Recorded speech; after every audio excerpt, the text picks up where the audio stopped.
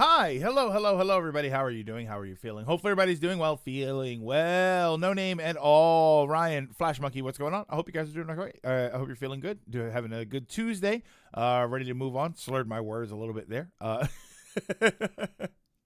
I hope everybody's doing all right. I hope you're ready to hang out and relax a little bit today. We got some more Metroid coming. Obviously, we want to talk about some stuff, but then there were a couple small. Hey, Shadow. There are a couple small trailers that I had wanted to watch. I think this is something that I want to start doing where, Sony does this. I guess a lot of them do this, but they'll drop small trailers for things just on YouTube with no presentation or anything. So I figure I want to start just sort of checking some of these out because I feel like there's some of them that might be, maybe might be interesting. And some of them are just kind of interesting. It looks like they did some 60 FPS updates for the Far Cry games, which is never really my thing, but I always love seeing a nice 60 FPS upgrade. And then there's a trailer for Marathon. So we found out yesterday that Marathon was in fact going to come out, and I guess they did it through these trailers. So I didn't watch them. I wanted to check them out. There's also some trailers about some My Hero stuff. Like, I won't watch everything that pops up, but I am kind of curious about some of this stuff. So we'll see what some of this looks like. 7 streaks in hope of a Metroid 7. I mean, we'll get there. We got to get 6 first. Six and then 7. Hold on, we don't have Metroid 6 yet. Got my first pharmacy tech class tonight. Nervous, partly because it's like an hour away. Oh, Ryan, I thought it was like an online thing. All right, that's interesting that it's an hour. Like, it's how often are you going to have to go during the week? Yeah, when you were talking about it, I kind of thought it was an online thing. So this is kind of cool that it's an in-person event. What's this? Metroid 5 2? The funny thing is, Flash, I think a lot of people wouldn't mind a Metroid 5 2 because Metroid 5 was actually kind of incredible. Hang on. Let me check my stream topics here. What was this? This was... this thing about the YouTube algorithm.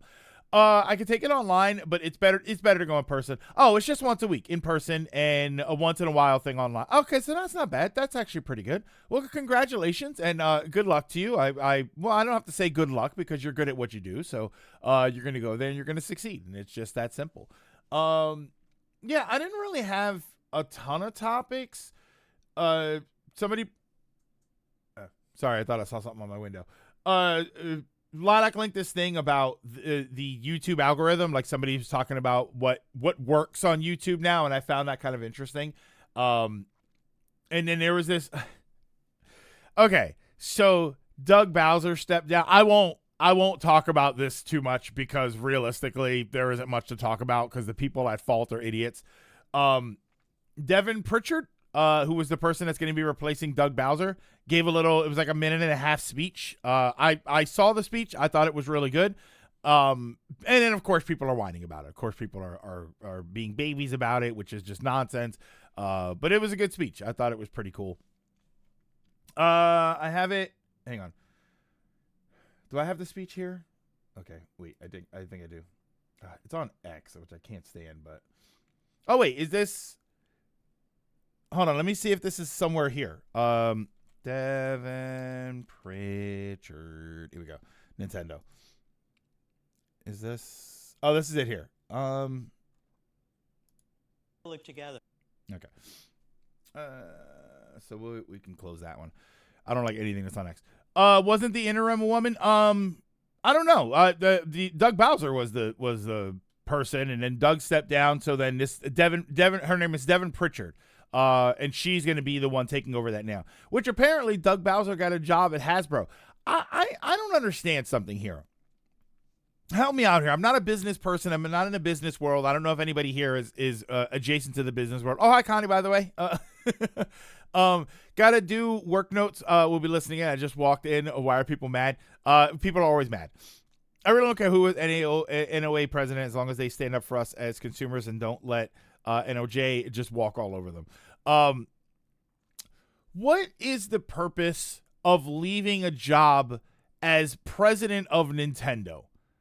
what other than the company's going downhill, you're being blamed for it, like other than something negative happening, what is the purpose of leaving a job like Nintendo to then go and get a similar job at not Toys R Us, Hasbro, I think it was. It's like, I think it's the toy department at Hasbro. Is it money? Like, do you think that they're paying them significantly more money for them to leave? Like, I can't imagine that when Reggie Fils-Aimé left, he got more money at his other job. I just kind of wonder that, because I feel like even if it's money, right? Even if they're going to pay you more money at the other job, I feel like the level of prestige that you get from being at the job that you work at that alone is probably worth more. I would love to work at Nintendo, and even if I made 6 figures working at Nintendo and somebody walked up and offered me 7 figures somewhere else, I'm not entirely sure I would go. It would have to be some high figures for me to go. And pressure. Hasbro is not a high pressure job than Nintendo, which I probably would factor in. You're right. This is just another case of, no, I don't think this is Golden Parachute. Golden Parachute is something completely different. This is just, it probably is leaving for money, but it's just kind of interesting, because I think that if you're gonna leave a company to go work in a somewhat adjacent sector, then why not just stay at your job where it's awesome? And more freedom. That could be it. Garage, what's going on? It could be it. It could be a more freedom issue. It could be a situation where you're kind of locked into the things that you have to do. Maybe he didn't like the public side of it. Maybe he didn't like the aspect that everybody kind of paid attention to him. Because let's be honest here. When Reggie Fils-Aimé left and now that Doug Bowser left, whatever job they go to, it's not going to be as high profile. It's not going to be as attention grabbing as being president of Nintendo. That's what we were saying, Sean. Like, it would have to be, for me personally, to leave a company like Nintendo, such a prestigious job, it would have to be a lot of money. You know, if I was making, I'm sure they're making more than this, but if I was making $200,000 and another place offered me $250,000, it's like, all right, but I like my company much better. That's just kind of how I am. I mean, I spent 22 years in my last job. Didn't Reggie stay with Nintendo after stepping down and focus more on side projects, but as a result, he gets more freedom to speak his thoughts without fear of how it reflects upon the company? No, I think he left and it was just a straight up another job. I don't know if he came back, but I don't know if he was there as like a mouthpiece for a while or something, but because we did see him every once in a while, but it was always at non-Nintendo events that we saw him.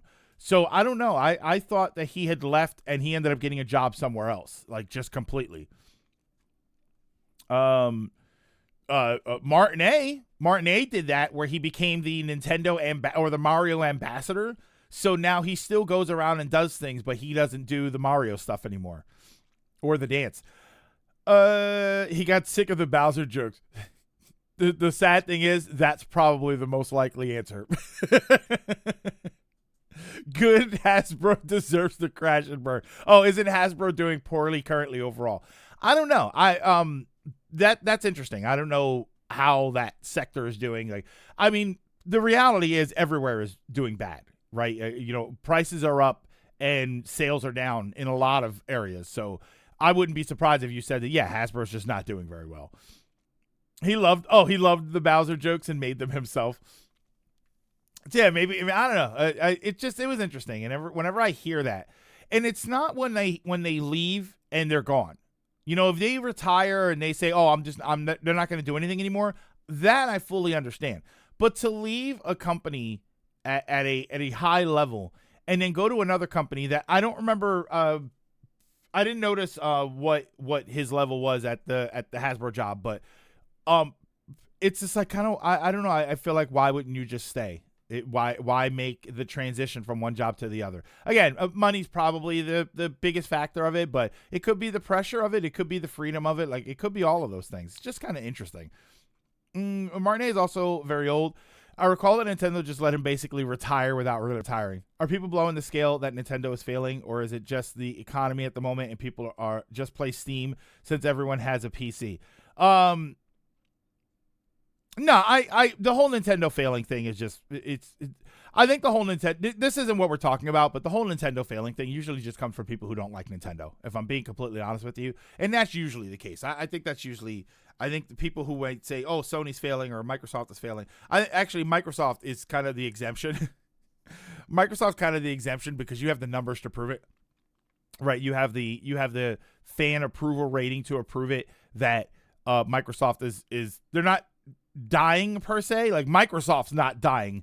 We question the length of the Xbox branding, but Microsoft is not going anywhere. But there's always people that have to say that. They always talk about that stuff, and it's usually the people that just they want Nintendo to fail, so they're the first ones. People pointed out how we barely heard from Doug Bowser while he was president, and that could be part of it. He probably had hopes and then found that the president of NOA specifically doesn't get as much impact as he hoped and got demoralized. I mean, we'll never know that answer, but that's probably a really good one. Because, I mean, whenever we talk about that stuff, you know, oh, if I were there and I had, I would want to make this and I would want to do that. And then you probably get in and realize, oh, you can't. You have no power here, Gandalf. What's this? Bowser's working at the Has-Been Hotel. Nintendo just didn't want Charles doing parody work. I don't think it was to honor him or give him any sort of legacy. That's what us as fans do. The funny thing is, I can see that being a case, Garage, but the funny thing is, I don't think Charles would. I've seen him enough in person and listened to him and spoke with him a little bit, but I've done it enough to know that he just genuinely likes what he likes and he loves what he loves, and I don't think he would do that, but I could see a company just taking the extra steps, you know what I mean?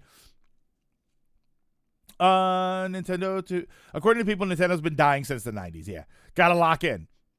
Also, Greg, does anyone know how to Linux? I do not. I used to carry around a blanket for a little while, but that was how I Linus. That's a boomer joke right there. Wait. Boomer joke. Hasbro retired the Pinkertons to forcefully take. Why does it sound so much louder? To forcefully take the cards from an accidental leak for at the time, new expansion set. They treated the situation in a horribly shitty manner. That, and they're the current owners of D&D and have made some questionable decisions. Well, everybody kind of hated the D&D 1 thing, which I don't even know if that's still a thing anymore. But I remember when they were talking about D&D 1 and making one concise game, and I guess that's what it was. And people were like, "No, please don't do that." Saying Nintendo is failing after the Switch one made them more money than their entire company's lifespan is just not liking that they're succeeding. I just got fraud checked in Tekken, so my mood is soured. Ooh, I wonder what that is. What's that? Fraud checked? They don't want him to make Mario and Luigi speaking figurines shorts. Oh.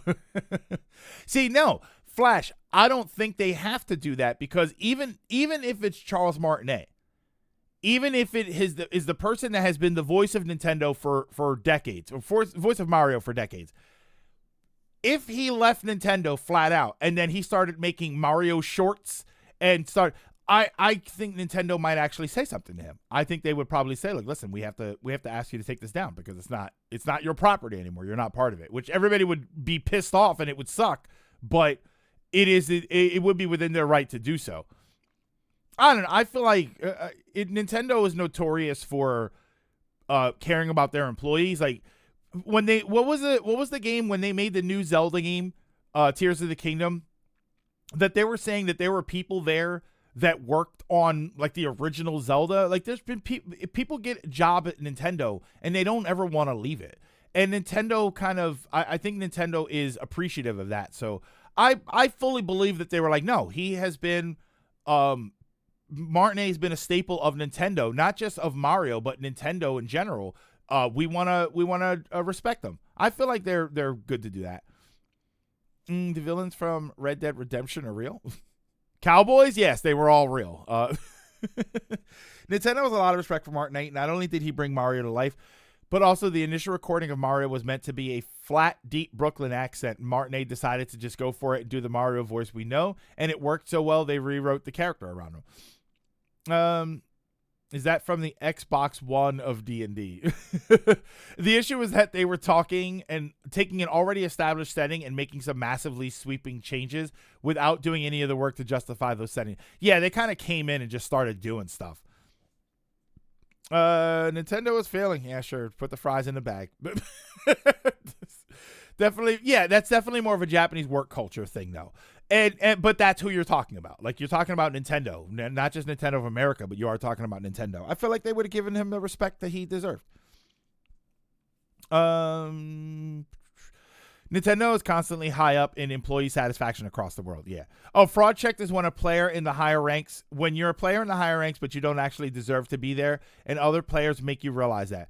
How though? I thought when you said fraud checked, I thought that there was like a button that somebody could push to make sure that you played so well. Somebody else pushed a button that did some sort of check to make sure that you weren't a bot or something.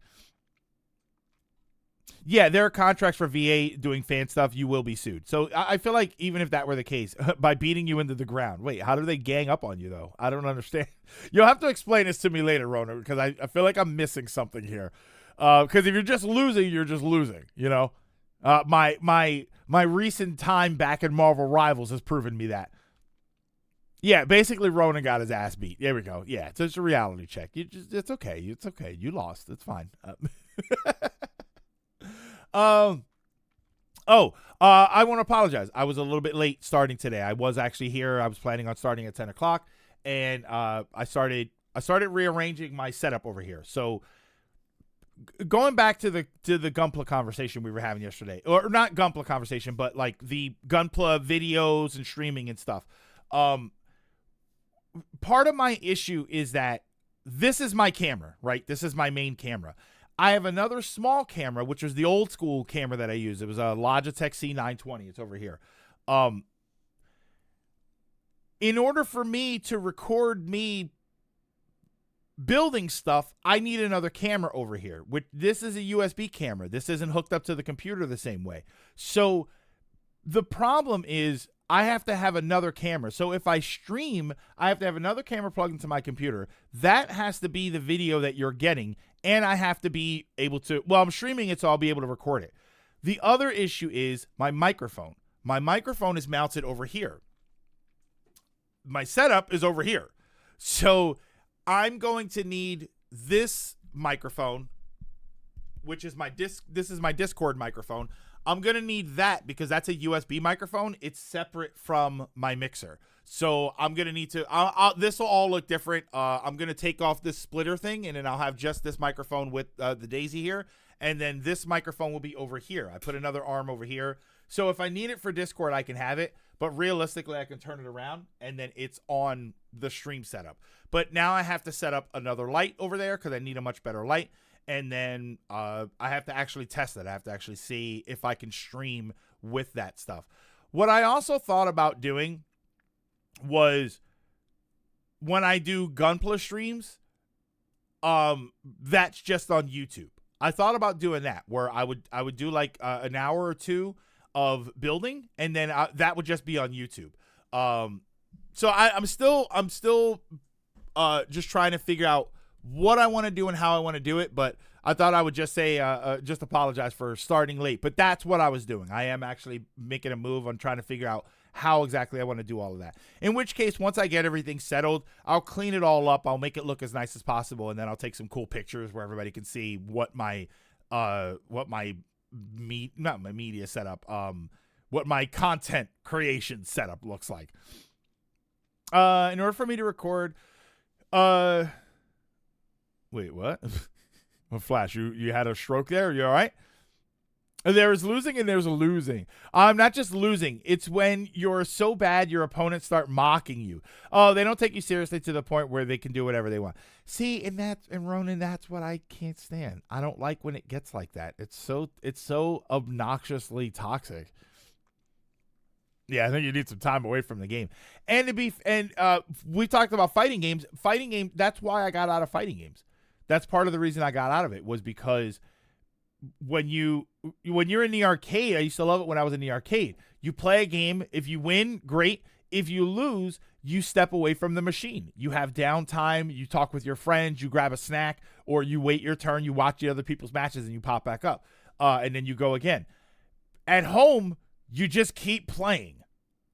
You right? You play a match and you get beat, and then you don't take any downtime. You just automatically start playing again. And then you get more, now you're already frustrated, so maybe you're not playing as well. Then you're playing worse, so now you lose, and you get more, and then you just kind of keep going. And I like that downtime where I can say, all right, we lost. Let's take a step back. How much of that was my fault? 0%. How much of that was their fault? 100%. And then reassess. So yeah, I think that's part of the fighting, like 1v1 fighters at home. That's part of my problem. And yeah, that was your first time back in ages. So, that's it. I mean, Ronan, when we were playing, I don't know if you guys had the chat on, when we were playing Rivals yesterday, I'm pretty sure they were talking smack about me because I forgot that I had the team chat on, and they said something about Penny, and they're like, oh yeah, the Penny too. And I'm like, all right, I guess they're talking smack about me, but I had the match chat turned off, so I didn't see what everybody was saying. Executor, they weren't. What the heck were they saying then? Why were they talking about Penny? They need to ignore Penny if they're talking smack. Dragon, what's going on? That's how me and my friends would play after school. We would go to each other's house and just winners. Yeah, winner stays on. Still ended up being one-sided as we were playing as we were playing that person's favorite. But it was fun. Like, I dominated in Tekken. One of my friends was Dead or Alive. Another was Street Fighter, and one was Soul Calibur. Oh, they barely said anything. Yeah, like back, I would meet up with my friends and we would go play King of Fighters or something, or we were back in the Marvel days when Marvel superheroes. Oh God, man, loved Marvel superheroes. And then the days of the Saturn import X-Men versus Street Fighter, just such great times, so much fun. But that's what we did. It was a bunch of us, so we would hang out and take turns. You lose and you step away from the game. I like that. I think that's good for us in order to be able to play. Can we play the X-Men arcade game today? Wait. You said X-Man arcade game today. There is no X-Man arcade game because Nathan Gray was not in one of the games. X-Men, this is falling apart. Gonna try again.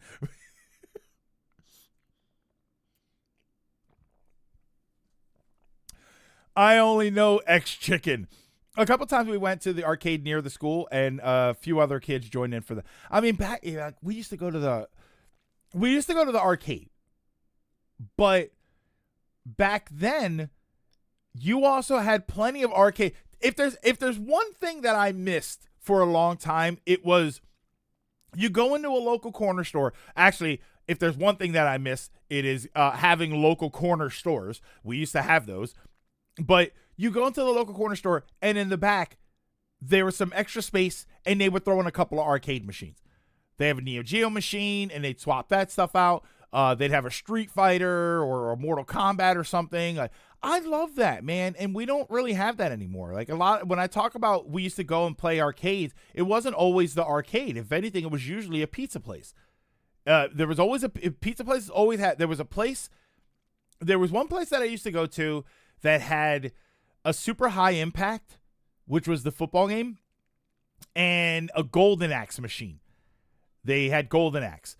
There was another place that had better slices, and they had Marvel superheroes. The corner stores, all the corner stores near me had a Street Fighter. They had Street Fighter 2. When Street Fighter 2 was big, they eventually all had it.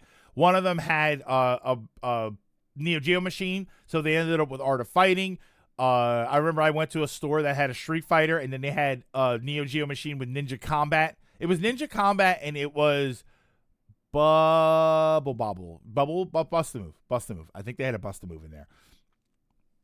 I love that. And then you didn't need to go to the arcade. You just went to the corner store. And the corner store had 2 or 3 games that you can play. But, you buy some snacks, you pop in a quarter, and you start playing. Thank you for Dragon for the 15 stream streak. We never had that. We still have corner stores, but they never had anything in the back like that. Oh, yeah, we used to have them all the time. There was an arcade not far from where I lived, a rarity. It has Mega Man the Power Battles. X-Men. It was say X-Moon, X-Meme. That's what I thought you said it first, X-Meme. Ronan for the 15 stream streak. Thank you. Never got fraud checked, people. One of the things we know now is that arcade machines cost a lot of money. Don't always bring in enough to cover that. Yeah, I wonder if back then they were just cheaper, or they were just, because they were always beat up machines. They were never like from the factory. And the good news is, Neo Geo machines were kind of popular because you just buy a new cartridge and you put the new cartridge in. The Street Fighter machines were great, especially the later ones, because they were the same thing. It was a big board that you had to swap out. The CPS, I think CPS 1s you could swap out, but 2s and 3s you could. So like Marvel Superheroes. The Marvel Superheroes machine where I used to go to, the arcade that I used to go to, when X-Men vs. Street Fighter came out, they swapped the boards. And they threw that board in there. So it was the same machine. And they gave you new artwork, but a lot of the time they wouldn't even change it. They would just change the marquee on top. And they just threw a new game in there. So the initial machine costs a lot of money. That's why I always said I wanted, there are 3 arcade games I would really like. I would really like a Neo Geo machine, a 4-slot Neo Geo machine. I wouldn't mind a CPS machine, but I do want something that's a bit more swappable. I'm not a big MAME person. I like MAME, but I've played a couple of MAME machines, and the emulation isn't always perfect, and I would rather the emulation be perfect. So I would like something like that, like a swappable. I guess you could do it if like a MAME with a nice PC, and I could swap stuff up. Like that would probably be fine. And a dedicated Donkey Kong machine. A true, real, dedicated Donkey Kong machine. I would love to have one of those.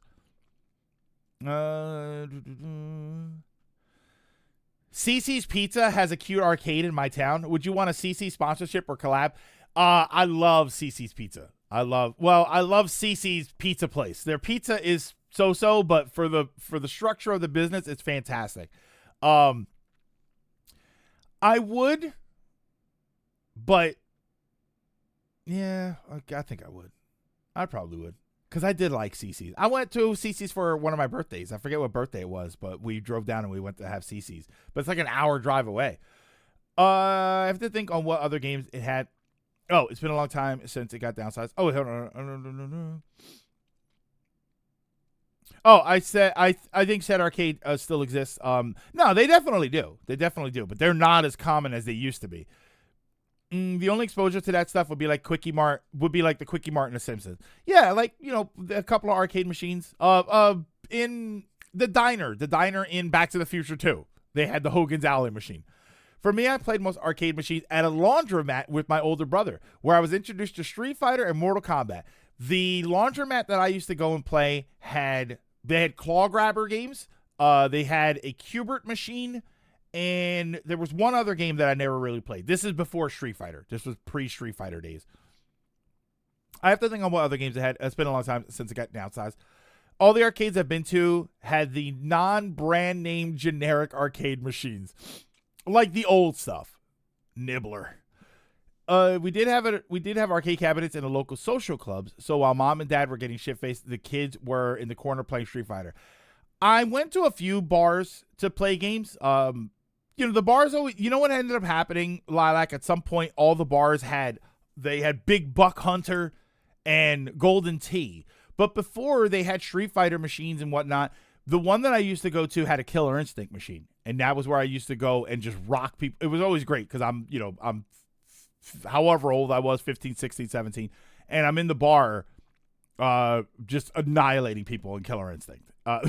Because Killer Instinct that's a difficult game to play. You have to kind of, that's not a button pushing game. You kind of have to know what you're doing in Killer Instinct. Obviously had a bunch of Capcom fighters. Definitely had Marvel superheroes. Probably had Marvel versus Capcom 1. I assume they later got probably X-Men versus Street Fighter. Well, that was after. So or Marvel versus Capcom was after that. Neo Geo, if I recall, were nice because they were swappable, but cost a lot to repair. That's why a lot of places had beat up machines. They just hoped they didn't have to fix them. I mean, if you're talking about externally, arcade machines, people just charged money to fix them. Like they were relatively expensive to fix because it was cabinetry. You know, you were doing all of that. But as far as the hardware, like the arcade, the buttons and stuff were fine. The buttons and stuff were normal arcade buttons. There wasn't anything special with those. There was some other stuff in the machine that made them more complicated. The ones that had the card readers and all of that, they were more complicated. But a lot of them just disabled that stuff. They didn't even worry about it because nobody used it. Yeah, so when it came to buying a new game for a Neo Geo machine, the machines were actually pretty sturdy, and then you just bought new cartridges. But yeah, there was other tech that made the more impressive machines. They were a little bit more hardy to fix. Conky Dong. Mame's issue is that it's so broad it's hard for universal compatibility. I missed that arcade even if I didn't play that. There's a putt-putt mini golf place not far from me, and they have that's the last time I played a MAME machine, and they have the Simpsons arcade, but everything else is just kind of, you know, basketball games and a few skee-ball. I like skee-ball. I do love me some skee-ball. Was Marvel Superheroes the one with the gems? Yes. Yeah, that was the one with the gems. CC's Pizza had a Metal Slug machine. Oh, see the Metal Slug. Now, Metal Slug machine, if it was just Metal Slug, that probably means that it's either a single slot machine or they just didn't put anything in the other slot. I would still want one of those. Only arcade machine I'd want is one of those 1981 classic Miss Pac-Man Galaga machines. You know who has one of those? Ben. Ben has one of those. I'm not sure if it works or not, but he has one. I always heard about the MVC cabinets and how there's an unspoken rule where you place your coin on the cabinet to signify you're up next. Yes, yeah. That's not just MVC. That's any fighting game like that. All the fighting games did that. You put your quarter up. That's what we used to call it. You put your quarter up. And so this is like the screen, right? This would be the screen. And then at the bottom, there's okay. I don't know why that turned on. And then you put your quarter up. You'd have it, and it would be like sitting flush up against the thing. There was a fighting game, and I don't remember what it was, so I apologize. Or it was a fighting game, or it was something. I don't remember what it was, but they had some sort of simulated like quarter up on the little part of the screen, so it looked like that's what it was. Because that was a kind of a common thing. And I don't remember what game did that. Not the old stuff, but it's stuff you've never heard of, but it's a reskin of a known thing. Oh, okay, I see what you mean, Flash. Give me a Killer Instinct arcade machine. I hated the Killer Instinct machines because I think they were dedicated machines. I don't remember. I think you had to have a tech come in if you could swap your Killer Instinct to a Killer Instinct Gold or Killer Instinct 2, and you had to have somebody come in and do it.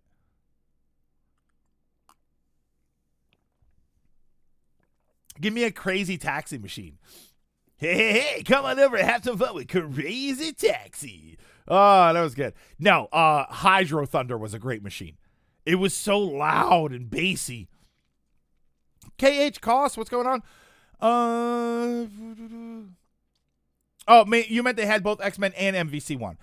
I think they got two later, but I don't think it was at the arcade. I don't think I was at the arcade when MVC2 came out. The hockey arena I would go to skate had a Tekken 4 cab as well, and I love that. I missed that stuff, man. But again, it's been more than 2 decades since I was there. Yellow puck person eats pellets with ghosts, not Pac-Man. Oh, they had Puck-Man. Remember when bars were places you could bring your kids, minors, and no one would question you? Yes, but it did depend on the time of day. It did depend on when it was, because when I would go and play at the bar, it was like 4 p.m, 4 or 5. Like, right, the drinkers were just getting started. It wasn't like 11 o'clock at night. So they would say something. If a kid tried to come in there at 10 o'clock at night, and even if they were just going to play the games, they'd be like, no, you can't come in right now. But for the most part, it was during the day. And then then I got a little bit older and I'm 17, 18 years old. They don't really care. Over here, social clubs had the typical wall benches, tables, bars, bar in the corner, dance floor, and a stage for a DJ or a tribute singer. Smelled like stale smoke and booze. In one side was a few snooker tables? What's that? And in the corner near the stage, we usually had 2 or 3 arcade machines, just so the kids weren't everyone's sight that way. At least the clubs near where I grew up. Also, this would be 90s and aughts. No clue how much it's changed since they banned smoking indoors. The very rare 16-player Daytona USA.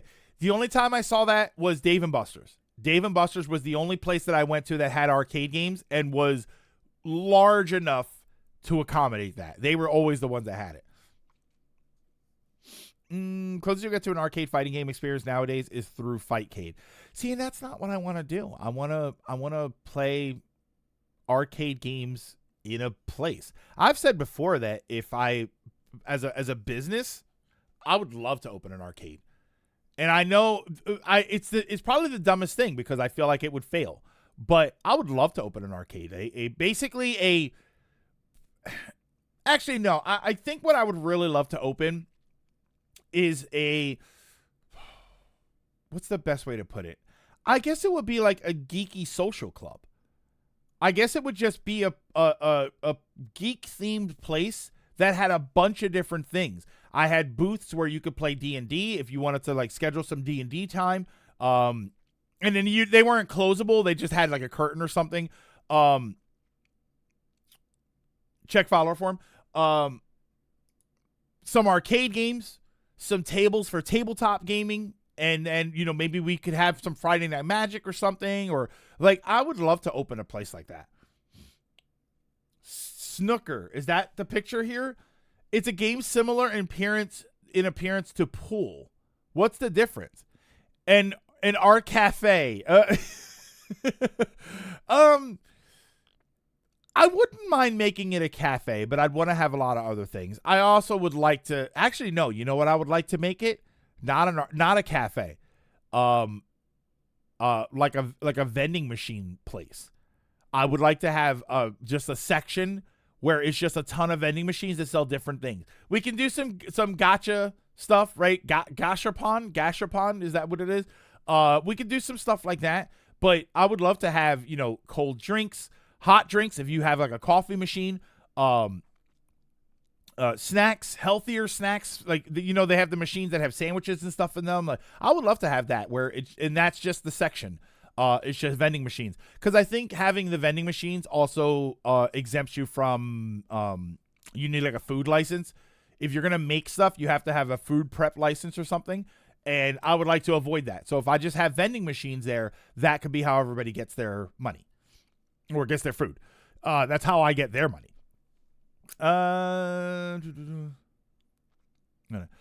Similar appears to pool. Pool has numbered balls that you have to put them in order. Snooker is just be one of the ones. Okay, who puts the most in? Oh, okay. Oh, that's kind of interesting. I'd love to go to arcades if they didn't cost so much nowadays to play that I can't justify the expense. Yeah, because it's kind of an expense. You need the card. Like, I would love quarters. I would love to just do it with quarters, old school. Imagine just tapping your phone. Would I charge for water? I would probably have a water fountain, but I would have bottled water in the machines, yeah. And it would be cheap. I would do like the $1 for a bottle of water where all the sodas are $3 and $4, but just the water's $1. I keep saying we need like adult playgrounds. If I were rich, I would do this. I had this idea years ago because I used to think if the big game is on, right? If the football game is on and you want to go somewhere and watch it, you can't watch it at home, or you just don't want to watch it at home, or you want to watch it with other people, you go to the bar. And there's a million bars that you can go to. But if you want to watch something more geeky, if there's like a popular show, or if it's a Nintendo Direct or something, maybe you want to watch with other people, you have to, there's no option for you.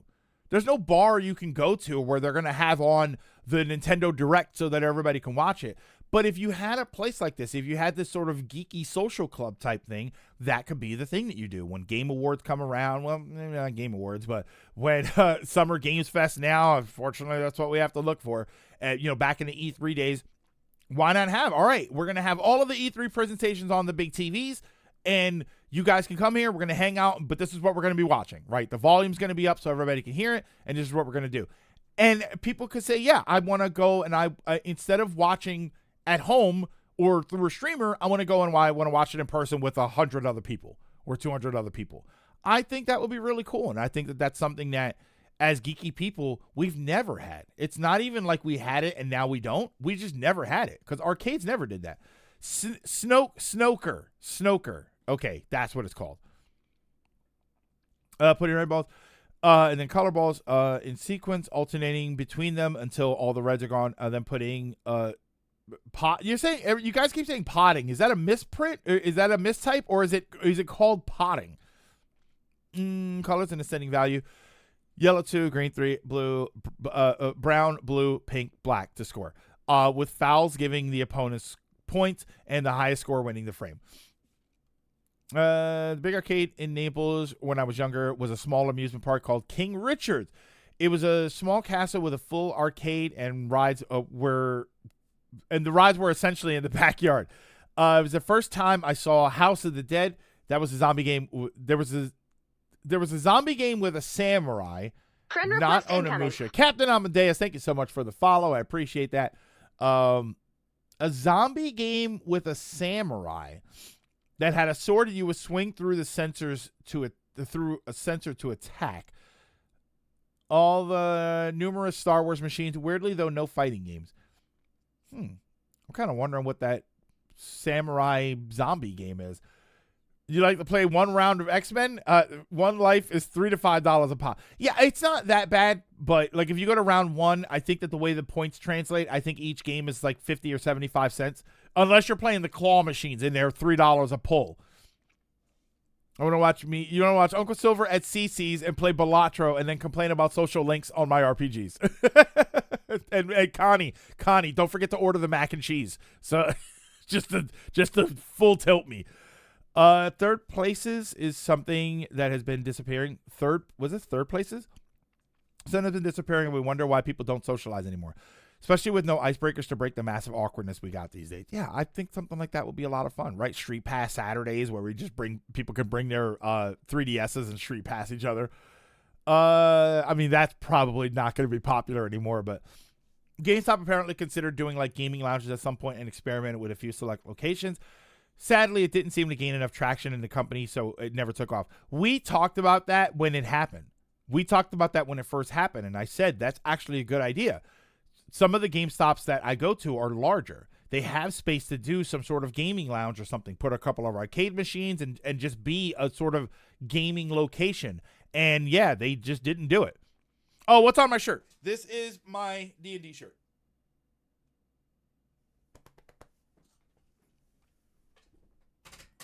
Oh, it is called potting. Okay. Yeah, it's called potting when you put it in the pocket. Okay. You're basically saying I'd love to run a Japanese type store because in Japan that's what they have. Yes. Connie, you okay? Do I need to cover up? I went to a local arcade recently. One life in most arcade games was a minimum of $2. Like that's insane. That's insane. You want people to stay there. Even if you're taking a loss on the games, you want people to stay there because you know what people do while they're there in a good arcade? They go and they buy snacks. They go to your vending machines and they buy sodas. They buy chips. They buy things. And they stay, especially if you sell better things. And especially if it's a whole big thing, I don't want to play arcade games anymore. All right, we'll go sit down and read. We have a huge manga section over there where you can grab a volume and read it, or we'll check it out for you, right? You type it in, do like a library where they come up to the counter and they ask if you have these manga, and they can search for them, and you give them, and then you lend them out, and then they could sit there and read. Like, I feel like there's so much you could do with that type of business, and I feel like it's a business that doesn't exist in a lot of places. Philadelphia, a major city, as far as I know, doesn't have anything like that. There's no sort of gaming lounge vending type area that has a bunch of different things and you can just do. Yeah, it's just Mountain Dew in one machine and Doritos in the other machine, and that's it. Oh, in sociology, the third place. Yeah, because it's home, work, and then it's another location. The third place refers to the social surroundings that are separate from the two usual social environments of home and workplace. The most popular machines they had cost $3. Yeah, like that's insane. That's ridiculous. Fights will probably start. I don't know, Executor. I know that there's this expectation of that, but you'd be surprised. I mean, I'm not going to say that I didn't see some arguments at the arcade, but I don't really think I remember seeing a fight. Like a full-blown, all right, let's go outside, or let's stay in here and just start throwing punches at each other. I know I've seen people argue and almost get to a fight. And mind you, I lived in North Philly at the time. So if they were going to fight, they were going to fight. But I never really saw anybody actually throw hands over a Street Fighter machine. And then I definitely never saw it at any real arcade, any of the larger places. So I don't know. I think that that's an expectation, but I doubt that that's actually a huge likelihood. We actually have a couple here in Chicago. Definitely would fight here in New Orleans. Yeah, I mean, you don't want to put arcade machines in the Waffle House. So that's a recipe for disaster. Although that would make a heck of a live stream for just stream the Waffle House all day, and I guarantee I think people would watch that 24/7. If there was a live feed of a Waffle House during all business hours, I think people would watch it all day long. Makes me happy that we have local hobby game centers that were fashioned from an old warehouse in a light industry area of the city. You pay 12 euros entry fee, but every game was on free play. Like, that's a great thing to do. The comment here was pub for the adults, social clubs for family, even though social clubs were just pubs by another name. It was seen as more child friendly, and families would be there until 11 p.m. or midnight, and people would routinely get into drunken brawls. My late uncle lost his eye in one of those fights trying to get my gran off someone she was beating the shit out of. So the funny thing is, social clubs, when you say social clubs, at least to me, I believe it's like this in the U.S., but at least to me, when you say social clubs, I usually think adult specific clubs, or specific adult clubs, men, like a gentleman's club. Like that's where I think that's where a lot of that term gets used, where it's like a gentleman's club or something. And that's what I always think of when I hear social club. Let's drop an arcade right in the middle of Bourbon Street. Brothel fight? Wait, what? A fight breaks out and the entire Waffle House transforms into an arcade machine. I still think we should have the Waffle House level in Tekken, but not here. Gentlemen's clubs are their own thing. Because I don't think we have anything that we call social clubs. I don't think there is a social club moniker for any type of business here. Yeah, your grand sounds awesome. But I think your nerdy meeting space should have at least one rule: no alcohol. Yeah, it would be a non-alcoholic play. Again, alcohol. Even if I wanted that, alcohol would be. You need another license for that, and the overhead for alcohol is ridiculous. So I wouldn't want to do anything like that.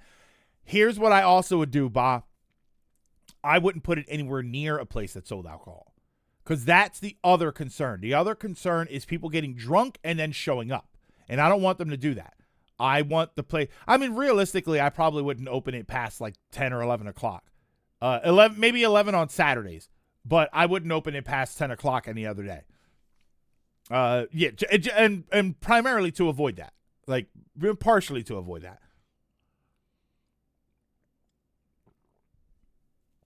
Security is good just in case, but this would fix the loneliness problem that plague people today. I don't know if it would fix it, but it's definitely going to be a solution for a lot of people. I think of the people who, we talk about being introverts. We talk about being socially awkward. We talk about the socially awkward members of our community, of the geek community and stuff. But we ignore the fact that when there's a convention, we go there by the thousands. So everybody likes this idea of, oh, he doesn't leave the house or anything. And there are some people that are like that. But for the most part, even they probably realize that there's something kind of wrong about that. But I would say for the most of us, we don't mind leaving. We're not like these like hermits or anything. We wouldn't mind, right? Misanthropic hermits. We would want to leave. It's just we have nowhere to go. Where are we going to go? The bar? I think a lot of us don't want to go to the bar. We're tired of going to work. Some people are tired of going to work. We don't have anywhere social to go. So yeah, I think it would, at the very least, it would open up the door for that. And there are some people who would say, yeah, okay, now I go out more often so that I can do this thing. Yeah, I have no problem if I have a reason to. Otherwise, I tend to stay in. And that's why. So why not give people that? Why not have a situation where and it could just be an escape from the other stuff. Oh, everybody in my house is watching football. I don't feel like watching football. The Super Bowl is on, but but I don't really care. So I'm gonna go hang out at Greg's or whatever I would call it. Yeah, I think that would be a really cool business, but I know nothing about opening a business. I'm just serving. But not just serving. Yeah. But yeah, I to be honest, Bob, I would ban outside food and drinks anyway. I would want you to buy the stuff that we have here. Yeah, I would ban outside food and drink. I always think banning outside food and drinks is a good thing to do, and I know people kind of feel a type of way about it, but I would have to do that. H.H. Greg's. We used to in the U.S., but they kind of fell out of use, turning into stuff like sports clubs. Yeah, you would need a liquor license. That's the problem, is I would need a liquor license, and liquor licenses are not cheap. If you have an office building, it could be easily transformed into something like this. Yeah, we're hanging out at Greg's. I'll bring chips. Also, is this just at my home or what's this? Or are laundry clips? What do you have? You're talking about to hang up your laundry? Do you have the springy ones or the other kind? Because the other kind aren't as cool. I don't like those. At least over here, you can't legally ban outside food and drinks. Oh, due to dietary and allergy reasons. Okay, yeah, I think we can ban outside food and drink, but also at the same time, there's a lot of, especially movie theaters are big with this. No outside food or drinks, but we're also not going to search you.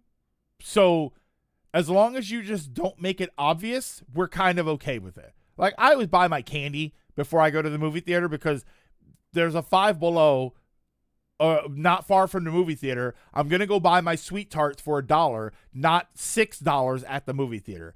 And like I said, they're not going to search you, but just don't make it out. Don't walk in with a stack of pizzas. I think a certain store would object to you calling it Greg's. The machines would get so messy from pizza and popcorn grease. I can see the sheen on the machines already. Well, I worked at an arcade. That's the thing. You have to understand this. I worked at 2 arcades my entire life. There was one place that was a dedicated arcade. It wasn't far from a movie theater, so they would come to us and they would hang out, and then they would go and watch their movie. And then I worked at a skating rink, and I was the manager of the arcade floor there. So I've seen this. I've seen arcades in places where they serve food, where they have drinks, where they allow smoking, because they used to allow smoking in the one arcade, not the skating rink, but the other place. They used to allow smoking. I've seen all of that stuff, and it's really not as bad as you think. I mean, we clean the machines. Most people understand, don't grease up your hands and then start playing the game. We would regularly walk around and wipe things down as they needed to be. And then once a week, we would open up all the machines and clean them out. Well, we would clean off the buttons and everything. We'd make sure all the buttons work. And then we would take the glass off, and then we would clean the screens and whatnot. So we did regularly do that. So it's not really as dirty as you might think it is. Mind you, these places are relatively well ventilated. This isn't like the movie example of the darkly lit arcade, right? Everybody's kind of hunched over their machine. The place is really small. It's not really like that. Most of the places that the two places that I worked at were very big and bright and colorful. And then most of the places I go to, they have a lot of room. Even I went to Barcade a couple of times, and Barcade is even a nice arcade setup. They have the machines spaced out just enough for everybody to be comfortable. You can bring drinks, and then between the machines, they have little spots where you can put the drinks, but it was never, the times that I was there, it was never really terrible, except I went once at night. It was like a Saturday night, and I went, oh my God, how do people tolerate going to a bar on a, it was just so many people. Big open office space, the machines. Private meeting rooms, tabletops and RPG rooms, and even those silent booths could serve spaces for like take a small break if you have a sensory overload.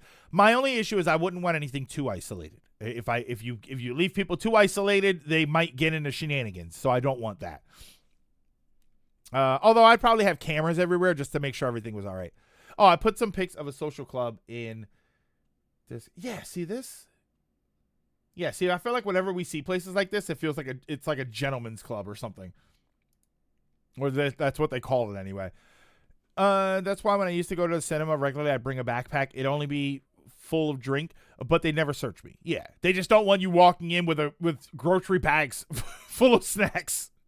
Yeah, Bot Zero. Yeah, which is what we did. I'm Bot Zero. I'm wondering if that's where that came from, because that's exactly what we did. We walked in there with like bags of groceries. And they didn't even say anything, but I think it was when we did that. I think it was an early matinee show. Current topic of the news is saying that we're statistically likely to have a substantial earthquake. Oh, that's not good. Those call booths are meant for offices. Meant for offices to take calls. You can barely fit a bigger guy in there. Oh, okay. I see what you mean. So yeah, I don't know. I feel like that's a business that I would love to do. At the very least, it's a business I'd love to see. But I would love to have something like that where, especially now with everything that's going on, I have some downtime. I could say, oh, let me go over there and hang out for a little bit. I'm going to spend the day there and relax. And, I don't know. It's something that I would like to see that we don't see. No one really does it. And, thank God I didn't do it 6 years ago. Imagine opening a place like that right at the beginning of COVID. It's just immediately dumpsters your whole job, like your whole everything you put into it would close. All right, I have a few trailers I wanted to watch. Oh wait, what's this? I was gonna watch this Devin Pritchard video. I'm not gonna bother watching this, but it looks like there was some sort of stop. Yeah, I love the idea of it, and it could be just all kinds of gaming. Like imagine you come back from MagFest and you've got some stuff, or you meet up. How about you meet up there before you go to MagFest or some convention, right? I feel like it would be a really, really cool thing. Round One Arcade is cool, but the games there are lame. Like Round One is really good for what they have, and they got the dancing games and stuff. I'm sure those claw machines make them a ton of money just because a single pull is $3.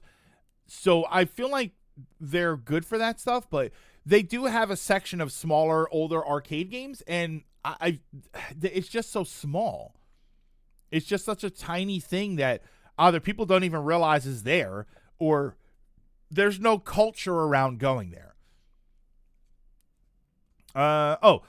The not banning food or drink cinemas, both here and in the U.S., don't actually have bans of outside stuff. They legally can't search you. They can only have guidelines saying they don't want you bringing stuff in, but can't stop you. So yeah, that's why we were getting away with it. You'd love Japan because they have a bunch of those kind of spaces. Like I would love that. I would love to be able to know that something is coming, an event that's a game that's coming out, or a Nintendo Direct or something, and say, oh, I'm gonna go and watch it at the not bar, but I'm gonna go and watch it at the club. Random question: I remember the Loot Crate epidemic and the endless Goodwill thrift store stuff. Yes, yeah. I don't. Is that still not a thing? Is that not a thing anymore? Loot Crate and all of that, where it was just they would just send you nonsense. Some of it was cool. I have some cool things. I have I have a Battlestar Galactica. What were they called? The ships. It was the fighters, the alien fighters, the Cylon fighters. Um,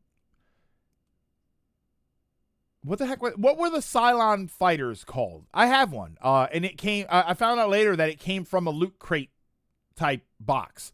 I don't know if it was actually Loot Crate or not. But they were cool. There were some cool things. The problem is, it's relatively random, or at least back then it was relatively random. So maybe you'd get something you like, or maybe you would get garbage. We went to an arcade in Japan, and not only were kids playing games, my one friend had an older, like 50s, 60s man sit next to him in multiplayer Gundam and kicked his butt, and they casually left. I think I've told this story before. We had a guy back when we went to the arcade. There was an arcade that I used to hang out at all the time, which was the arcade that I ended up working at. I ended up getting a job there for a while. And we were all, late teens, right? It was high school. It was just after high school. So we were like late teens or so. And then there were a couple guys that I think they were 20, maybe just a little bit older. And there was this guy that used to come in, and we used to call him Dad. And I think he was about 45. Like, if I had to guess, I would say 45 years old. Older black guy, glasses, baseball cap. Like, he looked like a dad. So we called him that. It wasn't even because he was older. It's just he had the dad look to him. And we used to play. He was fine in stuff like Marvel and whatnot. He was really good in Killer Instinct. He was one of the few people that would match me in Killer Instinct.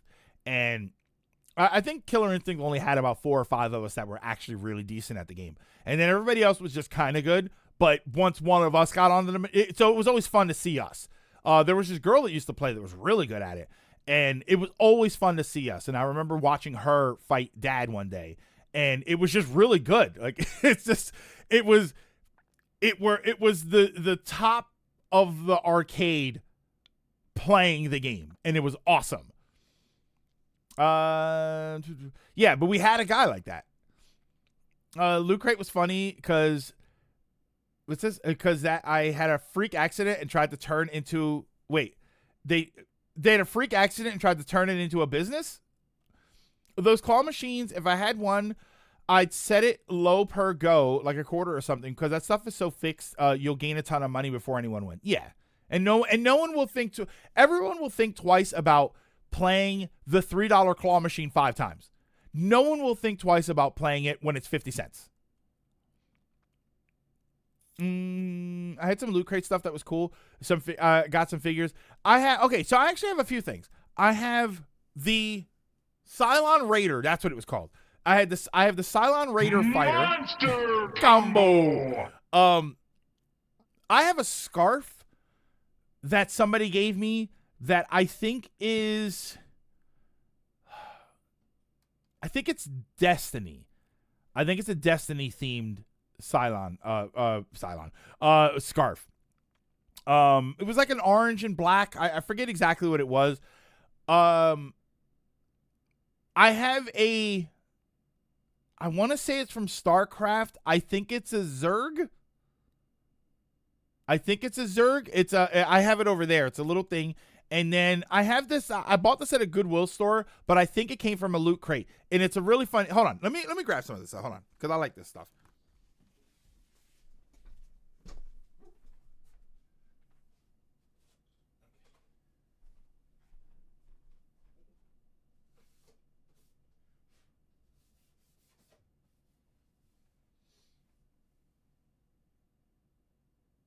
Oh, where is it?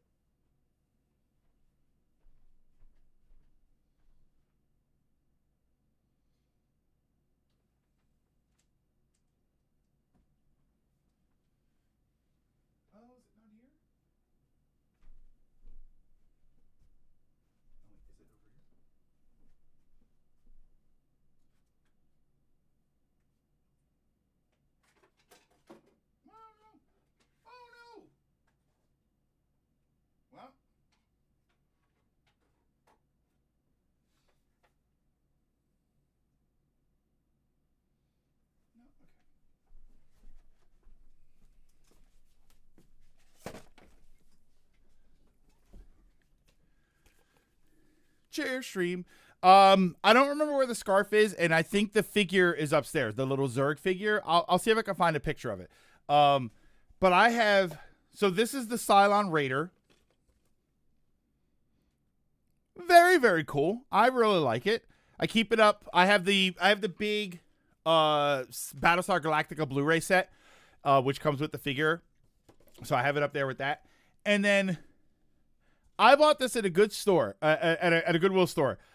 I love this because it took me a second to realize what was going on, and I think it's intentional, but I'm not really sure. So this is a rupee wallet bag of money. So it's like a bag with rupees falling out of it.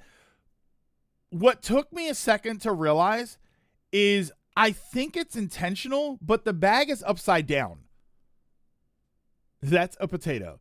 The bag's upside down. This part up top here is flat. It's supposed to be like this, where the bag is laying down and the rupees are falling out of it. But it's in the packaging upside down. And I don't know if that's supposed to be that way or what. This says built by Culture Fly, so I don't know what that is. And this one actually has the Loot Crate logo on it. The little Zergling that I have, let me see here. Loot Crate Zerg. I'm pretty sure it's a Zergling. Loot Crate Zergling. Let me see here.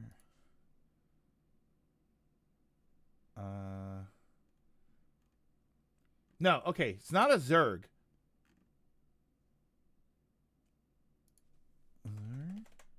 Zerg? Hold on. No, okay, so it's, I don't think it's a Zerg or Zerg figure.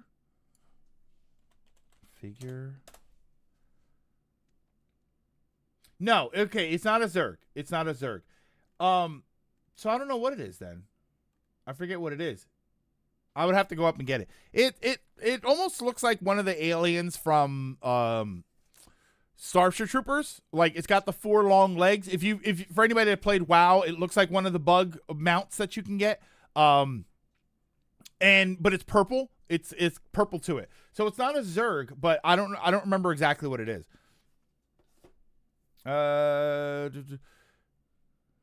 What if there was Loot Crate, but instead of merch, they were physical games? They had that. Did they have that where you make a list of games that you don't have, and then every month they would send you random games from it? It's not a bad idea, but again, the problem with that stuff, the problem with all that Loot Crate and all of that is you're getting random things. So there's always going to be the probability that you just don't want what it is. It's part of a franchise you don't like, or maybe it's something you even already have, or you just plain old don't care for. Yeah, like, oh boy, Madden 22. So there was something like that for collectors, but I don't know. I feel like rather than paying a monthly subscription and hoping you get something you want, just go buy the thing that you want. And I wonder if that's what happened. Maybe for premium membership for Greg's, could offer like rewards for people who are trusted to run introductory games for tabletop RPGs or short campaigns. There's already business for a paid game master, so I could see this being something. Well, there's a comic book store, but they're really far away from me, and they do that. They have like D&D training sessions and whatnot. I went to one. I went to it, and I didn't like it because the session was not for beginners. It was for people who used to play and already know how to play. And they were just starting a new game. And I'm like, oh, I'm not trained in any of this. I don't know how to do any of this. So I didn't really have a good time with it. And not a bad idea, but you ain't getting anything good from it. The problem with Loot Crate is, and it's like, is that you can only afford to give so much of the actual good stuff. Otherwise you go out of business. You got to have the junk to fill it in. Yeah, like the only one I think I would be into is they have an allergic reaction to lemonade. The only one I think I'd be into are the ones that are for snacks. The ones that are like Japanese snacks. What is it called? Boxu. I think there was one called Boxu. And I liked those. I think the idea of those is nice. It's a bunch of Japanese snacks. Munch Box. Okay. Okay. Let's hold on. Let's rewind it for a second here. Let's Was that wasn't the name of it, right? You were making a joke there, right? I just want to know. I just want to know if you were making a joke or if there was actually one called Munchbox. Yeah, phrasing. Yeah, I think those are kind of fun, and they come with like things about Japan and pamphlets and stuff. So I think that's pretty cool. And then I think it would be cool if you could get that for other countries and other regions where you get different, right? Like the European one, you get the British the British box, right? Brit box. Is that a thing? Is there Brit box? Is that a thing that you could sell? And it's just like it's British snacks. It's information about different areas. I think that would be kind of cool. I swear there was a snack-based subscription that had Munch in their title. Munch snack subscription.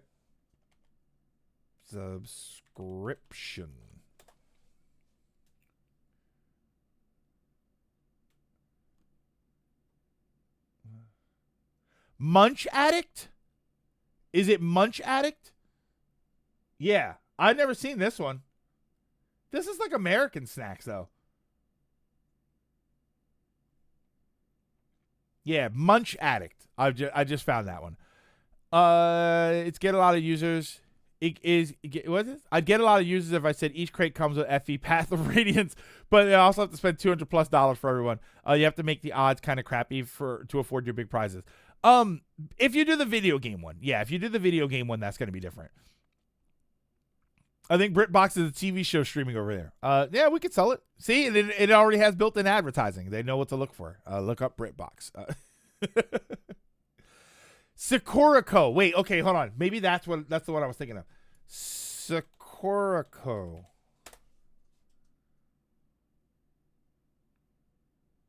Yeah, okay. I've seen these too. Oh, this is the one that comes with like a teacup. Or like a saucer or something. Yeah. Yeah, there was Sakuraco. The one that I used to see was Bokksu. Bokksu.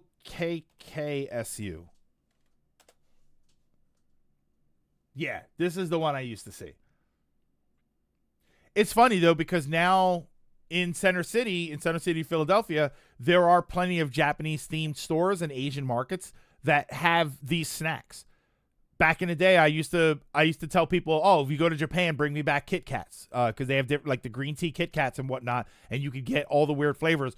There are stores downtown in Philly that sell the different flavor Kit Kats. You can just go. I can go right now and I can get a bag of blueberry Kit Kats. Tokyo Treat is another one. Tokyo Treat.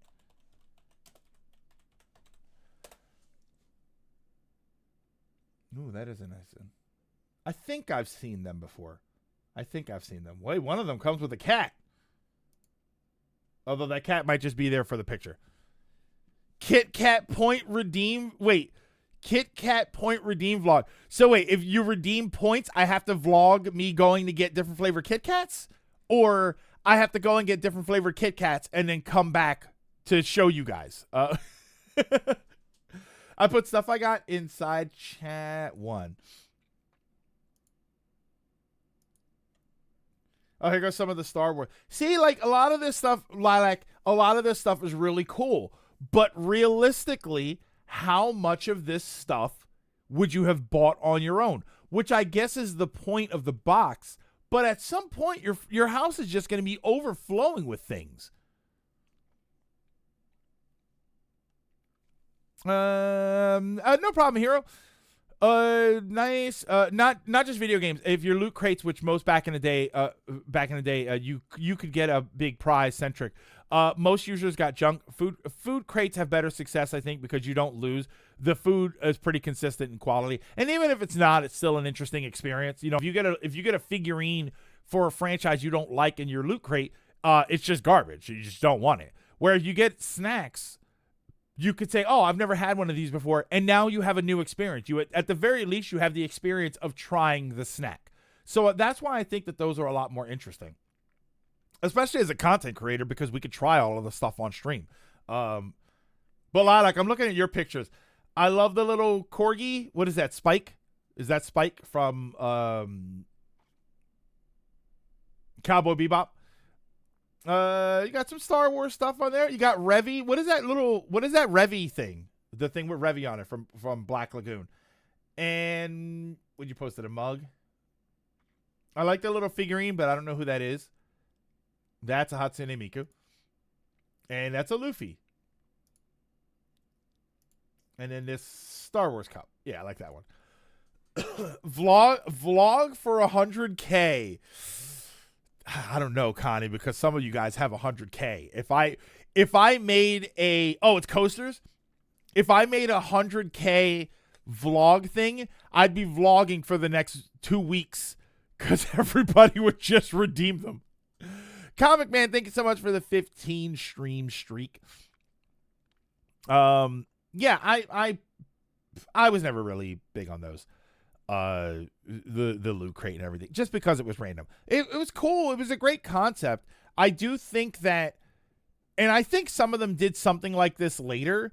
I do think, or unless they did it and I just never knew about it. But I think you can specify franchises that you like, and then they try to send you stuff from those franchises, or they try to send you stuff that is adjacent to those franchises. You know, if you like Star Trek, and they don't really have any more Star Trek stuff to send you, in every box, maybe you get a Star Wars thing. You know, just to, it's like, it's sci-fi space, right? There, Star Trek and Star Wars, you know, it's fine to have that, have them both in a conversation. So let's send you one of those things. Like, I feel like there's a way to do that, which some of the other ones did, but I don't think they did it back then. It was just, you pay $15 a month and you get a random box of stuff, whether you like it or not. And I don't like that as a concept. I would rather spend the $15 on something specific that I really like. I would get a cool game mug or something like that. I don't redeem them. I hoard points like a completionist, hoarding healing items in Final Fantasy. Gold. Like a completionist, hoarding, and then the rest of the sentence I didn't think was going to go that way. I thought that I thought when you said completionist hoarding, I kind of thought that sentence was going in a different direction. I'm not going to lie. Yeah, I thought there was something else. I've been seeing his videos pop up more. They've been popping up on my feed, but it's kind of wild. I don't think they're nearly as popular as they were before, but he's still out there, still doing stuff, which is good. You know, that's what you got to do. Bad, Greg. It's not my fault. It's not my fault. Oh, my coffee gets so cold. Not the completionist, a completionist. Oh, okay. That is better to specify that. All right, so I wanted to watch a couple of these trailers. This just popped up. I don't know what this is. I know there's going to be some people that are into this, but there's probably some people that aren't. This is real quick. All of these videos, I think I only have like 3 or 4 videos. They're like a minute and a half or so, so they're not really big. To be fair, I also thought the completion is. So this is. Oh wait, I didn't change that. Hold on. Where's the thingy? That one. I thought I changed that. Okay. So this is an update for. This just popped up. This is an update for Ace Combat 8. And I'm curious to hear what they say. I never played through an Ace Combat game, but I do like the concept. 世界のエースパイロットの皆様へ、エースコマ I ッ don't ト master シリーズ Cinderella ブランド girls. ディレクターの河野和時です。皆様はもうエースコマット8ウィングスオブシーブのアナウンスメントトレーラーをご覧になられましたでしょうか。あのトレーラーのワンカットに僕たちの情 Looks 熱 terrific. と覚悟 Did を 7 look this good? 雄大な空、雲の量感、空気を切り裂く感触、機体のディティール、それに炎を上げながら撃墜された鉄器、それらの全ての要素と心を揺さぶる音楽たち、皆様を再び大空に送り出すその日まで、私たちはこのエースコンバット8ウィングスオブシーブを研ぎ澄ましていきます。あと So- 少し今しば So らく this is お待 less ち of a ください developer update and more of the レースマ developer テイ saying ト it's の awesome. 進 Just 化 wait. した空を再び皆さんが羽ばたく時はもうすぐです Okay. Yeah, I wasn't sure what this whole thing was. Actually, here, hold on.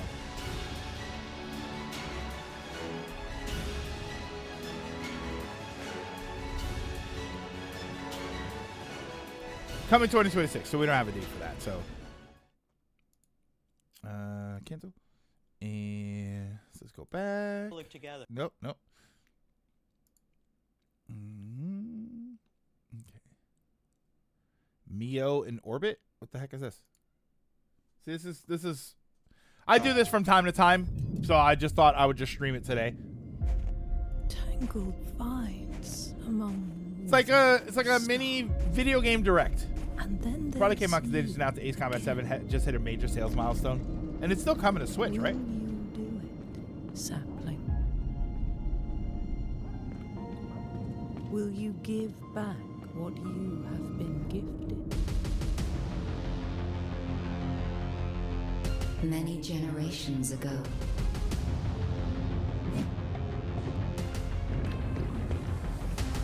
a promise was made. But we could not keep our word. What the heck is that?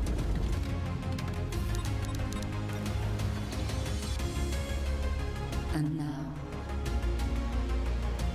they are gone. Empty soldier. Soon it will be us.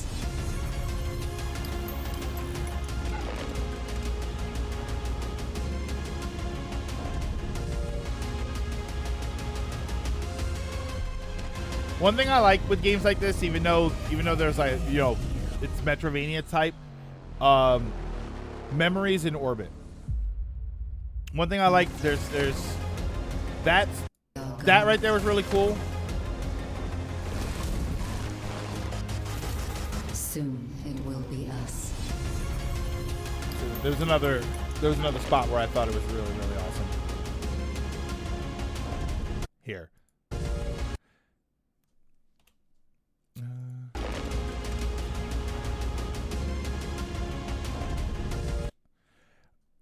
I love this. I love like the scale. I love the scale and the perspective. This is a great thing where it's not fully side scrolling. You are kind of moved into the side. Mio, this isn't Xenoblade 3.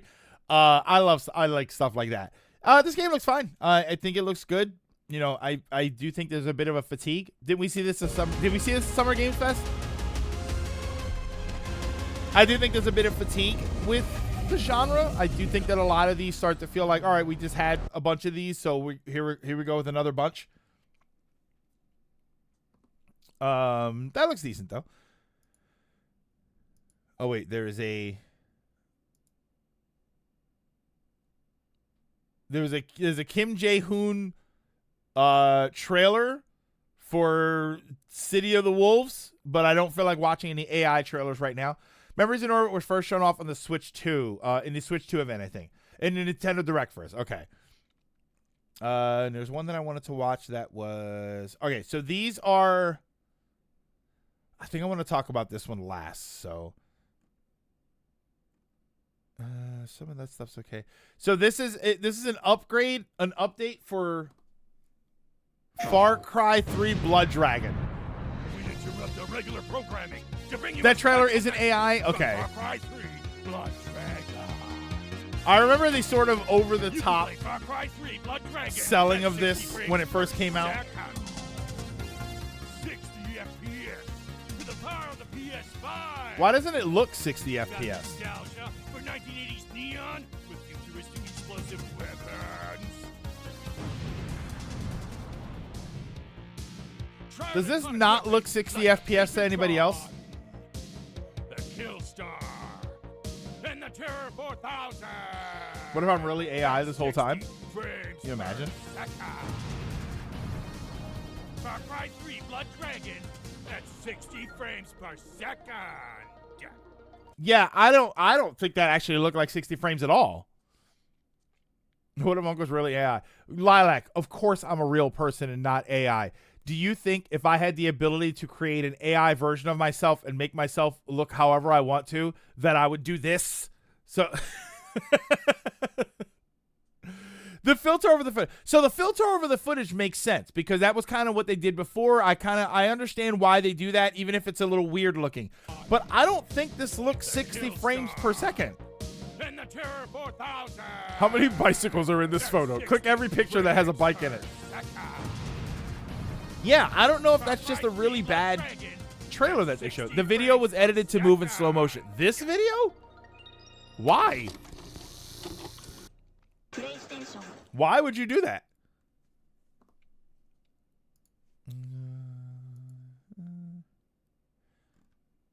So there's another one. There's another one for that. It's for Far Cry Primal, I think it was.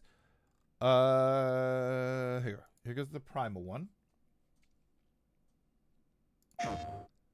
Imagine more than a dozen tameable. I don't think that mirror trailer you just saw listed Switch 2 as a console. animals No, because it's the roaming PlayStation wild trailer that I in watched. 60 FPS. Like, this is also the Come face to PlayStation trailer. face These with are not wolves, 60 FPS wolves, videos. Jaguars, cave lions, cave bears, mammoths, and None nature's of most these amazing are prehistoric creatures. 60 FPS. All closer than you ever imagined. In 60 frames per second. Defend Where? yourself with an assortment of hardy weapons. Check the quality. It might be YouTube. That's what I thought, but I have it on Rise 1080p. above extinction once more at 60 FPS. enhanced bit rate. Like, it. Although I will say though, hold on, cancel, stop. Normally it says 1080 60, and it's not saying 60, and I don't know why. Playback speed normal, sleep timer, annotations, voice boost stable, quality. I think it normally says 60, but it doesn't seem to be saying it. Unless I'm just misremembering that. That's so weird. Oh, it doesn't say 60. Okay. Watch it in the 4 times playback speed. The video wasn't rendered for 60. All right, but Ronan, you see why that's a problem though, right? Because the whole purpose of that video is to tell you that there's a 60 FPS update. So if the video's not in 60 FPS, what is the point of the video? I kind of have a problem with that. It's Ubisoft. If they F it up. When they said the game ran at 60, they accidentally made everything twice as fast. Oh, so when they slowed it down to normal, they messed it up. Yeah, I don't really get that. I don't get that that's a thing. All right, there was some other stuff. This My Hero Ultra Rumble, which I kind of forgot was a thing. Yeah, the video we were watching were the PlayStation ones. So they're not going to say Switch because I don't think the company has their own. I'm not getting one that's specific. I get the Xbox one and the play because they're all I follow, Xbox and PlayStation. Oh, the Digimon DLC. Yeah, hold on. I did want to watch that. Is that this one? That's this one. So you were thrown into Look, this world that's because 60 of FPS. Parallel Mon 2, huh? How about we work together so we can both go home? I need to know if I can trust you to have my back. The quickest way to do that is with our fists. We should do a collab for a Cult Tokyo TV. Oh, the viewers will love your life. Fighting style. Teaming up with others from different worlds and different times? I love it. All right, now's our chance. Bunchos, on me. Let's go! Oh, wait, I want to build that guy. What the hell was that? I want to build that.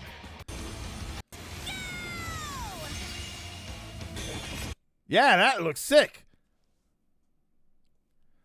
Boncho Lilymon? Is that what that is? Yeah, this is awesome, whatever this is. Oh, somebody asked yesterday about Super Sentai Gunpla, like model kits. They do have them. There are Power Rangers model kits of the characters and of the Megazord. I don't know how many there are, but there are model kits for at least for that. And I think there's some Kamen Rider ones. But I don't know if that's Super Sentai or not.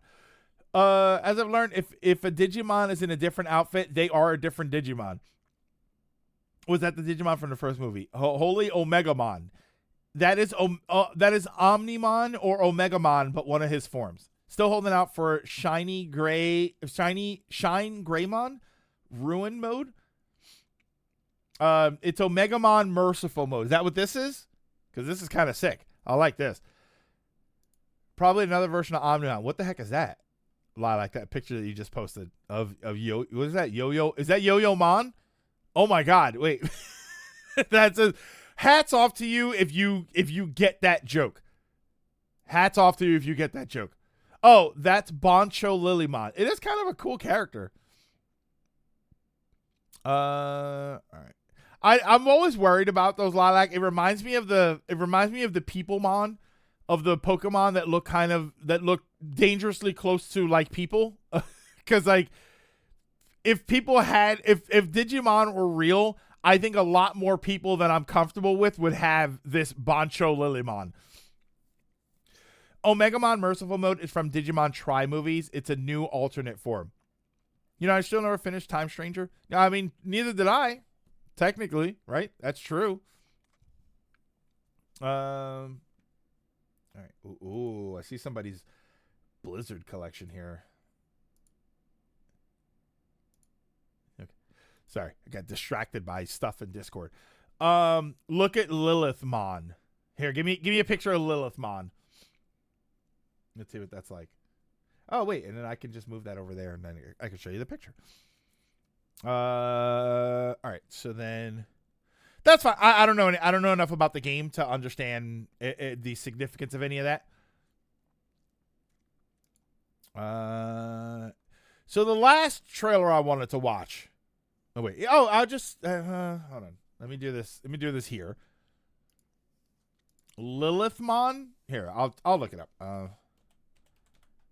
Lilithmon.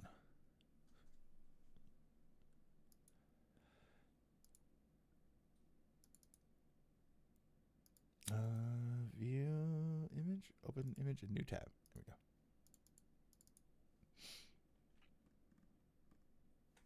Not the best quality picture, but that's pretty good. I like that. Greg, no. Wait, what? What's a no? What's a no? Beal Starmon? I don't know. Hold on. Mervamon? Mervamon. Let's see what these look like. Okay. Yeah, see, we're getting dangerously close to we're getting dangerously close to just regular Girlmon, and it's just Digimon is full of ladies, but Digimon. It's like those, what do they call the Pokemon?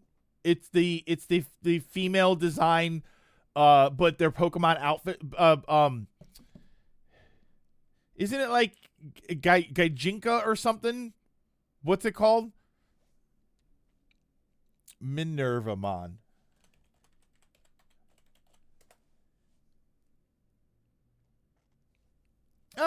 This one's okay. I think this one's all right.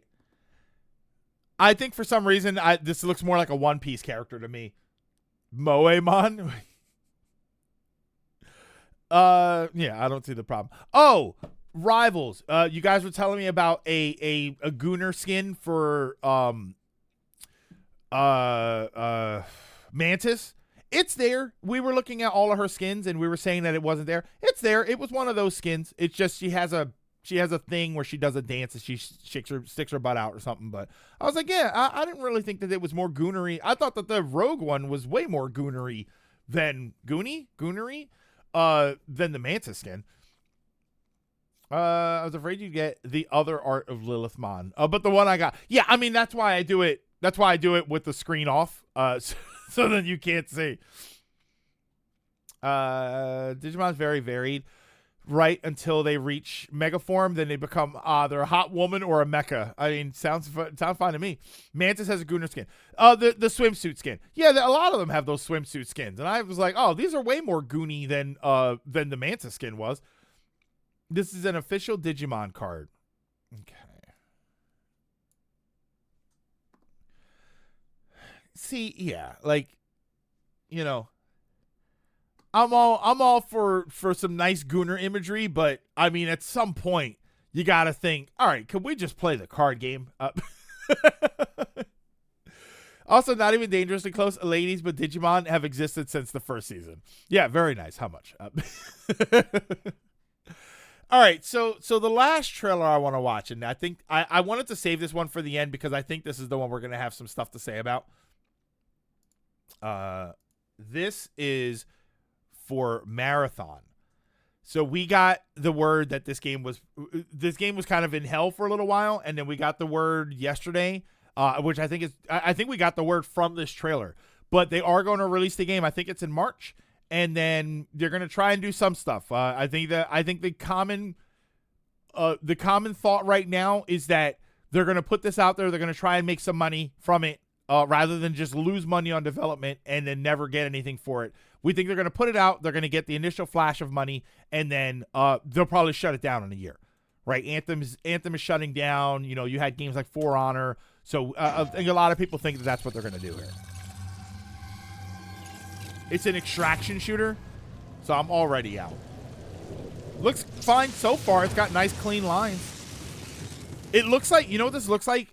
This looks like clean Valorant. It's not as bright, but something about the weapon design, I feel like I'm looking at Valorant, but a lot cleaner.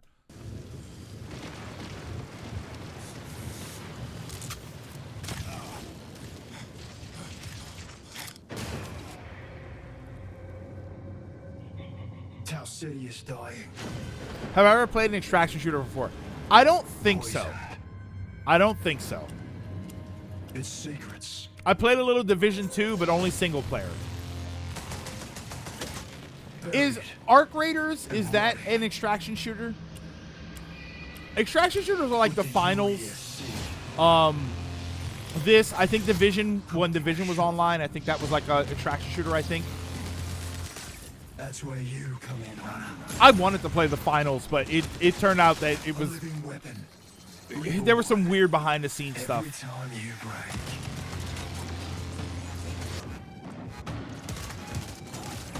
Like, this looks cool. Gameplay wise, this looks like a lot of fun, but I have no interest in an extraction shooter. Survive or die.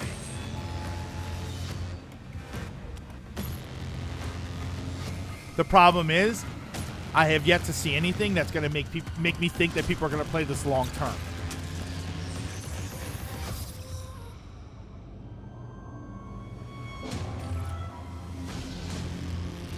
Not wide scale anyway, because I think the finals is still being played.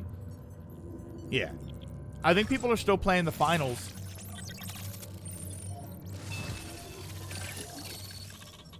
You know, they always have cool skins and stuff. Yeah, I don't really see anything here that makes me think, yeah, people are going to play this for a long time. I think they're going to try it, and they're going to say it's awesome, and there's going to be a small community that forms around it. And then within a year, it's going to be dead.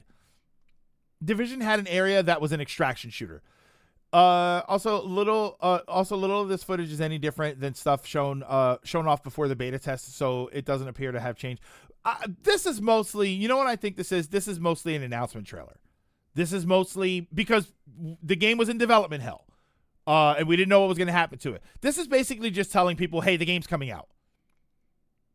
Oh, Marathon got put on a permanent hiatus because of the beta test went poorly and people had no faith it would succeed, and then the sudden reveal. This is a last-minute cash grab so that they don't lose everything.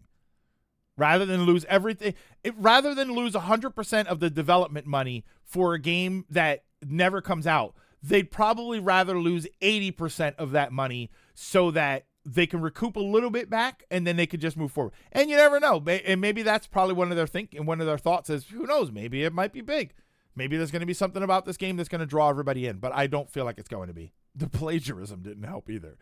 You're in a multiplayer area, you grab loot, and then you leave once you feel like you've grabbed enough. Not in dev hell per se, yeah. Marathon will not appear in Avengers Doomsday. It'll be dead well before. Yeah, I think it looks fine.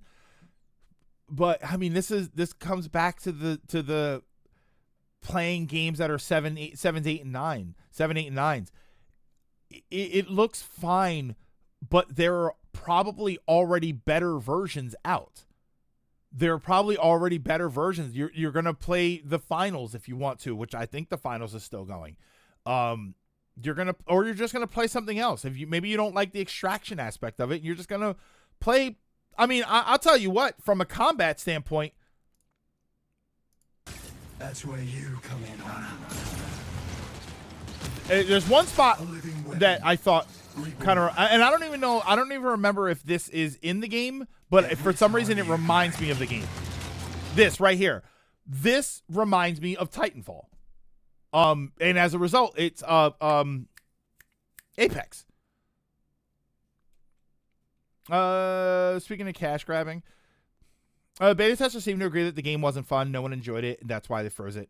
It wasn't having dev hell issues. They legit thought it was great until the beta proved them wrong. Well, then they're gonna go back to the drawing board and try to fix some stuff. But yeah. You're right. The finals keeps improving. Does it? Is the finals pretty decent now? Yeah, like all of that sequence right there reminded me of Apex. So they'll probably, if from a combat standpoint, they're just going to play Apex. I would.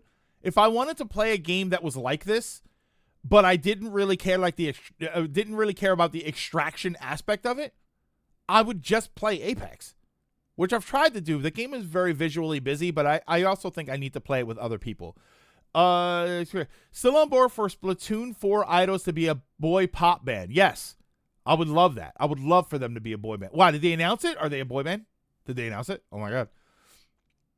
My early point to the footage was because it looked pretty unchanged from the footage we saw before the beta. So I don't think they changed anything. It seems to be the same. Oh, it seems to be the same game beta testers hated. Okay. Connie, you freaked me out. I thought you were going to say that they announced the new the new idol band for Splatoon.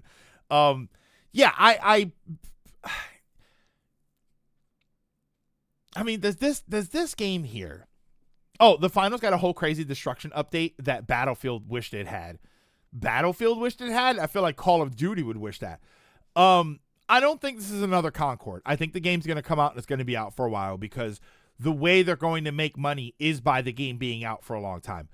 I just don't think people are going to care. Do I think this game gets out of 2026? Yeah. But 2027 is probably where it's done. They are not removing waifus from Splatoon, but they don't have to. That's the thing, Gold, is they don't have to because you have enough waifus, and it's not like the characters stay in their own games, right? We still see Callie and Marie. We still see Off the Hook. So you could do a boy band, and then the boy band shows up on the scene, and they think they're the best, and then the other bands pop up, and they say, no, we're the best, and then you have a big ooh.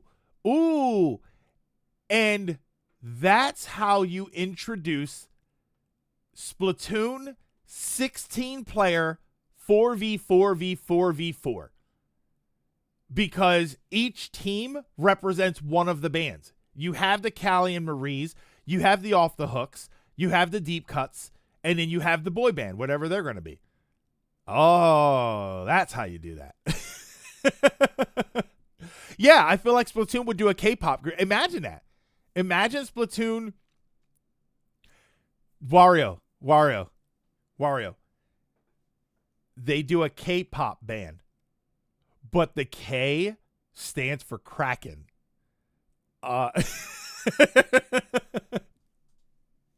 Yeah, what if Splatoon 4 is a battle of the bands?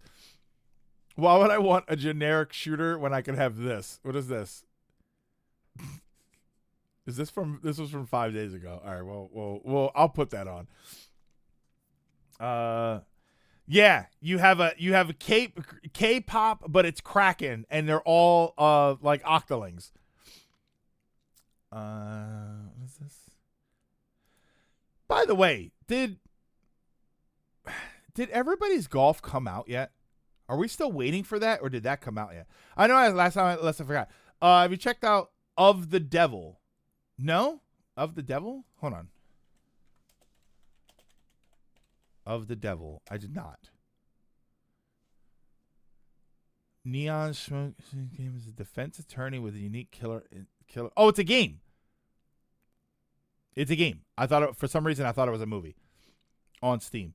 No, I have not checked that out. Is it free? How much is it? What kind of game is it? They said they did the same for Concord for the first few days until they changed their mind after those initial retail sales. This feels like Sony is desperate to get anything out of this Bungie purchase because Bungie is bleeding the money. It's really good. The prologue is free. All right. Did I download it? Maybe I downloaded it. Hold on. Or was that one of the games that I added to my library? It did and got into a bit of hot water for maybe undisclosed use of AI. No, my golf didn't come out yet. Wait. It did and it got into... Wario, are you talking about Everybody's Golf? Did that come out? Library of the Devil. Okay, so I don't have it. Let's see here.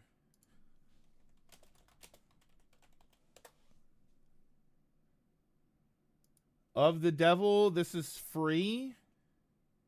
I'm going to add it to library. And it came out last year. Okay. So wait, what kind of game is it? Is it a visual novel? Is it a visual novel game? The final's destruction is insane. All right, so let me see this. Is this... Oh, it's a long video. I'll put that there too. We found out as Jim Ryan left, they paid like $5 billion for Bungie when he admitted that the company was only worth $1 to $2 billion. Wanted to make sure Xbox didn't buy them first, which they should have just let them buy them. It's a visual novel. I'm sorry, Connie, if you have our Discord, you can put links in the Discord. Everybody's Golf came out, and the AI was just tree generation program that's been in use for 20 years. 20 years, so it's not Gen AI. Okay, so it did come out. What system do I get that on? How much is that? Hold on. I have to get that at some point. Everybody's... No, not Loves Raymond. Golf. I feel like it'll run fine on the Switch, so I kind of just want the Switch version. Everybody's Golf. But is that something I want physical?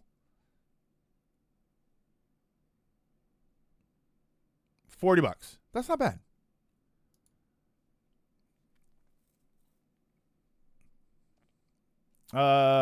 Discord link. Do you have the Discord link, Lilac?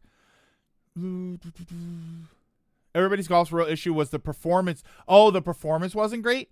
It's on sale for 25% on Steam. Are you talking about Everybody's Golf or Golf? Not Gald. Super Battle Golf. Everybody's Golf. Everybody's Golf. Yeah, there it is. Oh, yeah, it is. Ooh, with mixed reviews on Steam. You see this? It's got mixed reviews on Steam. 59% of the 949 reviews for this game are positive. Ooh, that's interesting. And the update to boost Switch performance on Switch 2 also made the base Switch version run worse. Yeesh. I wouldn't mind some gold though. Let's read the negatives. Ooh, let's read the negatives. Hold on. Mixed. Let's go by recent reviews, overall reviews. All right, so the first comment, the first thing that pops up here. Here, can we put this here? Let's put this here. So the first thing, they say that the problems were fixed, right? I didn't find this game until over 3 months after release. It was all performance problems. They seem to have been resolved. I have no trouble running the game at all. And this is going to be a Steam person. I'll give this a lukewarm thumbs up versus a qualified thumbs down. Two major negatives. It might be a deal breaker for you. Performance is probably one negative. And then the voiceovers. And they don't like the voiceovers, which I do kind of hate that. Yeah, there is. Everybody's Golf on PS4 is way better. This game has some of the worst designed courses I've ever played in a golf game. Nothing like the PlayStation games. The physics are off. The frame rate is all over the place. The graphics are awful. I love the series. Haven't played Everybody's Golf on PSP, PS3, and PS4. Even the VR version. There's a VR version of Everybody's Golf. Just my favorite. Just emulate the PlayStation versions if you want to play on PC. That's a shame. Everybody's Golf apparently had issues on all systems, even the PS5, but the Switch 2 boost and the PS5 version are considered the most stable. So the PS2 boost is probably the one I would want to go to. I always read the negatives because I want to see what the general consensus on what doesn't work, and also how many people are just complaining for the sake of complaining. I mean, some of these are pretty consistent, and the funny thing is, even the people that are giving it a recommended are still saying the same thing. Like, this person had the problem with the voiceovers, and then performance was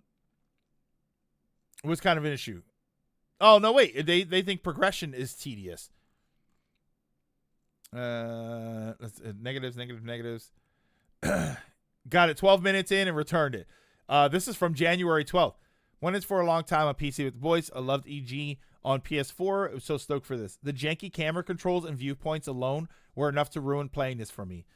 Oh. Wow. What do you mean camera angle? Like, what camera angle? The camera should be behind you. Everybody's golf. I kind of like that. Cost. I guess it's nobody's golf. The fixed frame rate.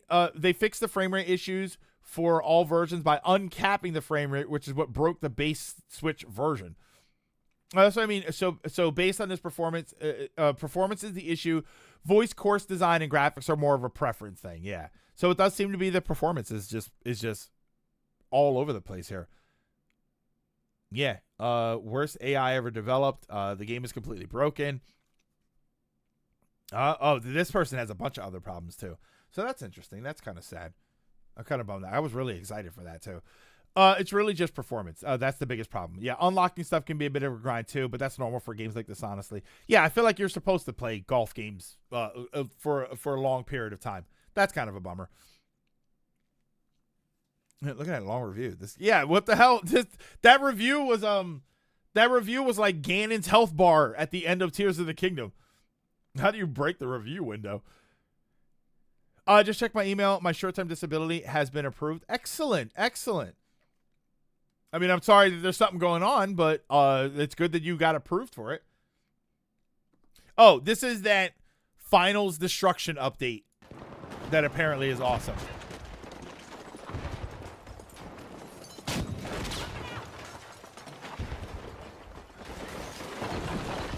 Oh.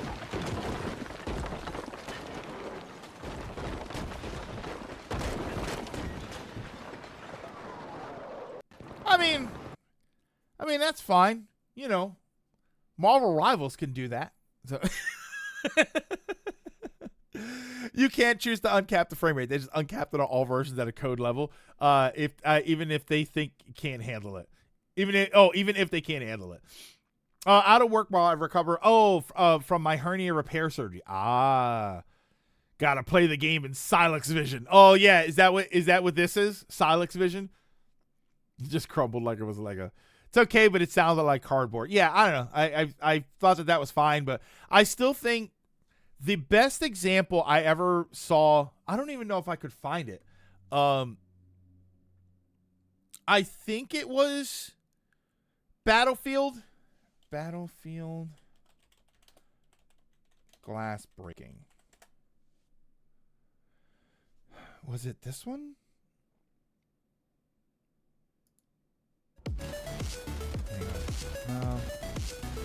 No, okay. It wasn't that. It was just some weird song.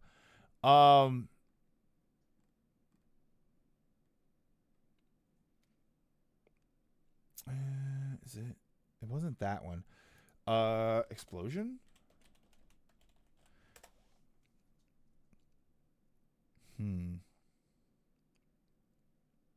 No. I can't find it. There was a video where it was they were fighting and it was buildings and stuff, and I guess somebody threw a grenade or they fired a rocket launcher, and the explosion broke all of the glass around it, right? It went boom, and then all of the glass, it all came down. And I just remember thinking, that's so immersive right there. When you set off a grenade and it blows up everything, so immersive. It feels so good to have that sort of happen around you. Like that building coming down, I think should have been way louder and should have created, like, I think that the building coming down should actually create a dust cloud. And I know graphically this is probably hell on a system, but it should create a dust cloud. So there's the path, there's the idea of, let me blow this building up and I will use the cover to go and do things. Like, I feel like it shouldn't just happen just for immersion, which is great on its own. I feel like it should happen for a reason. Like in Marvel Rivals, there's a reason to destroy the environments sometimes. You punch holes through the wall, you drop buildings, you create cover, you destroy cover. So there's a reason for doing it. Consensus is it's not a great everybody's golf game, but it's not a bad golf game, at least if you play it on the Switch 2 or PS5. All right, so then this is... So speaking of golf games, Lilac just linked this to me, I think. Okay. Oh, God. So this is like silly golf. Oh, brother.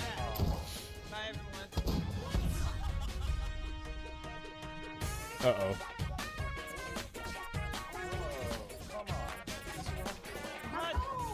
Hey, wait. Hold on.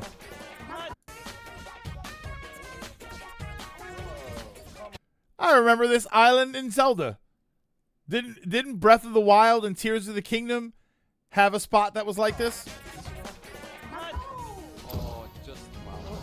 Friend slop golf game. Yeah.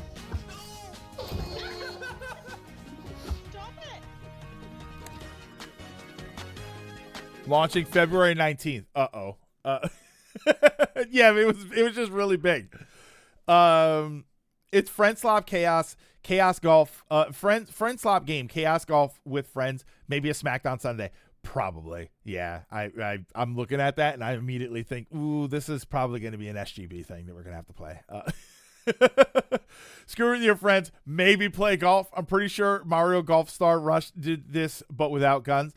I mean, so what you're saying is they did it wrong. Generic voice chatter. You know what? The generic Peak for SmackDown Sunday. I mean, even we should play Peak at some point. I may have to break the rule about mics and stuff because I think we probably need to play Peak. It's up to 6 players. Oh, wait a minute. Friend Slop says the people with no friends. I don't know, but you make them. I don't know. And imagine what I was talking about before. We open up the sort of geeky social club that has a bunch of different things. Imagine having 4 PCs set up and then loaded with Friend Slop games so that you can just play with your friend. You go there with your 3 friends, or you can go there with strangers, and then not only are you playing a game together online, you're also in person there.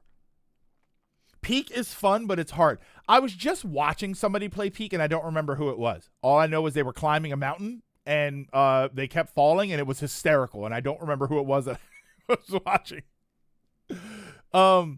That'd be Peak. Let's make some slop. Have you considered trying Elden Ring Night Rain? Elden Ring, I have said before, I know that Night Rain is the multiplayer thing, but I have said before that Elden Ring is a game that I would play if I were doing some sort of charity stream, or like a fundraising stream. I have no interest in Elden Ring just on its own. The more they update Peak, the harder it seems to get, which makes me a bit less interested. It also means you just have to get in now while it's at its easiest.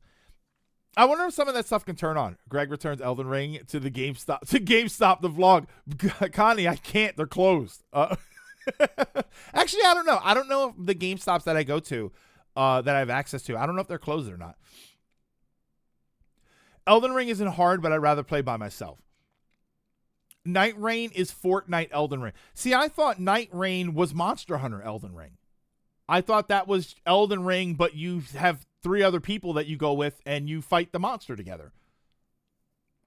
The easiest period of Peak is long over. Well, no, Dragoon. But if every time they release DLC, the game gets harder, that means that right now is the easiest that peak is going to be. Because the next time they release a DLC, it's going to get harder and it's going to keep getting harder. Overall, the easiest time of peak is over. But right now is going, if it's only going to get harder, then right now is the easiest it's ever going to be. So you either get in now or it gets worse. Did I play Fortnite at one point? Yes, I played early in season 1. And I played through season 2, I think. I think I played all the way through season 2. I was there for the Rift, when the Rift first opened and the missile went through and did all of that stuff. I was there for the island levitating. I was there for Kevin the Cube. I was there for all of the Cube stuff. I thought the Cube stuff was probably my favorite stuff that was going on in the game. The Cube storylines were definitely my favorite. And then after the Kevin stuff, I think that's where I stopped playing. And then I came back and forth a couple of times, but I'm pretty much out right now. One of the people I watched had a death that confused the hell out of her at first because she didn't notice with injuries. Her stamina was at the limit. Let me see this.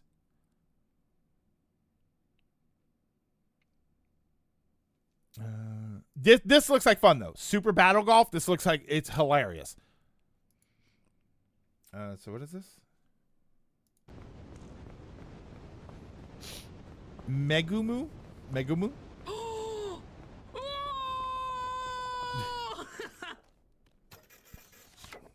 What? Oh, she died. What? Wait, so she needed stamina in order to pick up the item. So picking up the item drained the stamina, so it was over? Is that what happened? Yeah. What? That's good. I think I need to play. Can you play? Peak is a game that you can play by yourself, right? You can just play that on your own. Obviously, the joy is playing with other people, but you can play it by yourself. Maybe I should play that. Yeah, picking up the first aid kit pushed her weight limit beyond the stamina bar, meaning she died. You know what I mean. Okay.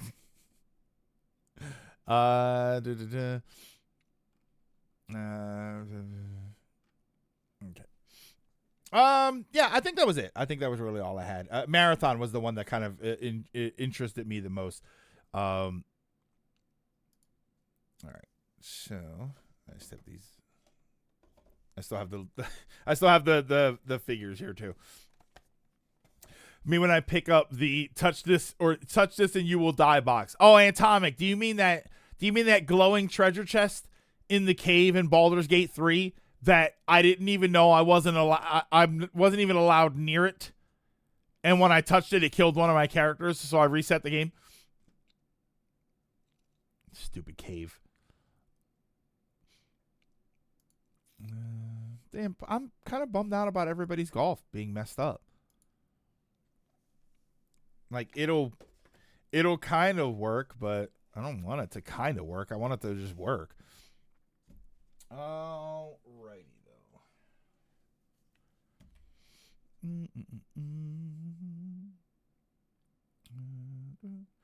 In BG3, did you even find the Stool of Giant Strength? No. Chest of Saloon, is that what it is? Or is it Saloon? You hear that, Todd? Wait, it's Todd right behind me. Okay, so let me close this. Alrighty, Tokyo Treat, leave that. And then, oh, brother, what did I close all these windows for? What was that? And then, this one. What am I missing? Okay, there. Sorry, move my windows back. The one that hits you with radiant damage if you don't complete a puzzle for it. Yes, you can actually use that chest as a weapon. Yeah, that's what I learned. Like I learned that if you have to store it a certain way and then you can leave it somewhere. And then you could either throw it or you can leave it and then the enemies will touch it.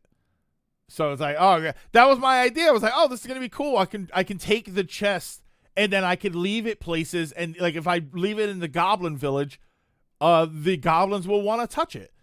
And no, it killed me. Now you pick up the chest, do not open or use it. Then reverse pickpocket into someone. They will place it on the ground and keep trying to open it, killing themselves. No, Baldur's Gate in your silliness. Okay, so here's what I'm gonna do. I'm gonna take a quick break. I'm gonna run. I should have some more coffee, so I'm gonna reload my coffee, and then when I come back, we're gonna jump back into Metroid Prime 2. I don't know how far we are, but we will figure that out, and then we will continue rolling on. But give me a few minutes, and I will be right back.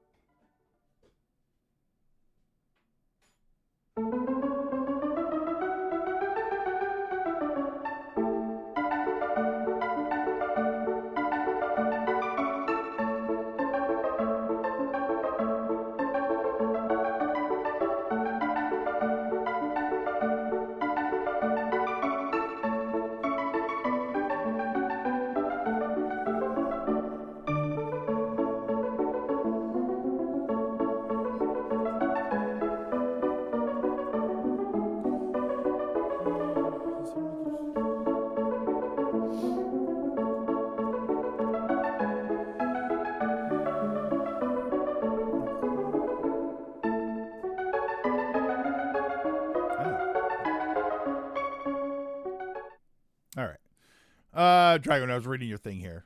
When you said the stool of a giant or something, I thought it meant something else. Yeah, I thought it meant something else. Oh, the Goblin Camp one is you need to find someone. Wait, you need someone to find God so they won't get hurt picking it up. Sell the chest to the goblin, then kidnap said goblin and steal back the chest. Then place it in camp as goblins one by one will try to return it to the shop. Oh. They released the Chaotix files. Wait, is there another trailer we need to watch now? Most people have the vampire find God. I mean, I would just have Gale do it. Doesn't that make more sense? Especially since, kind of screwed Gale over.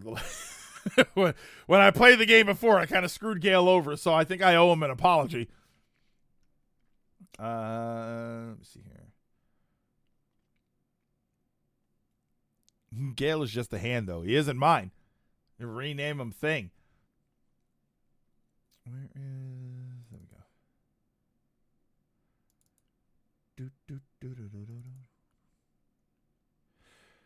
The pre-patch for WoW's next expansion drops today, tomorrow. That is midnight something? Hold on. WoW expansion.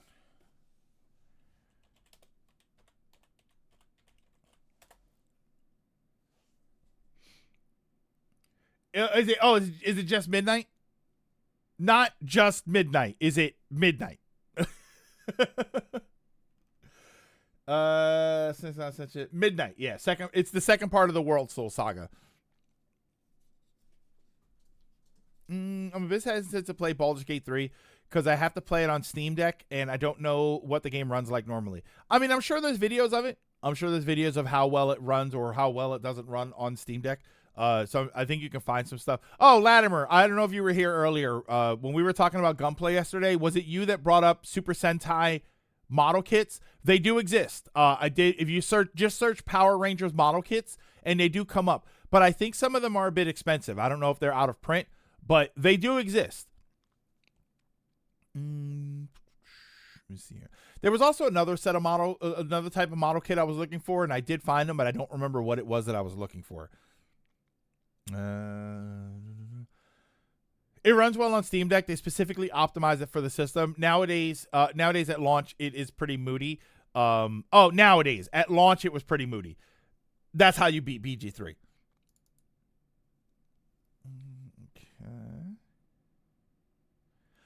Gale caused game over for me, so screw him. Is that why you were happy when I didn't save him? I think for now I'll settle for Lego, get the Game Boy and the Ocarina of Time models. You're going to get the Ocarina of Time one? I figured the Game Boy one because I think the Game Boy one is pretty decent. The Ocarina of Time one looks fine, but I don't know. It doesn't feel worth it for me. Oh, wait, hold on. I have to reset the game here. Oh, there we go. No, it works. Can't wait for the follow-up to the WoW expansion called Little Past Afternoon. Well, what's the last one? It was The War Within, it's Midnight, and then it's... Or is it just called World Soul?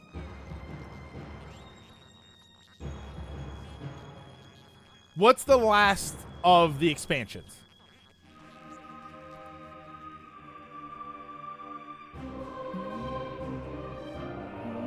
The Last Titan. Okay. And the Last Titan is going to be Sargeras, right? Wouldn't Sargeras be the last Titan? Or are they going to say that Azeroth is the last? Like, are we going to defeat Sargeras and then Azeroth is the last Titan?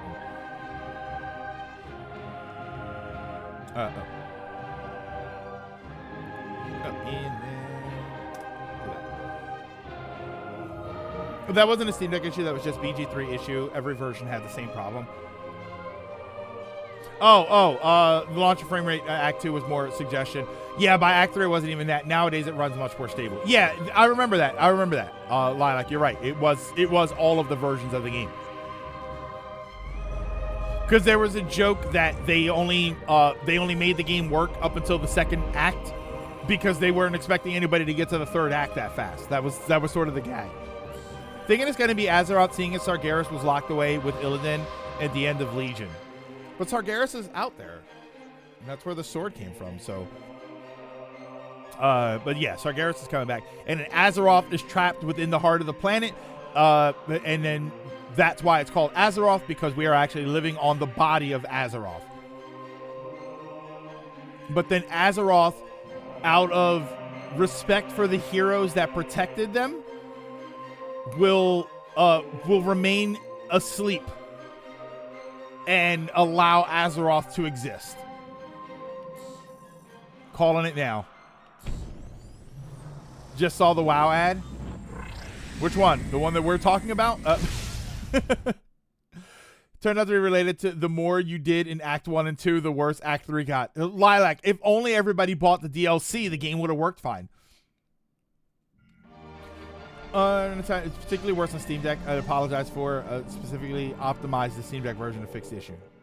Wow, it's copying Xenoblade. All right, so what the heck were we doing? Oh wait, I have to change.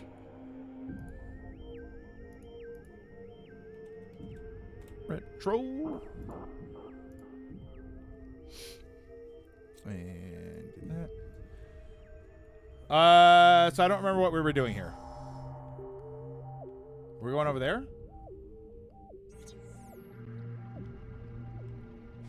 Up there. Oh, wait. Oh, God. Wait, can we not get up there? Oh, there we go.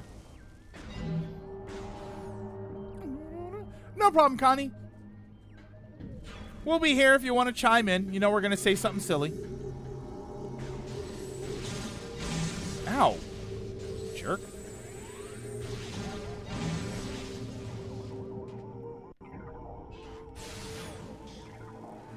Do you find that this game is a little too complex in terms of map design? I don't think so until I open the map, and I think that that's more of a map screen problem than it is the game.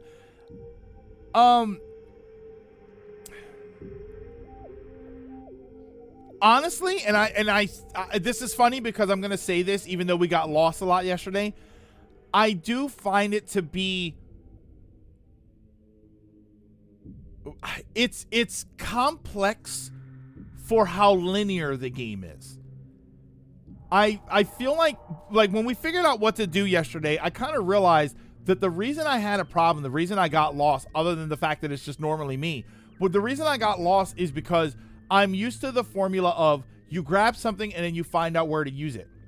And what I didn't plan on at that moment was that everything was laid out in front of me. You got the item and there was an elevator right in front of you. And you take that elevator and there's a portal right in your way. Like, it was actually relatively linear, but it doesn't feel linear because everything feels complicated. It's not just the hallway. The hallway winds and turns, and hallways have their own shortcuts. So it is kind of interesting.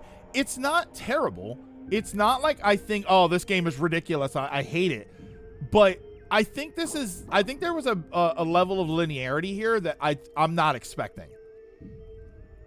You have the dark and light world plus multiple areas in the normal world, and there's so many things you need to open all the doors. It's a lot of back and forth, but I don't know. I feel like we've seen that kind of back and forth before. I feel like we've seen a lot of that stuff before. They're clearly not as popular, but Soul Reaver, those games had a lot of that sort of back and forth going between the two worlds. Link, Ocarina of Time, sort of, right? You had the back and forth in time, but it wasn't really the same thing. You definitely didn't have as much of it as you have in a game like this. I think if there's anything that bothers me in this game, it is the pain. Soul Reaver was really popular. Was it really popular or was it just kind of popular? The only thing that really bothers me in this game is the Dark World. You take damage in the Dark World. I can't stand mechanics like that because they are basically soft and rage timers. It basically is you have to keep moving, you have to keep figuring it out, or you're going to lose. If the light spots healed you faster, I think I'd be okay with it, but it gets on my nerves. And again, obviously not an insurmountable thing since I've beaten the game before, but it does kind of feel okay.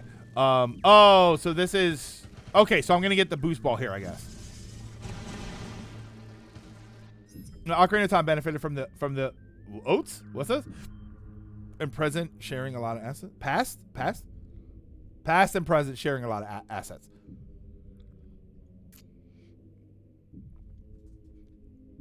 It feels like the tick damage seems so negligible it doesn't really matter.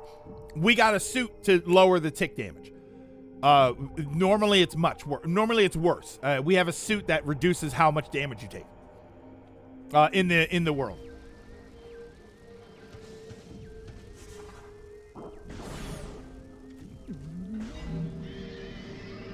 Okay, that was startling. So according to someone, it's supposed to be a cutscene that showed you the elevator that did. Oh, is that what happened? That there was supposed to be a cutscene for the elevator and we didn't get that? That would explain a lot. That might be a prime hack for a problem, though.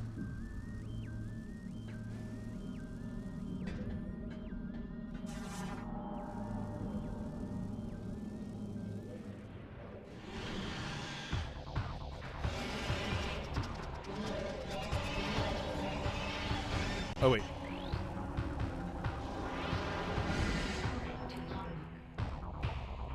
Boost Guardian. Target can only be damaged in solid form. Find a way to keep it solid. No, Doug Bowser has officially joined the board of director of Hasbro. Oh, we were talking about that before. I guess you weren't here for that. We were talking about the fact that he's in Hasbro. The only part where I died when I first played this. Yeah. Whoa.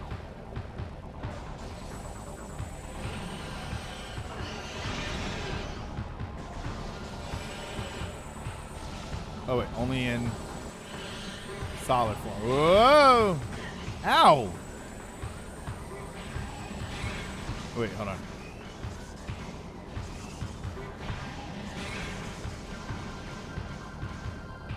Whoa.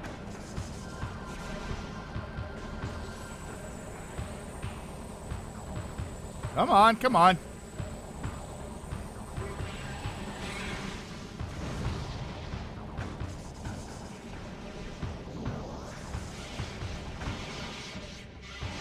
Oh, there we go. Okay.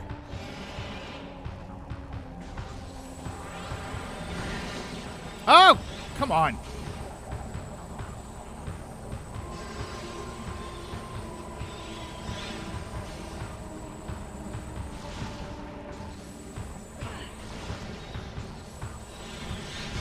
Oh, wait. I have to scan those probably.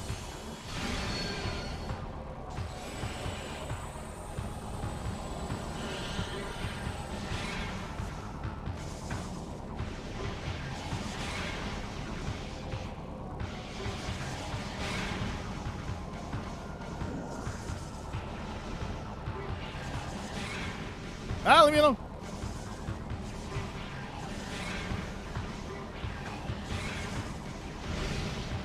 Woo!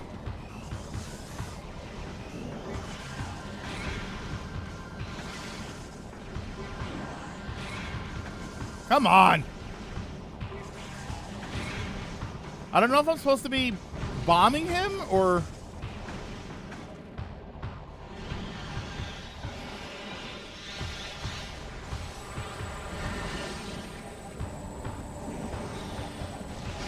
Oh, wait, hold on. Let me scan the little guys just to make sure. Okay, they're not unique scans.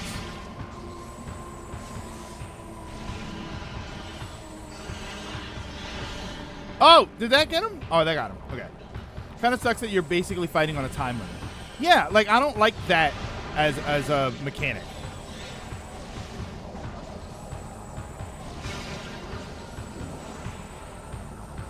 That's why I say it's like a softened rage timer. But that, what?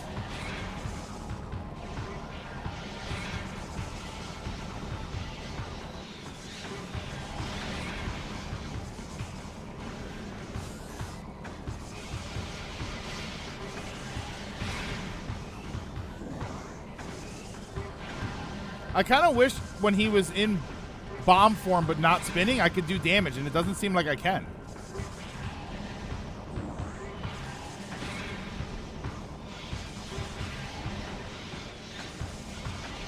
Yeah, there we go.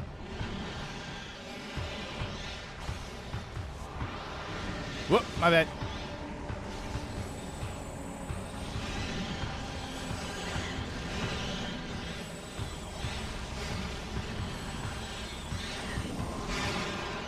And dead. I think he's dead. Oh, yeah, you beat him on low health and you can't make it back to save in time. I kind of wish it was like hyper mode in Prime 3 where using it create a timer till death, but hitting stuff with it reset the timer.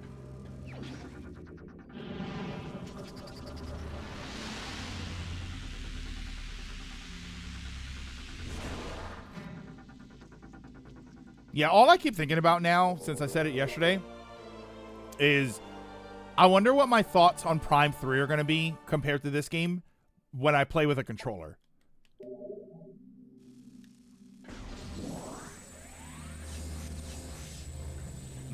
Okay, so I have the boost ball. So let's see. Oh, I could do that.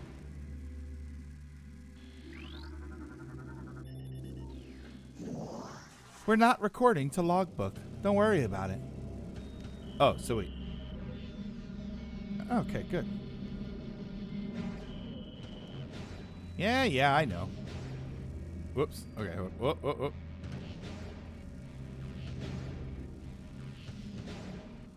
Okay. Why do I keep missing? Stop.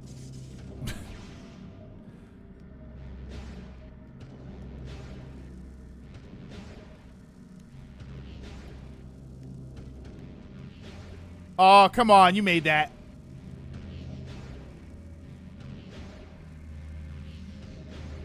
There we go. Prime 3 plays just like this, but I don't have. But you don't have to do the motion stuff. No, what I mean, Ronan, is will I like the game more?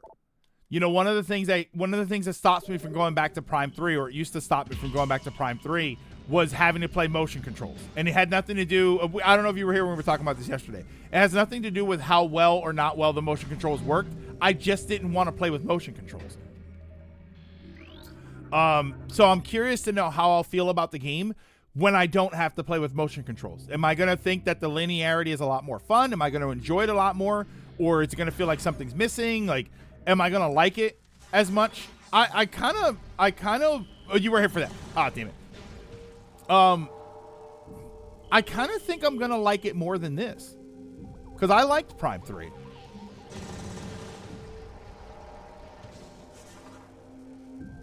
I think Prime 3 is just even visually more interesting than this. I played Prime 3 and the motion controls were fine. Yeah, and Jav, whenever people talk about the motion controls for a game, just a game in general, let alone a game like Metroid Prime, there's this idea that like, oh, they don't like it because the motion controls are bad. No, I think the motion controls are actually very good for Metroid Prime 3.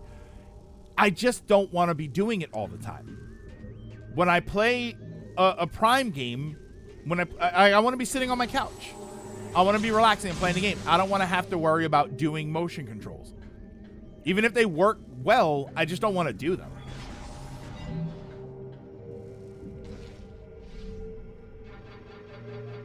I prefer Prime 3's motion controls. Like, they're great motion controls, but sometimes I don't want to do that. Sometimes I want to sit with a controller in my hands and I want to play a game in a traditional sense. It's like VR. You know, when you talk about VR, the VR will never fully replace regular gaming because sometimes people don't want to strap a headset to their head and do a bunch of things. Sometimes they just want to put a controller in their hand, sit on their couch, and play on the screen.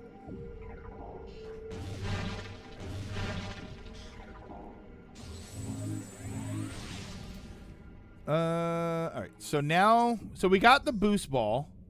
Oh, so wait. So the room over here had a boost ball thingy. So we can go through the portal, and then we can use the boost ball. I wanted to see you forgetting to recharge Wii battery. Your Master Link, your Wiimote batteries are dying. So let's go that way.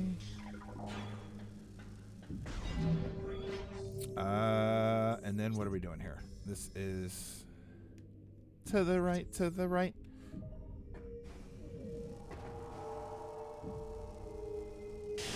Okay, I had to clip that little edge there.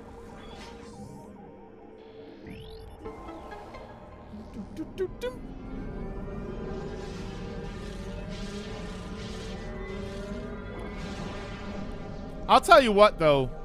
For all of the lack of interest that like from a visual standpoint that this world has, I would really like to see this. I would really like to see Prime 3, but I'd also really like to see this with the Metroid, with the Prime remastered graphics engine, or Prime 4 graphics engine, because that's the best. Prime 4, I'm telling you, as far as these games go, Prime 4 is probably the best Metroid has ever looked.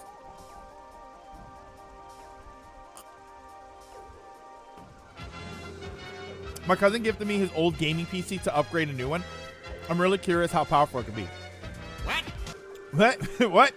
What are the stats of the PC? Like, what's the? Do you know the stats of it? Like, what's the CPU and everything? So that's up there. Oh wait, that's where I think that's where I'm going.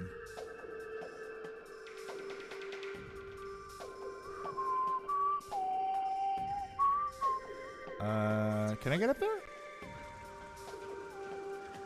Oh wait, can you? Can I do this? No?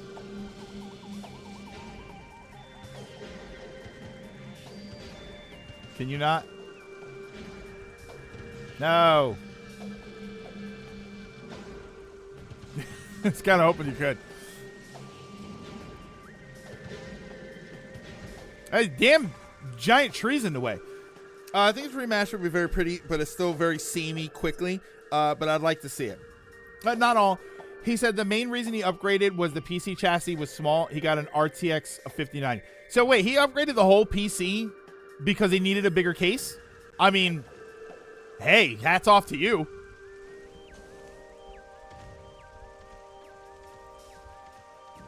Oh, here we go. Boost my bottom. Here we go.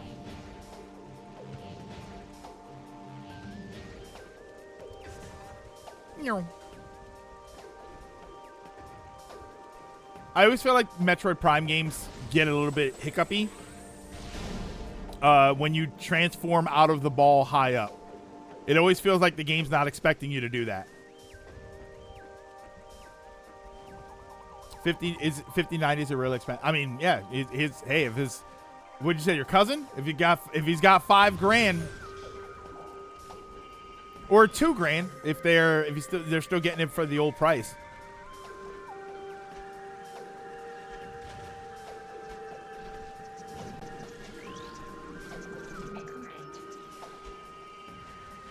Okay, so I'll leave you alone. You're not attacking me. Yeah, now I'm just curious what the rest of the PC is. I personally wouldn't want to see it in modern visuals solely because I love the aesthetic of games of this era. Well, I mean, what is it about the aesthetics that you wouldn't want to see? Because I feel like atmosphere-wise, you could still do that with better graphics.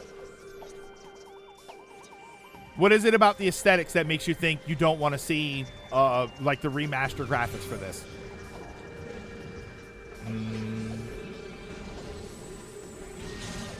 Okay, hold on. I know the boost thing was there. I kind of want to see what this is though. This is probably a save point. What is this? Don't go so far I can't come back. This might be where I have to go. Hold on, let me open up the boost thing then. Hard for me to describe. Interesting.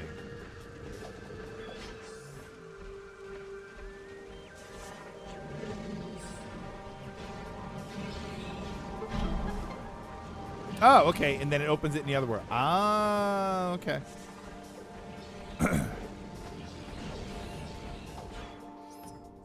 Yeah, I don't know, like, Ronan, I keep thinking about what you were saying about how, like, do I think it's overly complicated? And there is a lot of back and forth. There is a lot, like, I came in here to open that up. The good news is they're going to give me other things to do. There's going to be more stuff for me to do here. But you're right. There is a bit of go into the dark world, unlock the door, go into the light world, go through the door. On the other side of the door was a switch, so now you hit the switch and now you go back into the dark world, and it does feel like a lot of back and forth. I think games like this, and I know forward and backward and backward. I think with games like this, what's it called? Had it Soul Reaver, bring it up. Second time we mentioned Soul Reaver today. Soul Reaver had a thing where I think you needed to transfer into one world at specific spots. Hey, General. But your way to transfer back to the other world, you could do whenever. I always loved it because he would go like this. He would go. And then it would shift between worlds. But then to get back to the other world, I think you needed a specific spot to do it in. I think that would be better here. I think it would have been nice if early on I had something where I could just switch to the dark world, but then I needed portals back to the light world.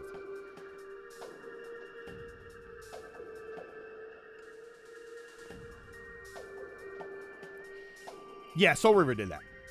Prime 2. This is Prime 2. It's interesting because I remember liking the backtracking more than Prime 1. Interesting, because I definitely like the backtracking more in Prime 1. It felt more like adventuring.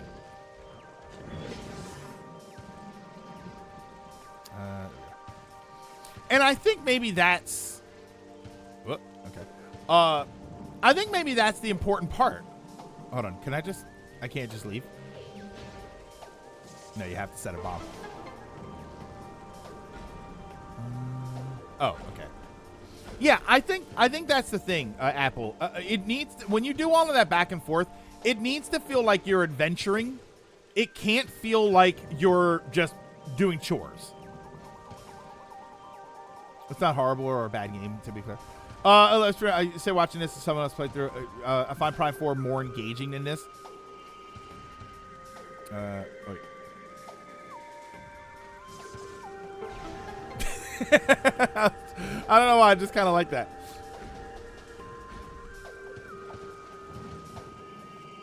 And hold on.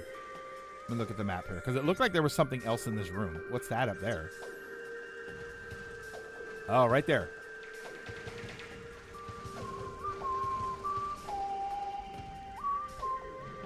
This. Oh. Ooh.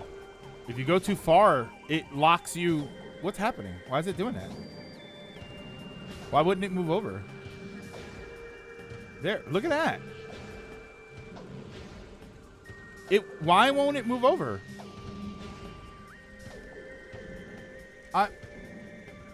That's weird. Do you see that?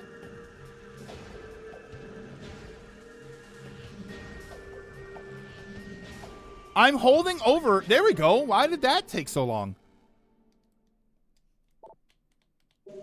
She just refused to go over there. She afraid of the missile expansion? For me in Prime 1, where I remember it's been like 9 years since I played it. I hate time. I need to replay it. Where it felt longer and more apparent to me. And like whenever I picked up an upgrade, I was meant to backtrack somewhere and I wouldn't know unless I had the hint system to tell me. Not incorrect. You're not incorrect. I'll still take that over this. That for some reason, the hint system just wouldn't work yesterday. No, there is a lot of... I mean, there's definitely a lot of back and forth in Metroid Prime 1, but... I don't know. It felt more like I was adventuring through an area. This feels like... This almost feels like, instead of realms, or, you know, the dark world and the light world, this feels like go into this building and find this item, then leave the building, go into a different building and find another item, then go back to the first building. Like, it feels like that. I feel like I'm moving... I mean, you literally are moving between two different worlds. So... Yeah, Prime 1 goes by faster. And because you're not shifting worlds, you're not looking for portals. So I do think that it feels like it goes by a little bit quicker. I still think... I would still question now... Because we are talking about modern sensibilities. And modern things in gaming. Whoa! Shadow rating with a party of one. Welcome, welcome. I do wonder if some of that is more of a product of its time than it is just good or bad. You know, we gripe about linearity in adventure games, but people seem to like linearity. I mean, it sells. It definitely works. It's easy for people to get through, and they're still kind of experiencing everything. Even if they're not getting lost, everybody's still experiencing everything. So it's interesting that we always have these discussions, but these discussions will always be... they'll always be overshadowed by what people want to play. And what people want to play nowadays is a bit more linear. I mean, there's still the market of exploration. Oh, wait, is there nothing here? Is this like... This is what I don't like. Am I missing something? Hold on. Because this is just where I got the temple key in the other place. And there's a spot all the way up there that I need the spider ball for. Okay, so there's nothing here. That's how I remember Prime 1. I remember having to be back in Phazon Mines and needing to go back to the fire area to pick up the plasma beam and then backtracking to the mines. They give you shortcuts though. They give you something that kind of gets you there quicker. And like that, for instance, would I consider the Prime games to be boomer shooters? Maybe. It is from a more boomery era of shooters. I don't think it's as much like a Doom or something. Probably no, I wouldn't say that. I wouldn't say that. I think boomer shooters are more action oriented, and I don't think that Prime, as funny as it sounds, I don't think that it's as action oriented as some of those games. I mean, we are boomers by now. It's not how it works.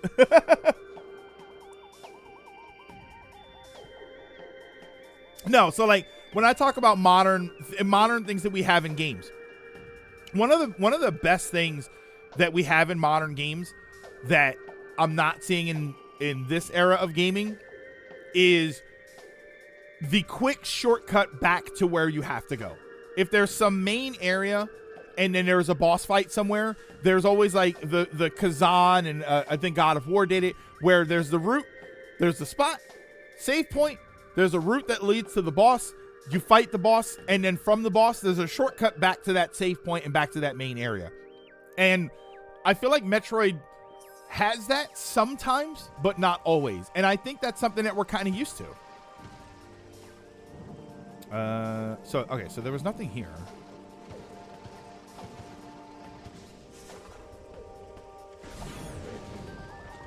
All right, so now I need to see, this is my problem. I open this door, and as far as I can tell, I need to come right back to here. Oh wait, can I do it in the light world? Do I need to do this in the light world or the dark world? See, yeah, I came through, I got the boost ball, I came through the portal, I opened this gate, and now I have to go back through the portal so that I can come back through the gate. Here we go.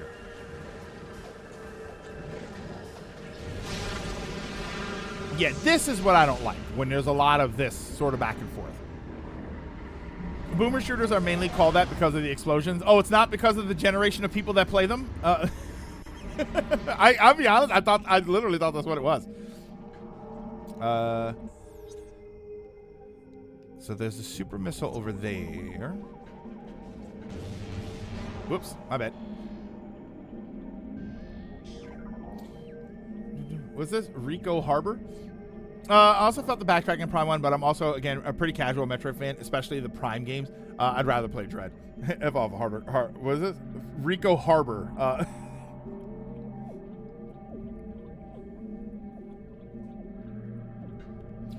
I'm telling you, man. Autocorrect, sometimes it really acts like it's a little butch.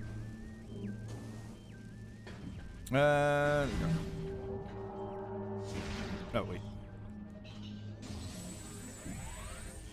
Boom! Bingo! My brain hurts from signing so many papers. Wait, signing so many papers? What papers did you sign, Linky? Also, hi, Linky. Linky, I felt bad reposting that thing on Blue Sky. Did you see it? The picture of GameStop's new hours. I felt kind of bad, but I was like, Linky will probably at least appreciate the humor in this. I don't like the artifact hunting. Nobody likes the artifact hunting in Prime 1. But is it better or worse than the hunting you do in this game?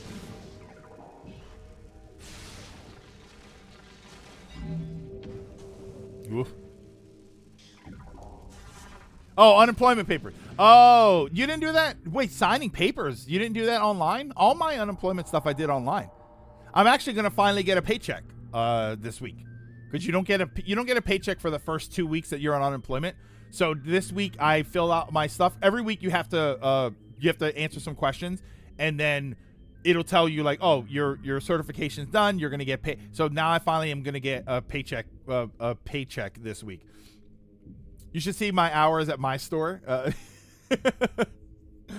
Okay, super early missiles. Early super missiles. 4 was the Prime game I played the most recently. I forgot you can have super missiles at a decent point in time. The keys are fewer and more along the path. Not that they're good. I prefer to meet up with folks with personal. Oh, okay, okay. I get paid soon. Oh god.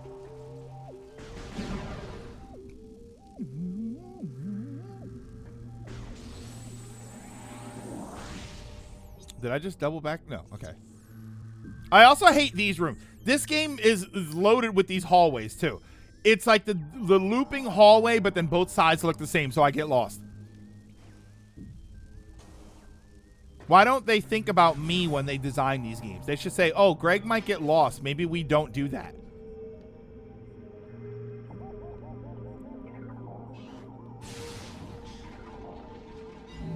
Like, it's like they don't even care about me. Nah. Oh, God. Oh, no.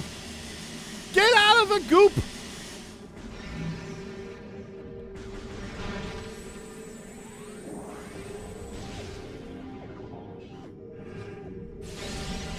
Well, that was your dumb fault for popping into my area. Can you switch between light and dark suits? No. You could switch between the guns. I think once you get the light suit, you have the light suit, right? Just check the website and it just says permanently closed. So I think it might be open soon. Now, Linky, did you not see that picture? Someone posted the new GameStop hours and it just says like Sunday, Monday, and it's just closed all the way down. And I was just like, okay, that's sad, but it's kind of funny.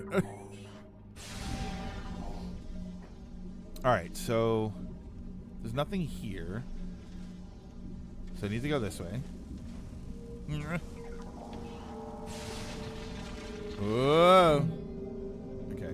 So I get, yeah, so you're not making that. Oh, God. Okay. I want to get up there. I guess I can just get there from here. Because this is probably... Save point? Save point. I just saw it. I saw it and I was like, I don't know how Linky feels about what's going on, so I don't want to make you sad or anything, but it was kind of funny.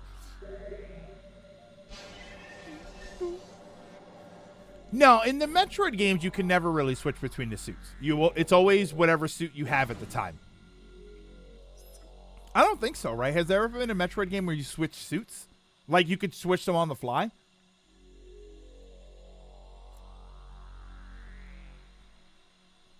Unless it's Super. No, well, Super you can. Super you can turn off the suits, but you don't have to. Yeah, you're right, because Super you could turn off the different suits.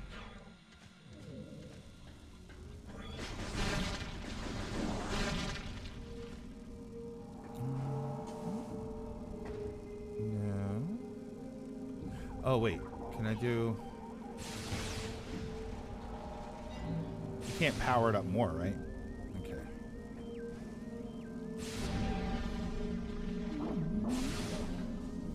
I mean, Super also had all the cool weapon stuff.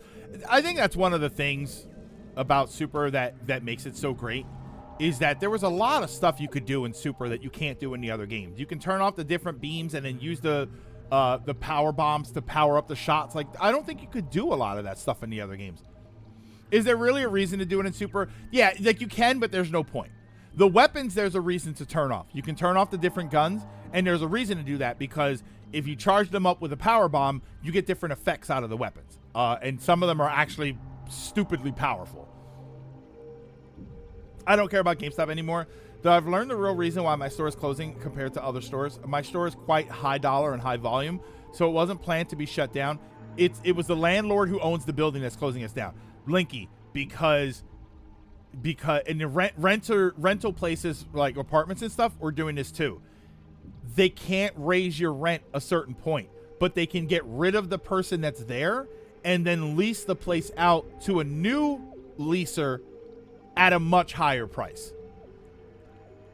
It's worth it to get rid of GameStop and then start a new lease with another company.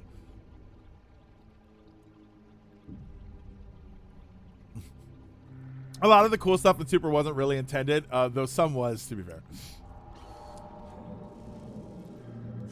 Yeah, that's always... Oh, wow.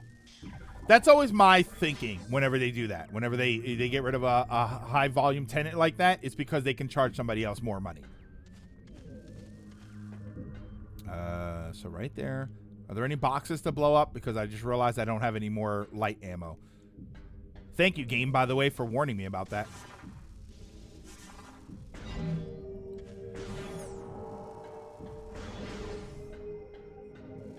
Oh, wait. Is that a... What?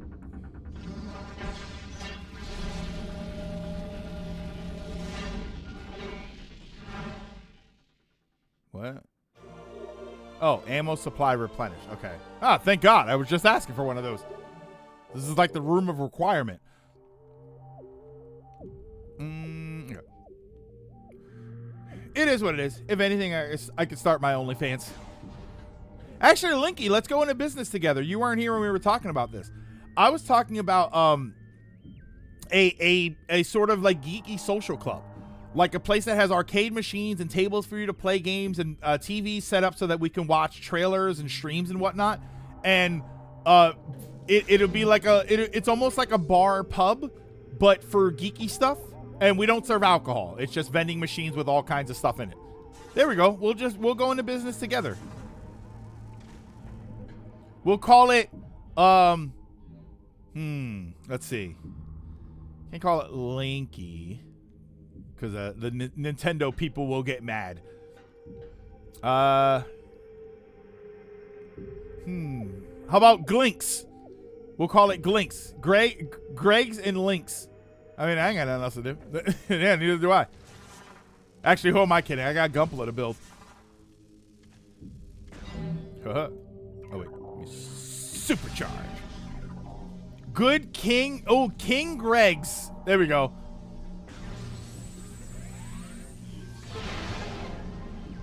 No, wait, because that doesn't really include you. Oh my God, a health tank, energy tank. Thinking of getting some generic mobile suits like Leo or Zaku and try making and practicing some battle damage ones. I wouldn't mind battle damage ones. I was watching a video. You probably have seen this video. It's the girl that does a bunch of Warhammer stuff, but she last year she tried Gunpla and she kind of like fell in love with it. So she went to the tournament. Or the competition for the Gunpla and everything. And I was watching it and I was thinking, damn, if you had because they have to make dioramas and whatnot. So I was thinking like, damn, if you take a Zaku and you build it and then you take a saw and you split it right down the middle, right? You split it in a certain direction and then you keep it together. You can mount the whole thing separate, like separated, and then you have a 7800 slicing the beam saber through it, so then the whole thing is split open. And I was like, oh, this would be sick. Gunpla tournament. Yeah, Latimer, you gotta watch this. It's this. They do this dramatic thing. They've got like a, I don't even know what you'd call them, a G-pop band. There is like an idol group, but they're Bandai Namco's idol group for Gunpla and stuff. And they have this big giant event where you go and then they have people from around the world that go there and they make Gunpla dioramas. They do these and it looks amazing. It's so good. All right, so this is just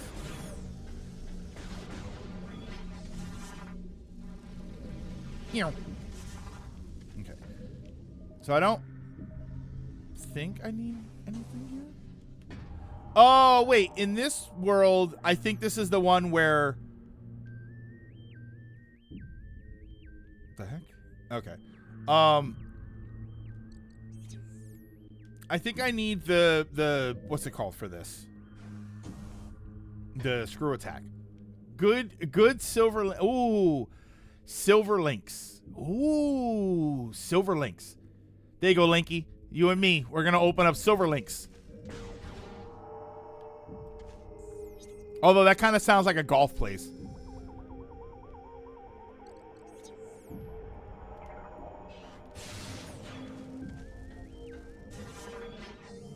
Gotcha, gasm. I don't entirely hate that. Oh, that's good. All right, so I have to figure out why. Okay. Why does he just do that to himself? That way. Yo, wait, mini golf too? Do we have mini golf, or do we just have a Golden Tee arcade machine?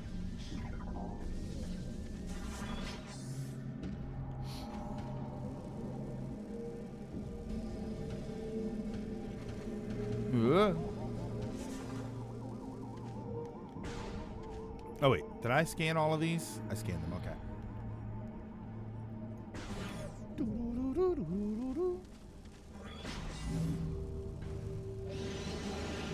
Whoa!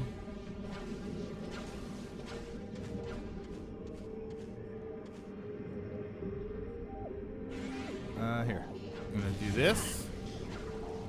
I'll wait for you to come over here. Come on, come on. Come to me. What are you doing?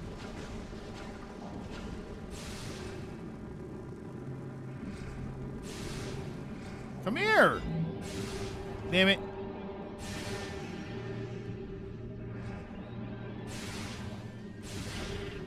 Oh, wait. I have to wait for him to...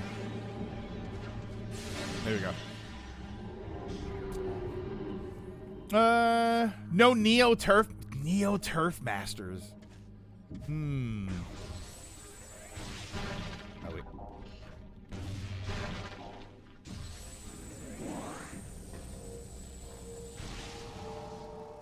That's for the storm missile things.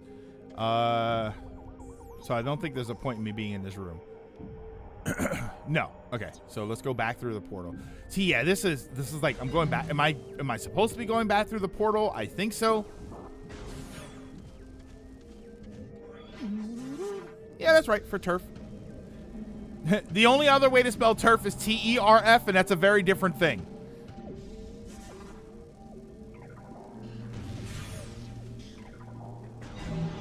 Oh, no, wait. I never got that thing.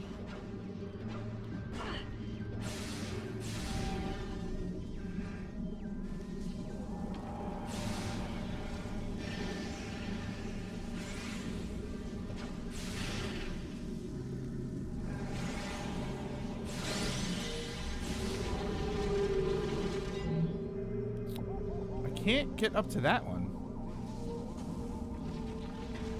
And I don't know if I'm supposed to or not. I did for a bit and grab some lunch. No problem, Linky. We'll be here if you want to stop back in. That was an ammo recharge. This was a nothing room that had a health tank in it. Can't go that way. Can't go that way. Can't go that way. Can't go that way. All right, so back to the portal room. Right. The other thing with this is that the maps don't seem to be one-to-one. There's a lot more stuff in the light world map than there is in the dark world map. It'd be nice if I can get that. Save room right there. So where am I headed here? Because I need that.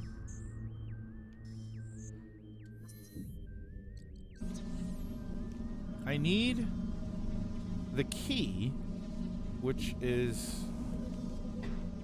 Was the key in this room? Or was it in the other room?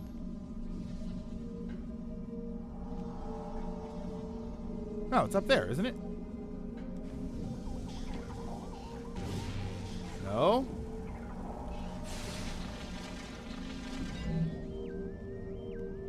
It's up there. That's where the key is. So am I missing something, or is it just not available to me yet?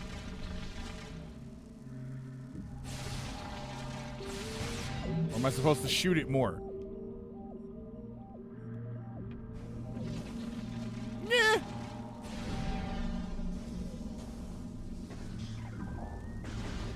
No, do that.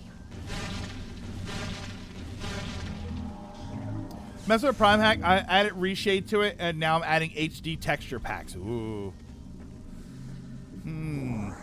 Oh, there's a grapple point. Oh, brother. There's a grapple point. All right. Well, that sucks. So let's... Okay. All right. So let's go back.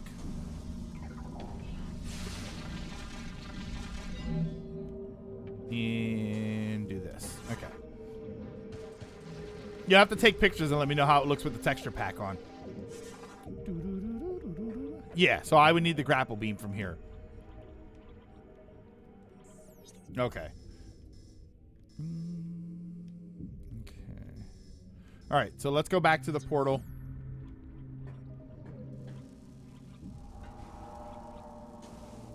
Shadow, what's up?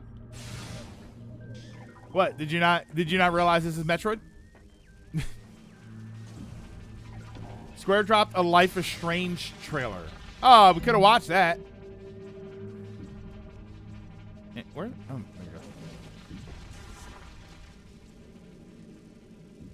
there you go. You know, oh my God, it was almost 7 years ago. I think it was like 7 years ago. We did a video. I did a video on YouTube about whether or not we need E3. This is back when we were doing all the E3 stuff. And one of the things we had talked about was we don't really need E3 per se, because we're at a point, like, and I said this years ago, we were at a point where now companies could just put their trailers out. They don't have to wait for some giant event or something. They just decide, oh, we're going to put up a bunch of trailers on YouTube, and they do it. And that's where we are. And I'm kind of glad that's where we are. Every week, we just randomly will get a bunch of trailers on games. Yeah, OpenAI had to admit via investor stuff that they expect to operate at a loss of, I don't know, minimum $5 billion. And expect that number to not decrease, but increase by the next year. But we promise it's working. No, I didn't see that, but I remember they did the thing where they talked about how they didn't realize that people weren't going to adopt it in the right way, or they thought they were using it wrong or something. I remember that. All right, was I supposed to get that? I don't know if I'm supposed to get that or not, or if that's something. I mean, I need the grapple beam, so I have to come back for it. But I don't have any other power-ups. What am I missing here? Where's Experiment? Where's Experiment to tell me what the heck I'm doing wrong here? Because I think I'm doing something wrong. So that's that way. That's that save point. And then that's that.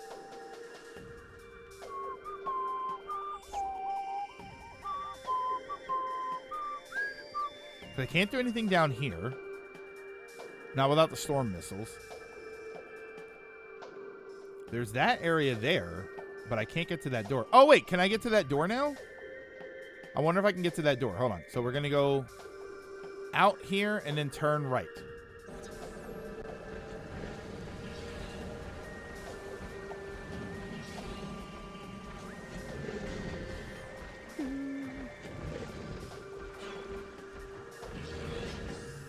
There's that missile there, but I can't. I'm on the wrong side of that. I need to get stands and stuff so I can hold it in these kind of positions. Yeah, like that's sick. And that's an easy one, a lot of, because all you need to do is drill one hole. My brain is so empty right now, I can't tell if that's a good thing or a bad thing.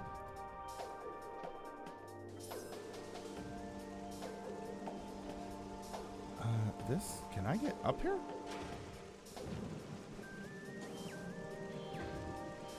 I can't even get up there. Oh, wait, right there. Gunpla posing is so cool. I can say that that's one thing that I haven't done. I haven't really gotten into posing Gunpla yet. I haven't gotten to the point where I look at all mine and I'm like I only have a handful of them, but I haven't gotten to the point where I look at them and think, oh, I can't wait to put them in cool poses. Oh, I'm gonna listen now. Listen to YouTube now. Cheers. No problem. So this is up here, so we can go through. Snuck out a fart. I got no shame. Silent but deadly, the blame game. Is that right? Okay. So then. Oh, later, Apple. Have a good one. Yeah, we'll be here for a little while.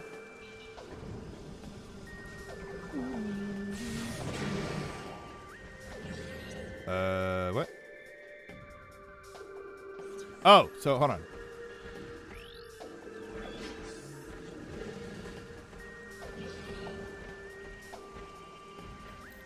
Can I not get across there? Oh wait, I can go through here now.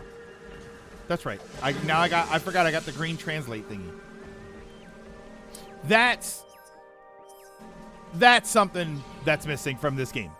That's something that's missing from this game, and it's missing from all video games from now until the end of time. Mark when there's things on the map. Let me know that there is a green door here on the map, so when I get the ability to open green doors, not doors, like the not the normal doors, I want there to be something on the map that tells me that this is here. Yeah, Dread did that. Dread had the best map ever. I think maps should be unbelievably detailed. Like what Fusion did. Fusion had that to an extent. Actually, Fusion did do that. Fusion had little markers for like there's a green blob in your way or something. I think it did that. Dread is the best map, hands down. If there is any information you are wondering about the world, it's on the map. Dread was amazing with it. Look, all this for the map.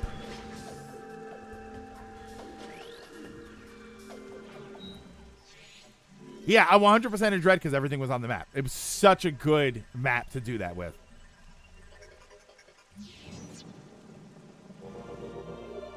All that for the area map. Like how much does that even show me extra? I mean, a lot, but yeah, see, this whole structure is underneath. And then there's that, which is an elevator, so I don't have access to that until I get the storm missiles. Like the map, just to find all of this stuff. While it's easy to not use them, even Prime 4 lets you set up markers on the map so you can just find stuff. Yeah, like Prime 4 had them. It was great to have them, but you also kind of didn't need them. All right, so I'm there. See, this is like, I can't go back.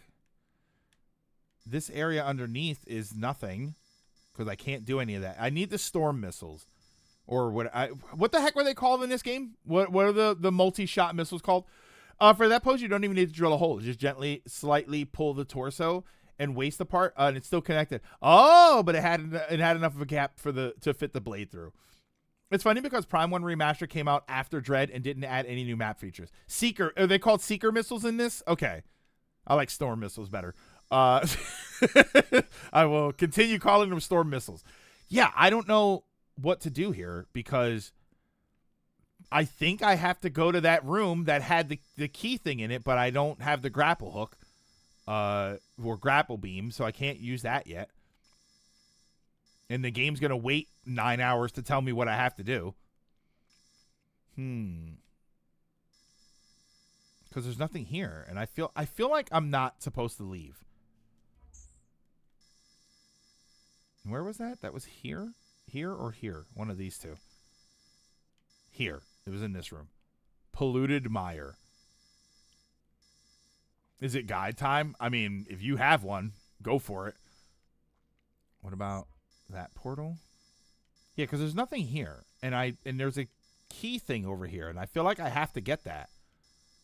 So what am I missing? I can't do anything down here yet because I don't have the storm missiles.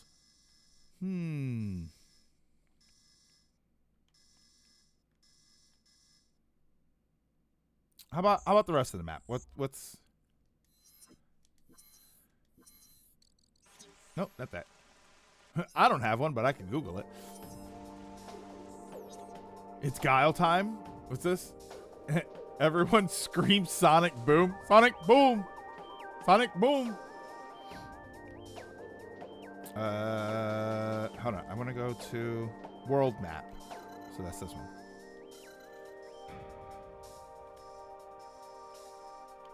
Storm missiles.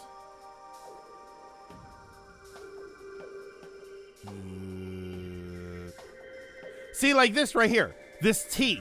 I know that that means it's one of those gates that I need the ability to open. But do I have that one? Because I'm guessing that's the orange one that I don't have, or whatever color is the one that I'm missing. I wish it would say on the map what kind of gate that is, because I know that's a gate. Actually, I think the T's are gates. Key. What? What's the translator?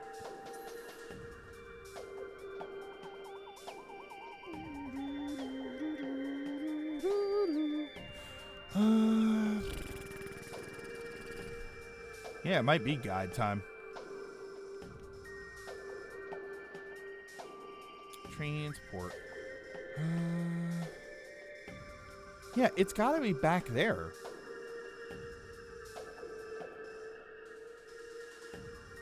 All right. Hang on. Prime 2.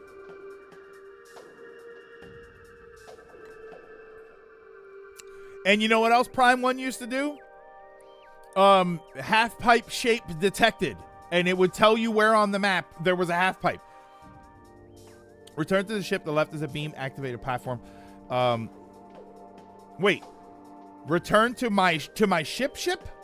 My ship? I'll have to be jump on it and go to the next room. Through a pipe. Next room, it's a half pipe. Go up its entrance tunnel. So I have to go back to my ship. Okay. All right. Second question. Where the hell was that?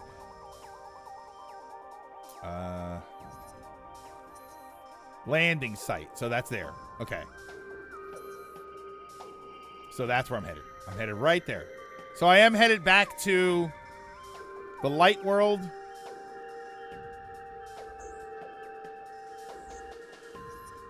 No? Hold on. God damn it. The buttons are confusing.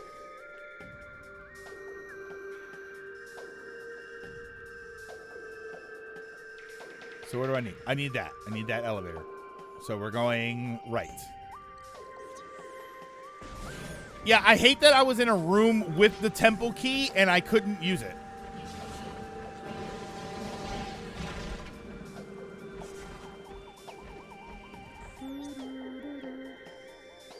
Taking that elevator. Oh, there we go.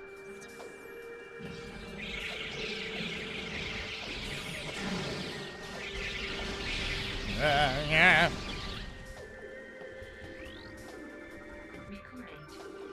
Uh-huh, sure.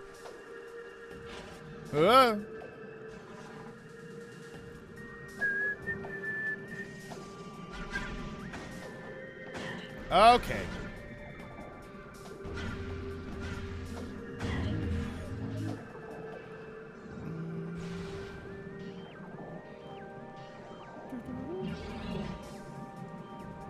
Slogging through the water.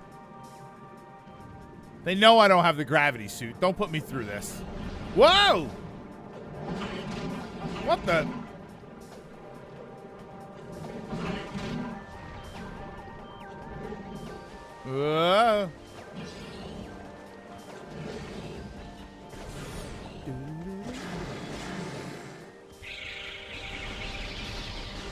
I didn't go backwards, did I? Did I go backwards? No, okay.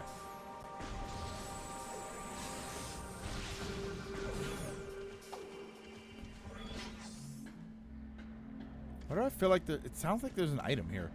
Whenever I hear that little hum, I just assume that there's an item nearby.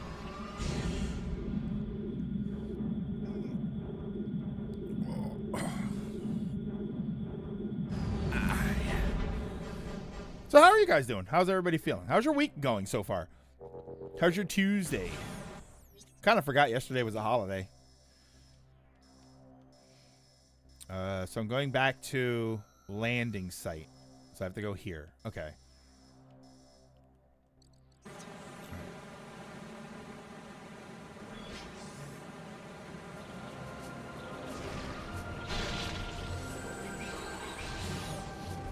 Could be better. Well, that's definitely true. Is there a thing here? Oh, look at that. Yes, it is. Oh, this was the way that I didn't open before. Okay. When I came through here, I forgot that I didn't unlock that shortcut.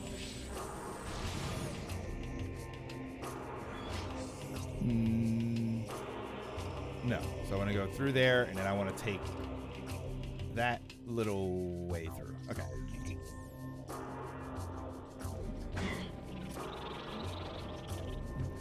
I'm at PT this morning, which went very well, but she's exhausted from it. Then it was good. Then it was a good PT. Running endlessly in the Barrens in classic TBC. Why are you running endlessly in the Barrens? Getting ready for that stealth warbond. Oh, for Helldivers on Thursday. I'm thinking about coming back. I keep watching Helldivers clips, and it does make me want to come back. Oh, wait. So, oh, is this? I guess this is where I'm going. Hold on. Oh no. Okay. There's just a lore thing up here. Oh no. There we go.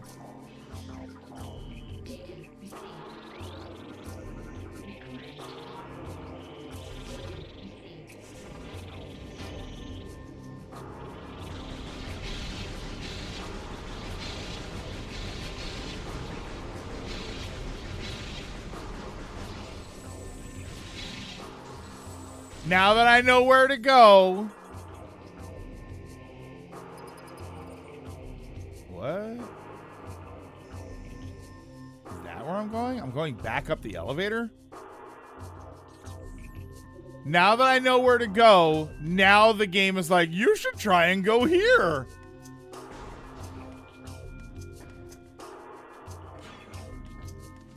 Thanks, guide. Ugh. I'm hesitant to really give this too much of a hard time, the hint system, because I'm wondering if it's Prime hack that's causing some sort of a problem, where I'm not getting notified until I'm close to what it is that I'm looking for. Is this where I'm going? Wait, that's not what I'm looking for. That's the game. That's how it works. You don't get a notification until you're near what it is that you're looking for. That's frustrating, but I kind of hate that it makes a little bit of sense. Prime hack only changes the control stuff. Well, you know how it is where you add something and you don't realize that it's going to affect something else. So I was wondering if that's what it is, but no, because this isn't right.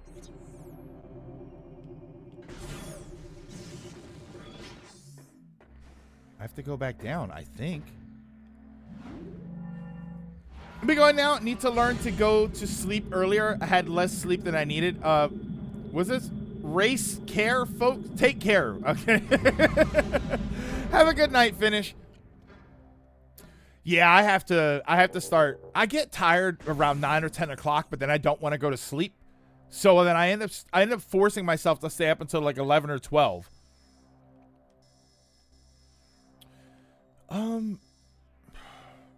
Yeah, I mean, this is where I'm supposed to be going, right?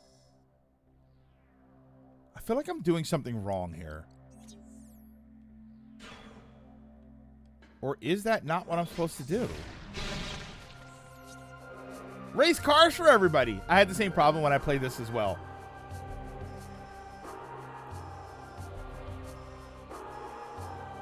That's a portal. That's my ship. There's no point in going back to the ship. Except I think there's a door there. You keep having to revisit the tower. My problem is that it's saying that this is where the hint is, but it's only on this map. When I go to the other map, there's no hint. Right, look. You see it on the map there. But then when I go take the elevator, I'm in a different area. Wait. You have to keep revisiting the tower. Hold on. Don't you mean this? Do you mean up here? Main energy controller, transport A. Yeah. But there's no, but look, there's no question mark here to let me know that that's where the hint was leading me. So that kind of gets on my nerves because now I think I went the wrong way. I was looking for the question mark and now I can't find it because now it's suddenly not there. So my first instinct is, oh, I went the wrong way. It has to be somewhere out there.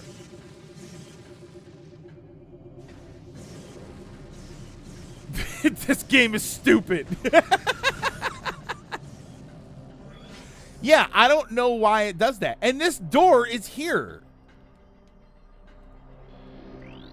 If the map would have told me that this door was here, I would have been okay.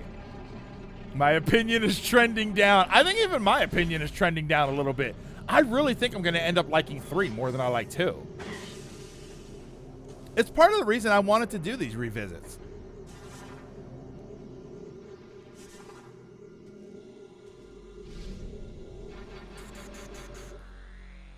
It's just such a, it just feels like a flawed hint system that we're having a problem with. I mean, we're also having a problem with the kind of back and forth.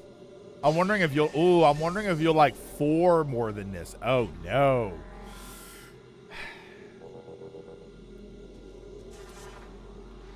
I want to say no because this feels more like the traditional Metroid experience. But I can say that this feels like the wrong Metroid experience. Wait, is this not where I have to go? Huh? Was I supposed to do this before? No, I got that green thing somewhere else. Every time you get a new key, I think, you have to come back to the temple.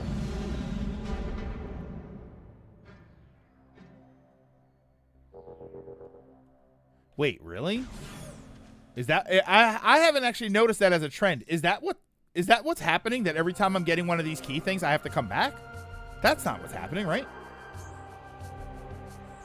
Oh, this is okay. So wait, so this is a new area. So when I go through this portal, I'll be in a brand new area that I've never been in.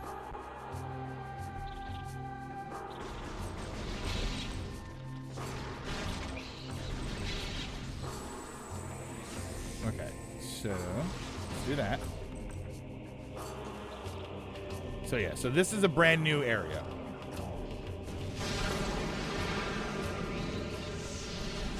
Oh, you gotta talk to the moth guy. Feels like a worse version of what you like, and I take something kind of different, but more playable than it's what you wanted, but not very good. Yeah, you're right. I'll take a better version of something that works. Which to be fair, we've said. You know, I said before when we talked about games like Metroid Prime 4, where if you wanted to do something different, that's fine, but it has to be a good version of that different thing. Otherwise, we're just not going to enjoy it. Because at its core, it needs to be enjoyable. Now, if I have to talk to the moth guy, that is the problem that I have. I don't like when I have to keep talking to the same characters over and over again. Gotta check in. Oh, I think those are I think the storm missiles are here. Wait, what? This is an Echo Key Beam system. Sonic detection gear needed to interface with the system. Shoot the Echo Key Beam emitter with the sonic pulse to activate it. It will then fire a blast of focus sound at an... Oh, God. Okay. This is just nonsense with extra steps.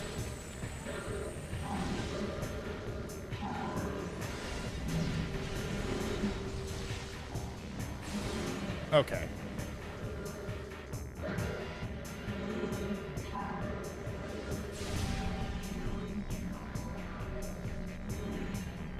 hell? I kind of just want to kill this guy for the sake of killing him. Samus, I think we got to kill this guy.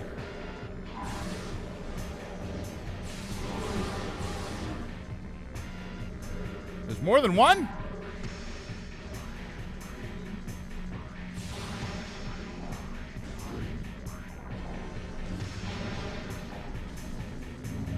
I also don't like this backwards ammo thing. Shoot it with the light gun to get dark ammo. All right, but just means I'm going to run out of both ammo. All right, so I have to go back and talk to the moth guy probably before I come here. Okay, I'm out because this is getting on my nerves.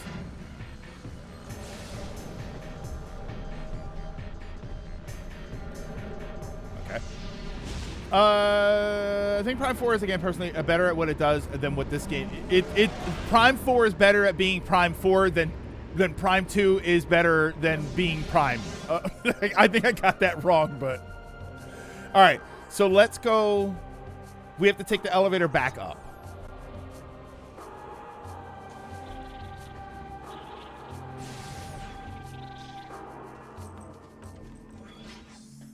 And I think you said this yesterday, Ronan. I don't really think that having the elemental guns have ammo really adds anything to the game. I don't really think that there are these moments where I think I have to conserve ammo. I think if you use them more, it would. If they mattered more, I think it would be more of a thing. But yeah, there isn't really I don't really feel like it adds anything for there to be ammo for these guns.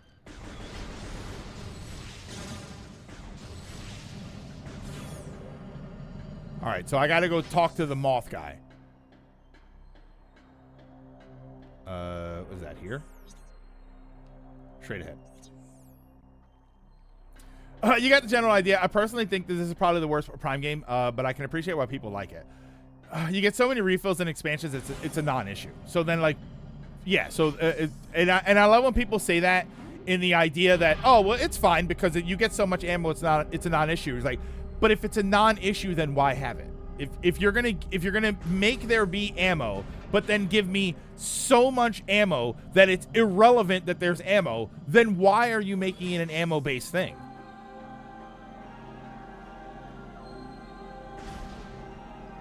What? Hello? The elemental weapons have ammo so that the regular beam cannon doesn't become obsolete, I think is the idea. But the regular ammo isn't obsolete.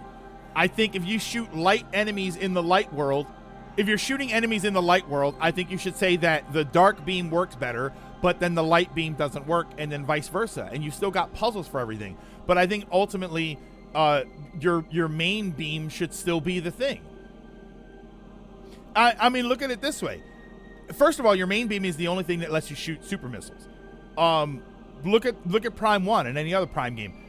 It doesn't negate your beam when you get the other beams. It's just a different option for you to use. Oh, wait. You don't have to come talk to him. He didn't do anything. Okay. No, I guess you don't have to talk to him because he didn't do any. He said nothing special. Wait, I have the purple ones? I didn't know I could read the purple ones.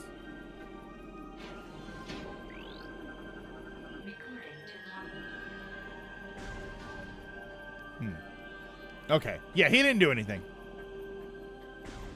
All right, so let's go back to where we were.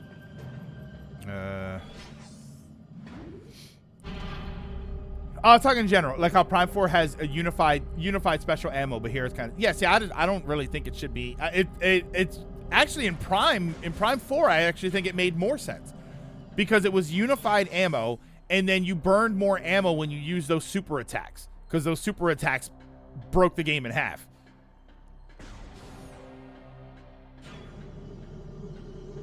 No. I think it was this one, or was it this one? Transport A? Was it this one? It might have been Transport C. I think having multiple ammo types with their ammo is silly. And not to mention, I can't stand the you have to shoot things with the dark gun in order to get the light ammo, and you have to shoot things with the light gun in order to get the dark ammo. I think that's obnoxious. Is it A? Okay, I didn't think it was A. Thank you.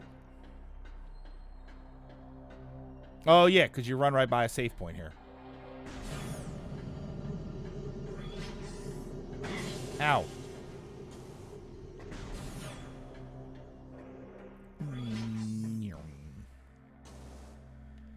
Yeah, I at least have a feeling that I'm gonna like Prime 3 more than I like this. Once you remove the control issue, I think I have a feeling I'm gonna like it more. All right, so let's go back through this portal here. Factor the ask points to how much of this game blends in IMO, unless it has unseen. Wait, hold on. You lost me on that one. Whoa.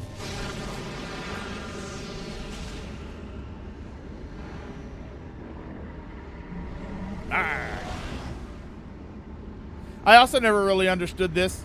Why does she turn into energy after she's already inside the rift? Wouldn't she turn into energy when she touches the rift and then just fly through the void as energy and then reform on the other side? That's my ultra nerd popping out there. Oh God.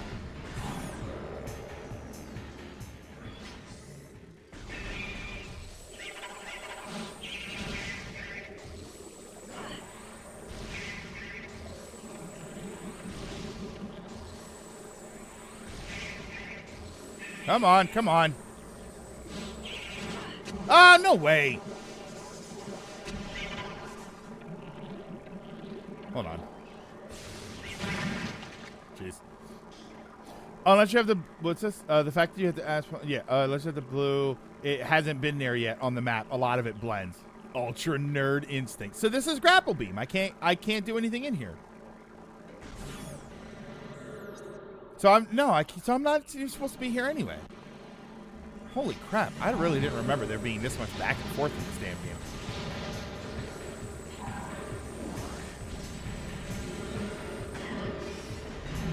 Okay, so I'm out because I can't do anything without the grapple beam.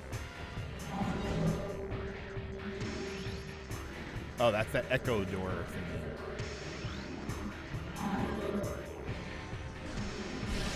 Where the hell's the? Here.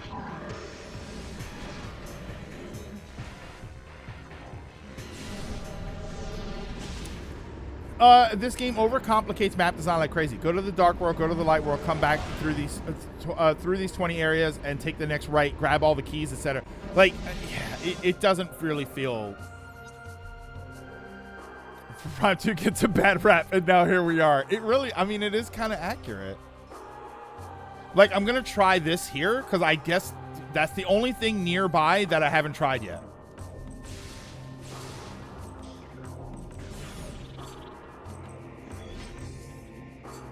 My thing, Dragoon, is that when people complain about Prime 2, it doesn't really feel like they're complaining about this stuff. Oh, wait, can I not go back that way? It doesn't really feel like they're complaining about this stuff, but here it is. I can't go back that way. Are you serious? Was I missing something there? Could I not make that jump? Really?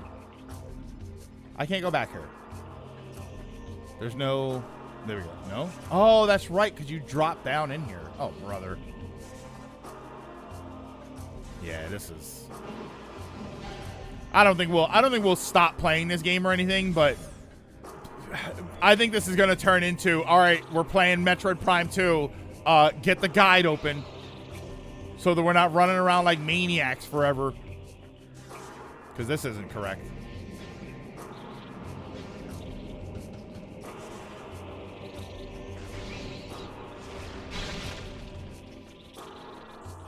They should. This stuff is pretty bad. And again, part of the issue that I'm trying to question is how much of this is me? How much of this is me just getting lost because this is what I always do? Metro. Cost. There and back again, a Metroid tale. Yeah, you got to do it the right way.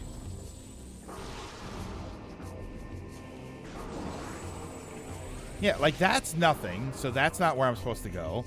I have to be in the light world. This is the game. This isn't you. I don't think it's you because as a viewer, I'm seeing the issues. Yeah, that's funny that this is... The fact that I can't get back there. Like, why am I supposed to come down this transport if I can't get through? I guess I'm not supposed to come down this transport. I don't think it... I'm thinking it wasn't transport A.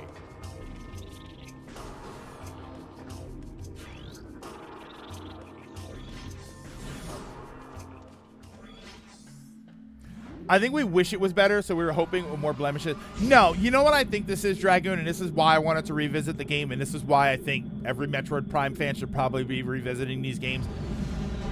It's because at the time we didn't have the comparison. This is the same thing with like Metroid 1. Metroid 1 was a fine game for its time. There was no map. The controls felt kind of awkward. Beams didn't stack. You had this goofy password system.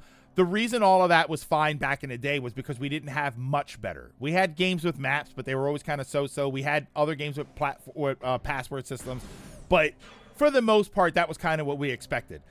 The problems that we're having here, the linear, non-linear, the bad hint system and stuff, we've had so many examples of so much better that now this hurts even more. I mean, mind you, this is a game that back in the day, you played with a single stick controller. And try doing that nowadays and everybody's going to be lost. I'm guessing it's this one? You have to circle around. Yeah, you have to circle around to get to that area. And again, I'm not even sure that that's the right area I'm going to. Prime 2 had this reputation, but we were like, well, it's been a while, and maybe it's really not that bad. I think Prime 2 is exactly what it always was. Could possibly be. You're right. There could be some sort of like, we were just remembering it not being as bad. That's my logic. My logic is we didn't remember it being as bad because we had more time to play the game. We had different resources. You know, we were looking up guides. So we didn't mind what was missing from the game. And now we kind of mind what's missing from the game because we've had better. All right, so this is where I think I'm going. I think I'm going there. It's where I'm going to go. So that is over and to the left. If I can even get up there. Yes.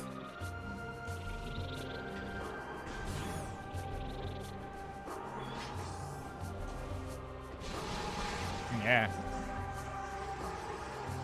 But you're right. This game does have a reputation for people having a problem with it, but I don't know. I guess you never really remember it until you experience it again for yourself. So straight ahead and up.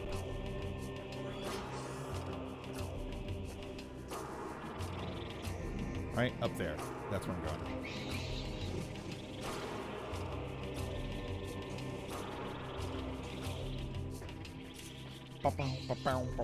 Music's really good.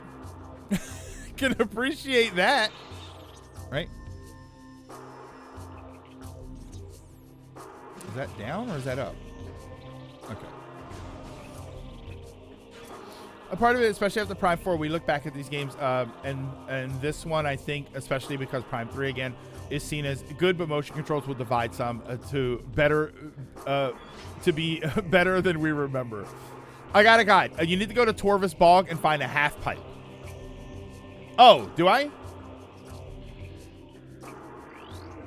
Oh, yeah, because here comes another one of these gate that block things. Oh, wait, hold on.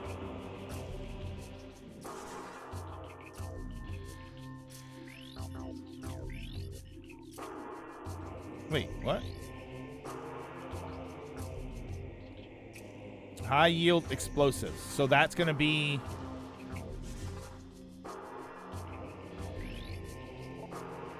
Recommend high yield explosives. So that's my super missiles.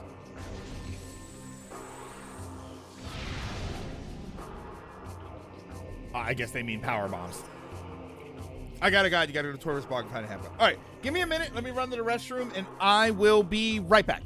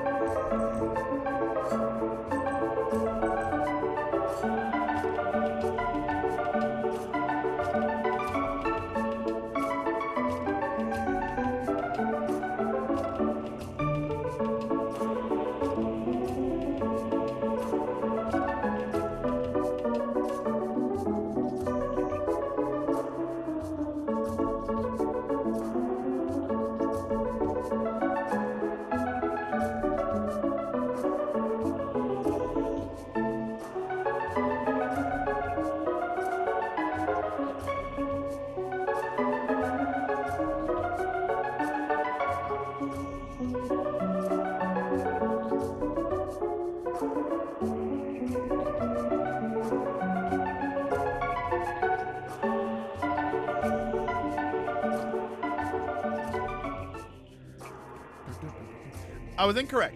This is what it says. Once you're back in the world of light, move to the opposite end of Torvis Grove and find the half pipe. Use the boost ball to scoot up the right side of the ledge and move clockwise around the room. So you see a dark door, shoot it, and step inside. Can I just say personally, I hate guide games. All right, so where the heck?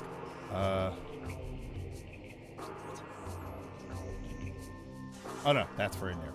All right, so you said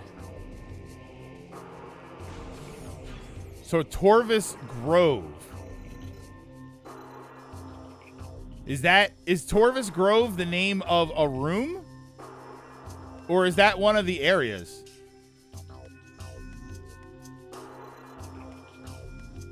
Because that's the bog.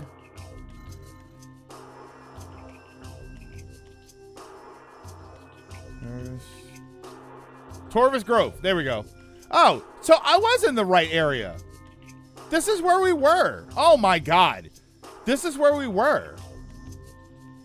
When we started the stream, we started the game up, I was here. Because this is the portal. I was in this room. But I couldn't for the life of me figure out what to do in this room.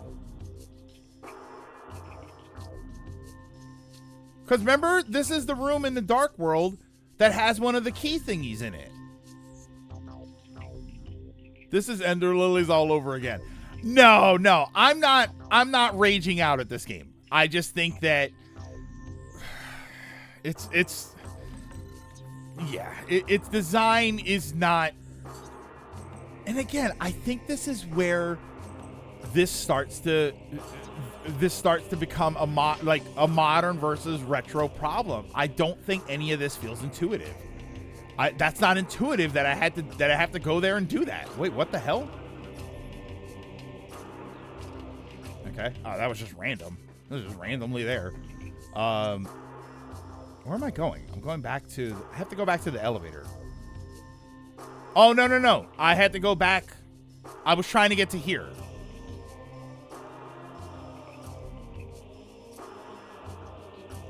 Let me see if I can get to that room. Did I get to that room? And I just could. Oh no, I couldn't because the door was locked. Where the heck am I going? Because that was just a big empty room, and then I couldn't get to that, I think. Right? Wasn't this the spot that I couldn't get to? Or couldn't get through? Dynamo chamber.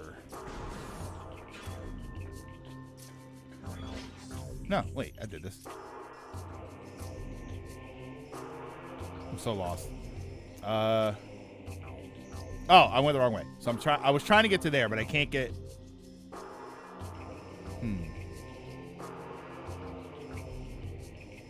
Wasn't this the door that I couldn't get to? Up and to the right. Yeah, I am lost. I'm sorry, everybody. I know that this is not the peak gameplay you're here for, specifically because we're not playing peak. This is just kind of odd to me that this is functioning the way it is. Yeah, because that's the door that I couldn't get through, so I couldn't get back there. All right, so that's why we left. You're really trying to push for Prime 4. Oh, yeah. No, I think I get what Dragoon is saying. Dragoon, I think, is saying that it's everybody, because there are people acting, and I've said people are acting like Prime 4 is the worst game ever, or at the very least that it's the worst game in the franchise, and it's kind of not. Dragoon's point is that it's kind of not, because we never dealt with any of this in Prime 4. Here's my issue, though, and this is something that I think Metroid is not necessarily unique for this, but I do think that Metroid does this a lot better than some of the other games. I think Metroid games get better. Wait, note to self, don't drink a whole 6-pack of Smirnoff the night before, or else I'm late to Silver Stream. I think, I don't think it's Modern versus Retro, because this is a follow-up to Prime 1, which still holds up. True. I was going to say, what was I going to say? I think I lost it. I forget what I was going to say. Oh. Metroid, yes, Ronan, that's what I was going to say. I think Metroids have a notorious reputation, or a famous reputation, for being better the more times you play them. So if you know this game and you know where to go, it's probably better, but that's kind of an unfair ask to tell someone, you just have to keep playing this game that you might not have enjoyed the first time, and I promise on the 4th time you're going to enjoy it. That's a big ask to give somebody. So it means a lot that the game on a first playthrough is kind of rough to play through. But is this the way I can't go? No, because aren't I going back to that portal that I was at? Hang on. I do kind of wish you could skip this. I know it's a loading area, but... Hold on, let me just look at the map again.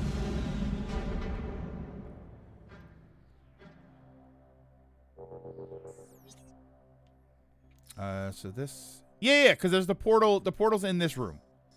And then... Oh, no, wait. This is the other stupid one. My bad. All right, so this is the wrong one. So which one am I going to? B? I guess I'm going to B. Yeah, that's the portal I can't get to the room that it leads to yet. C. Again, I think Dread... Yeah, to me, Dread is so much better that there's no point in even bringing it up. Like, it's just better. Like, how do you think this holds up again? I don't... And the thing is, I don't think any Metroid game holds up to Dread. I really think Dread is that good. I kind of... It wasn't until I knew Dread was a great game. That one. But it wasn't until I replayed it recently that I realized, my God, Dread really is the best of everything that you want out of a Metroid game. Yeah. Oh, my bad. Ow. Man, it's almost unfair. It's almost unfair. It's almost unfair how much better Dread is than every other Metroid game. Like every other game. I'd argue Super and Zero Mission, but that's just me. I would say I didn't like Xenoblade Chronicles 2 as much the first time. I played it 3 times and it became neutral to me. My issue was some story and some characters. I just enjoy the RPG side of it at this point. I stopped playing Xenoblade Chronicles 2. I was kind of like, meh. Oh, wait, I have to go to C. I was at C. Or was I at A? Hold on. No, is this the one?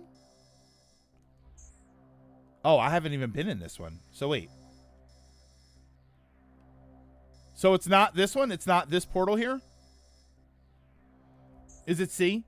Which is, I think, where I was. I love Xenoblade 2, but I'll be the first to say it can be a tough sell. I was having a really hard time with it, and I just wasn't enjoying it.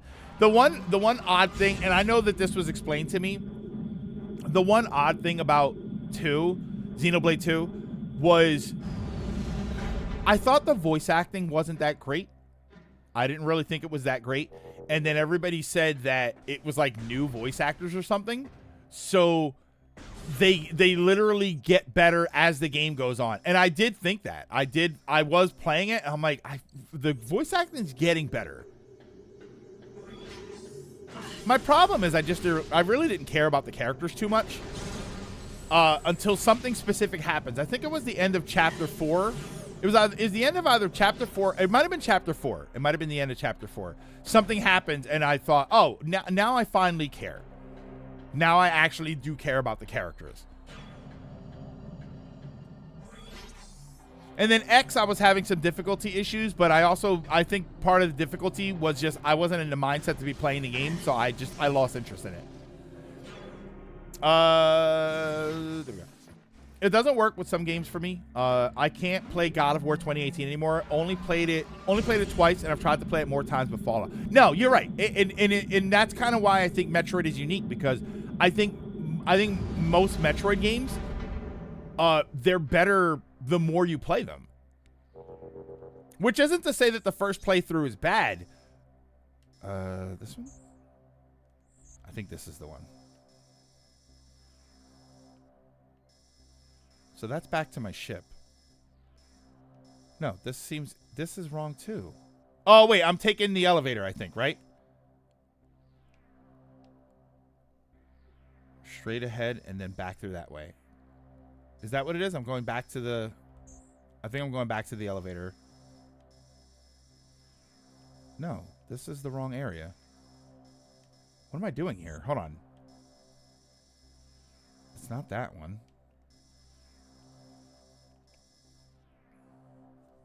Don't take the portal. Yeah, just this elevator.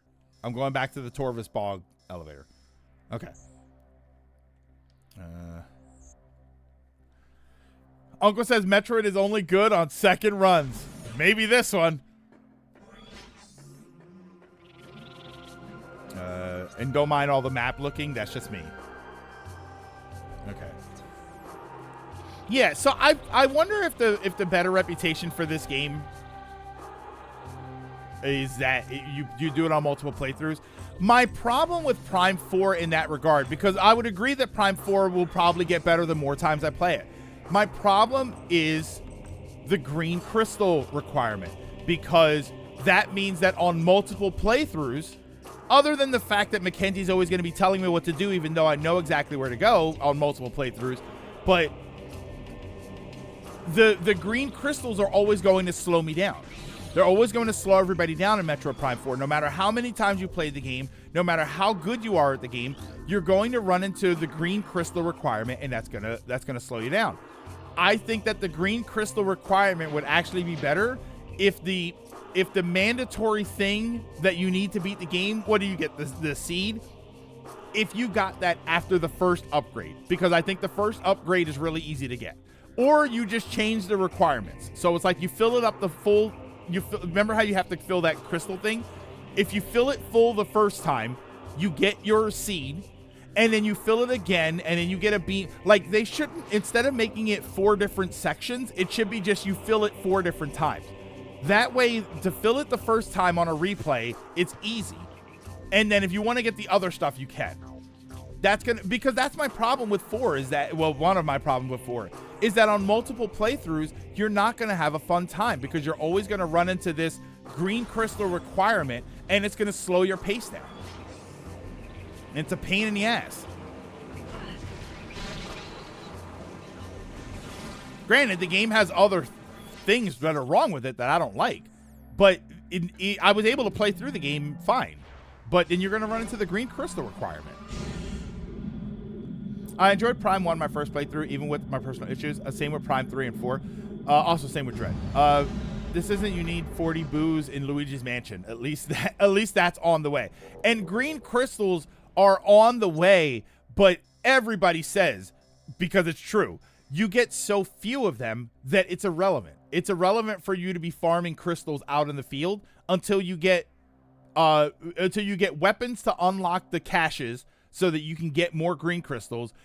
Or at the end of the game when you have power bombs and you can blow up the big rocks. Like that, you get so many more green crystals from that it's almost irrelevant to be driving around getting crystals.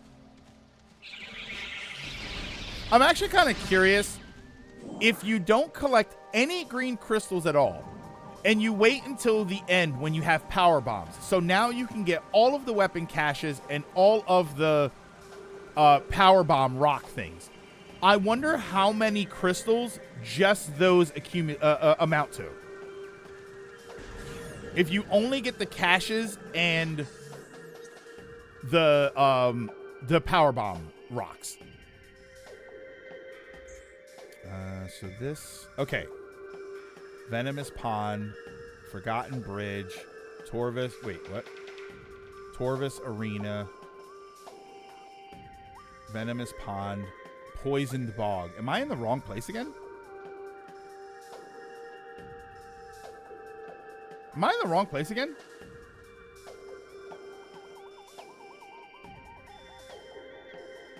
Polluted Mire. Where am I going? Oh, in the light world. In the light world. My bad.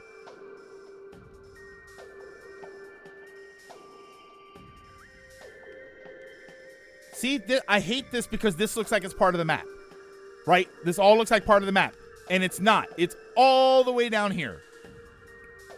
Torvis Grove. Thank you. That's what I was looking for. Forgotten Bridge. Access. Torvis Grove. That's where I'm going. Right there. So. Okay. Oh, my God. Yeah, whenever people talk about hating the map in Metroid Prime, look at that. Look at this. Watch this. I'm in the room, right? I'm going to follow. I'm going to go. It just goes down. It goes down to the bottom part of the map. Why do you do that? Why do you go to the bottom part of the map? Do you think, game, that I'm in this room and I want to access this room? No. I want to go from here and I want to go here. There we go. And then I want to go here. So I think that's the portal I need. Well, in the light world, but okay. Yeah, in the light world. So let's go this way.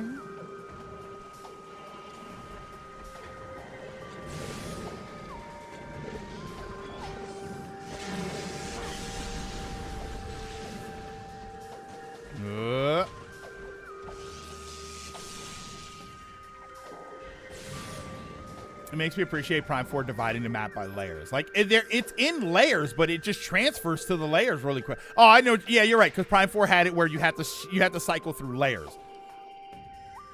All right, so I'm going there. Can I get to there from here easily? No? Okay.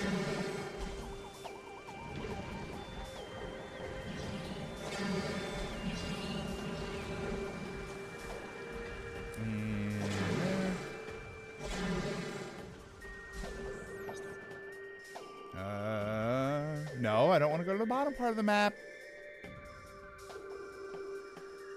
Where am I going? I'm lost again. There.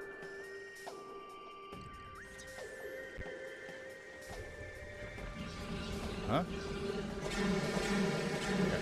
No? It's that portal up there, right? Up there? so lost. This guy's in a darn green crap. Pretty much. Yeah, pretty much. We're going to be talking about those things forever. Am I missing something here? What am I? Yeah, not the portal. It's the door. Is the door right? Is the door right next to it? Oh, it is right next to it. Okay.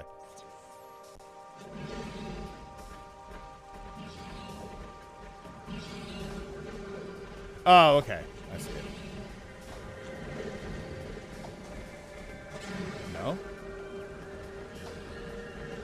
It's not that. It's over there. Am I completely whiffing on this thing? Where in the heck is this thing? Oh, it is up here. Okay. Good Lord.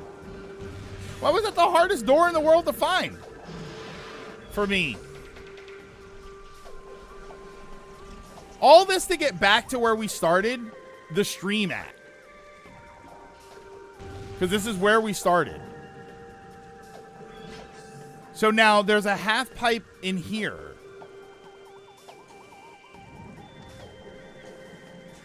This? I thought I did this already.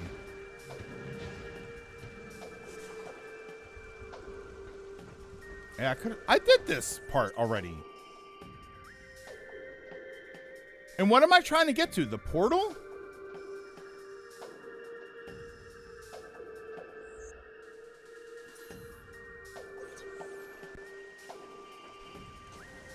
Yeah, I literally did all of this.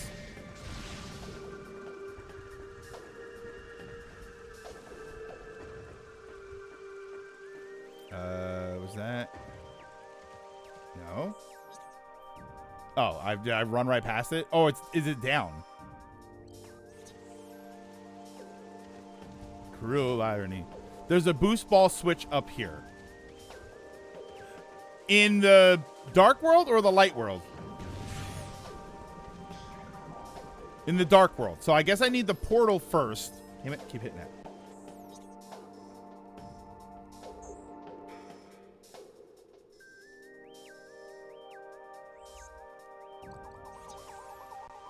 So I need the portal first.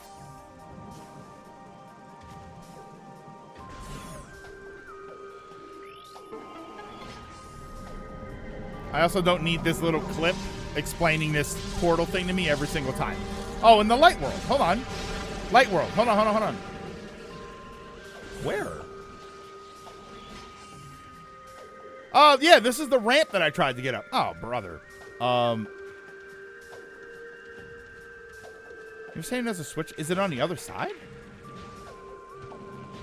Because I totally didn't see one. No? You're saying there's a switch up here?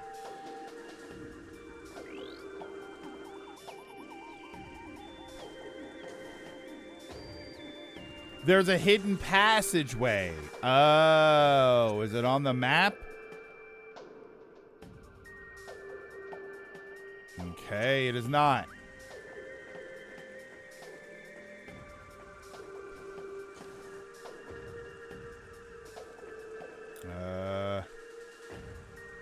In here, no.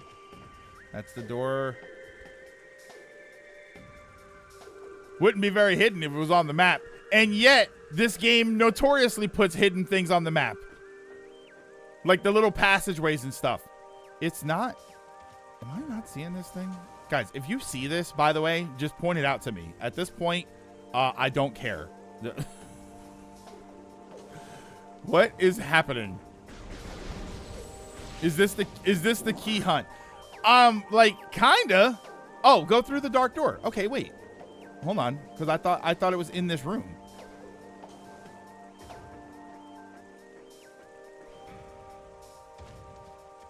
Yeah. Okay. I was about to do that, and then I thought I had to be in that room.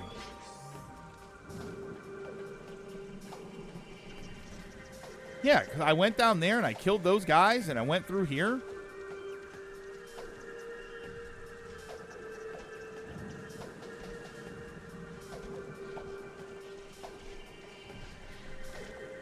Yeah, and this is... I did this. I opened this. I've been in this room. Yeah, I did all of this. I think this is where I got the boost ball. No, I got something from in here. Now what do I do? Hold on. I'm just going to bring up the guide myself.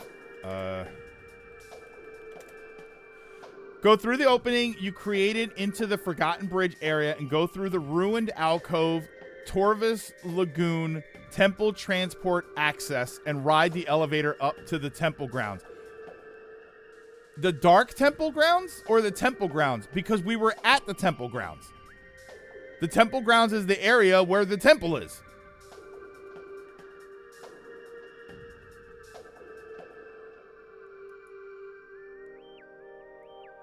Check follower form. Hold on.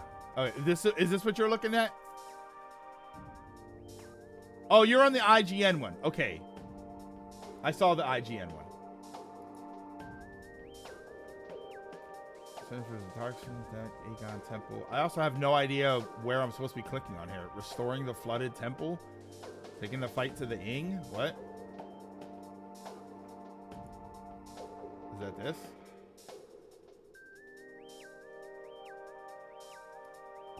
Hold on. Where's their walkthrough?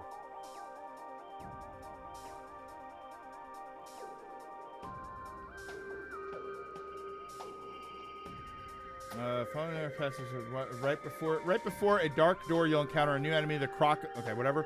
You find a spinner. Drop the enemy in the room. Scan the spinner for some research and turn into a morph ball form. Roll into the spinner. So I did this. I opened this. Go through the opening you created into the Forgotten Bridge area and go through Ruined Alcove, Torvus Lagoon, Temple Transport Access, and ride the elevator up.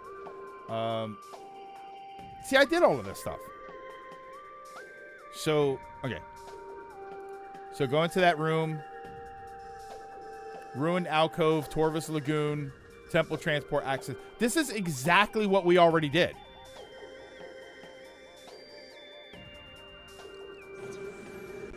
This whole, it's not another Ender Lily's problem, but I can tell you that this is pissing me off, mostly because we are streaming, and now this all feels like a waste. Because if I follow this guide is going to tell me to do the thing that we already did. We did this 3 hours ago, 2 hours ago. Did you go to the Path of the Eyes? Hold on.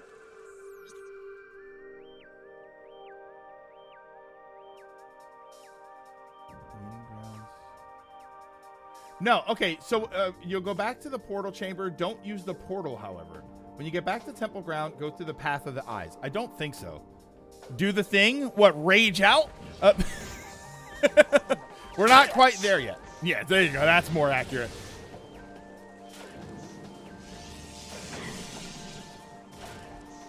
Yeah, we're not at rage out level, but this is kind of obnoxious.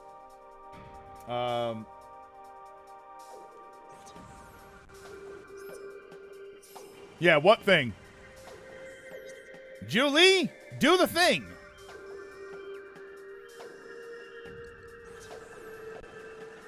I'm sorry, sir. There are no more things to do.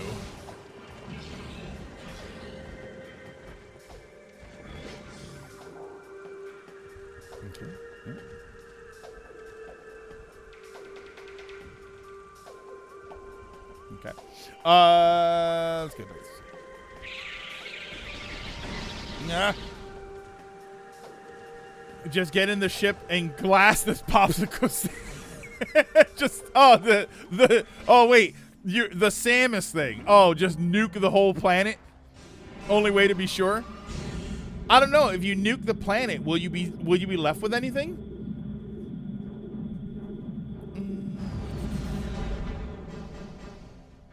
So is this game's past its prime? Oh, is this game past its prime? 2 echoes. All right. So here. So this is this room, the Path of the Eyes. This is the room with the shortcut. Right? We go back in the VOD. We've had this conversation. We've been in this area. I literally came back here to find out that I had to come back here.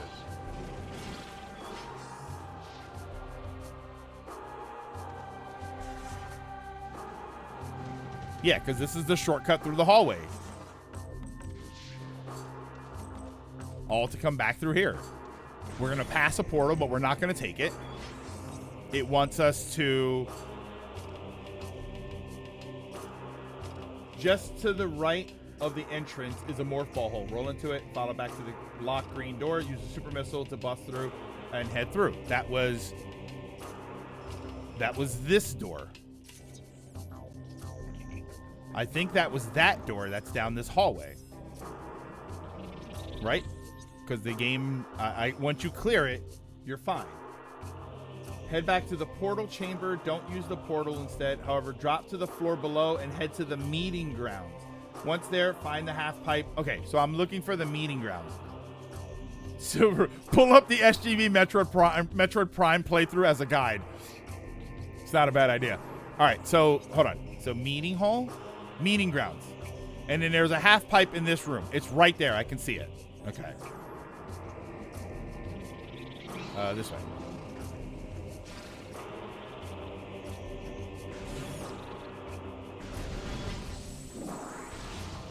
The meeting grounds where we ground meat.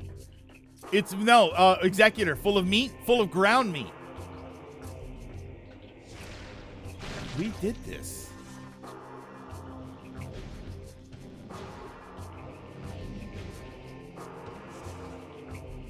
Didn't we do this? I didn't do that. Okay, so this is new. I think this is where we have to go. Oh, God. Really? Really? Really? Hold on. I think I screwed that up. Did I just screw that up? Yeah.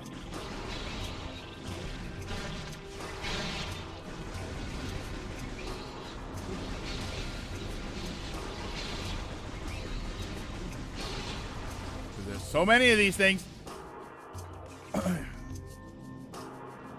If your game doesn't make it clear enough where you need to go and you need a guide, I consider that a problem. Yeah, like if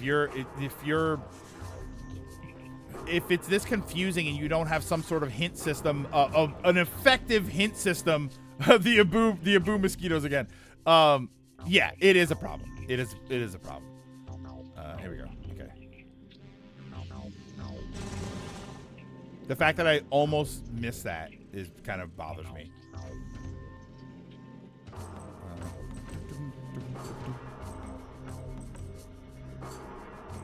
There we go. Seeker missile door. All right. So we get the storm missiles in here. Here we go. Jesus. Hey, game, do me. Let's do Goro Uncle Greg a solid here. How about you just let me get the missiles and I don't have to fight anything to do it? How about that?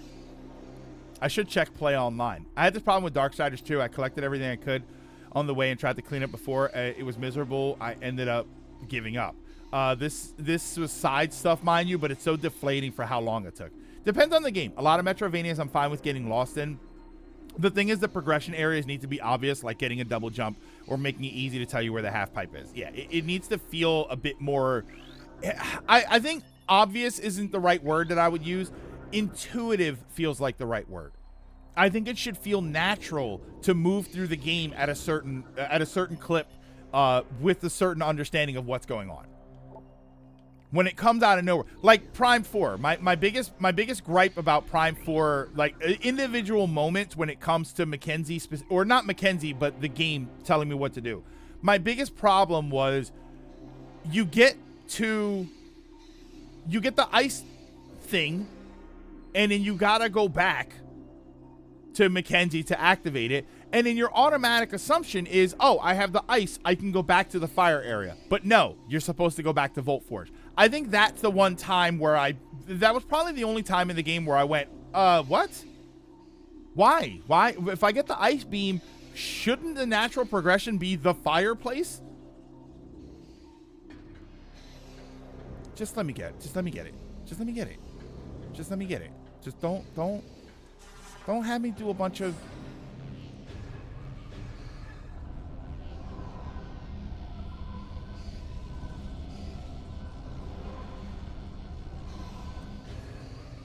Oh, wait, I guess, oh, it's not even, okay. I don't need the game to tell me where to go. A well-designed game can do that without go here, stupid. Yes.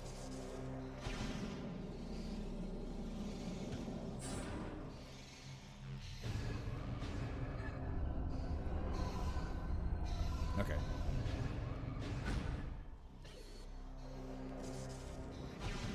And if I get it right, just boot me out of the thing.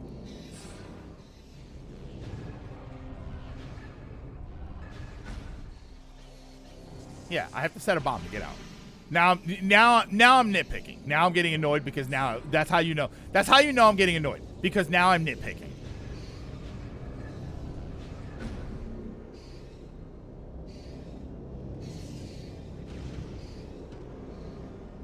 Oh, okay. I guess they'll highlight when they get to the right spots.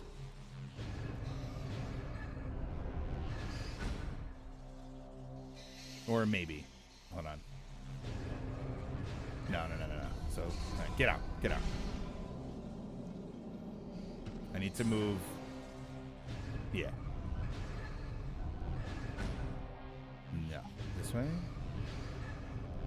There. Right there. Yeah, this game is cooked. This game is cooked. Everything is pissing you off. Yeah, this is when you start to get to that. You know, I'll defend the game, or I have defended the game, but it's also the one that I am very often least interested in playing. Okay. So then, but this is going to move something else. Yeah, I don't want to move those. At least I'm not, to be honest, I probably am better off fighting a boss than having to deal with this. Oh, there we go. Oh, it booted me out. Yeah, time changes opinions.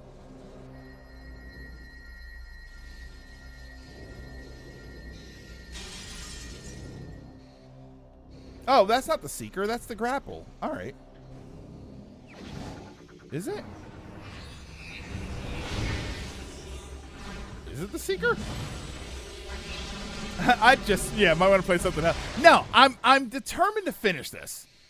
I'm determined to finish it, but any more, like too much more of that, right? We got the guide. Now we got the guide. Now I got a guide open, and you guys can help me out, or I can just look it up. Okay. You're gonna get annoyed. No, I think I'm okay. I think I don't think that this is as bad as some of the other games. Oh, why the hell?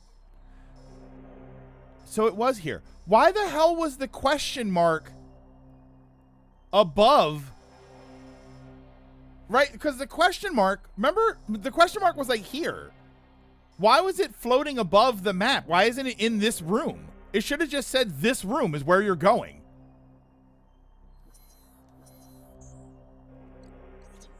Yeah, it was like above that room.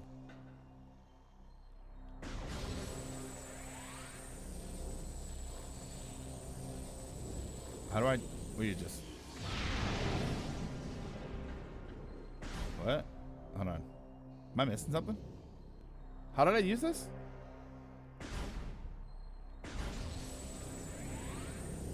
Isn't it just you target the different spots? You have to hold the missile button. Great. You have to waste a missile in order to use it. So it takes 6 missiles to use. Yeah. You might be right. You might be right. This is where the game gets cooked. Because now I'm like, oh, I have to use a missile to spend 5 more missiles. Awesome. All right. So now we can go back, I think.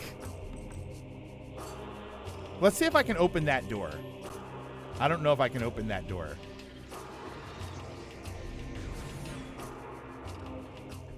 Yeah, I'm gonna message Experiment, like, listen, Experiment, when you come back to the stream, just let me know, because that's when we're gonna be playing Metroid Prime 2 all the time. Something you said before, yeah, having small issue isn't a bad thing unless they start stacking. They start stacking. And again, I think some of this, I think some of this maybe wasn't as much of a problem back in the day, but like some of this is horrible, right? Some of this stuff that we're dealing with is obnoxious, but some of it is bad because we've had better versions of it.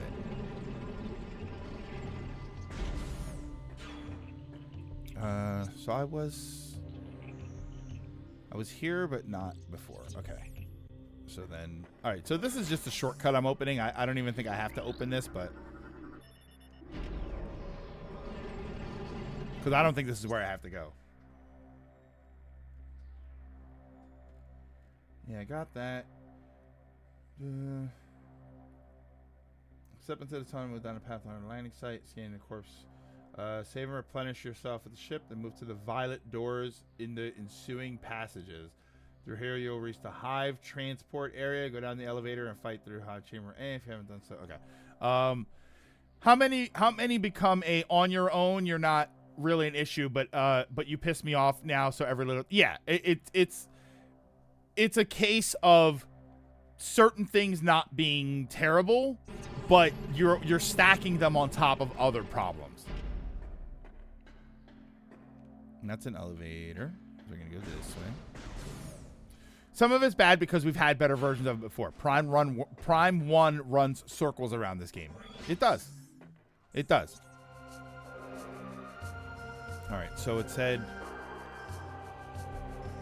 oh no, wait, I'm going, oh no, hold on. I'm taking that Hive transport area.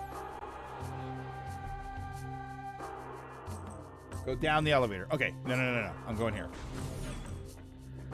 Sounds like a problem I have with 16. Describe. Because I thought 16 was awesome, but I only played it one time. If the game pisses you off enough, the other stuff becomes worse. Yeah. You know what it reminds me of? It reminds me of the joke about I think I've mentioned it before. There was a joke about like what?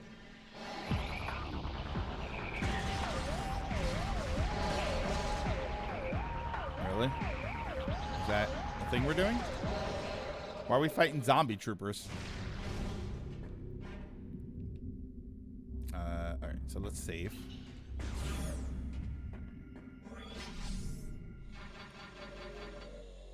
Okay. It's like that, the idea that when you don't like somebody, everything they do pisses you off.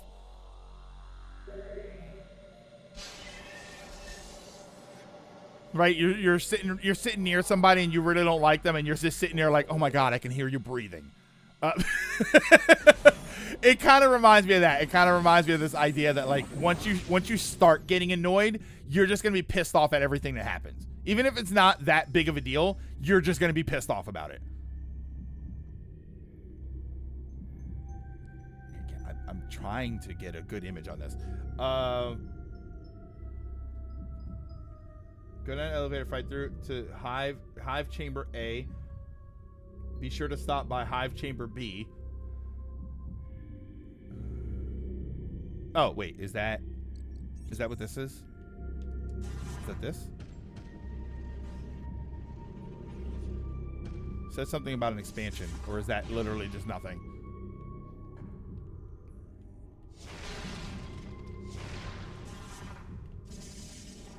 Oh, there we go.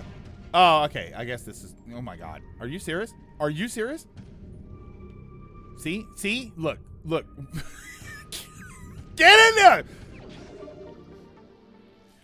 Kind of hard for me to stream because I lock in when fights happen. Oh, for 16. I get that way a lot. I'm harsher on games I'm playing, even if I know they're good. I still freak out a bit and go, gee, it would be great if the devs made it fun instead of how it is now. Oh my god, Prime 2. Why are the doors green? Like, why is that so obnoxious? 16 is a game I love more and more as time goes on. My feelings on it as a Final Fantasy game notwithstanding.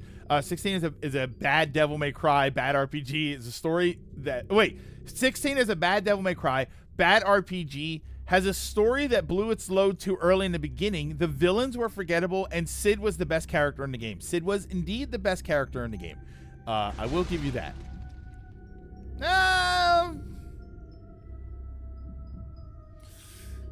It kind of was, but I don't know. That's tough.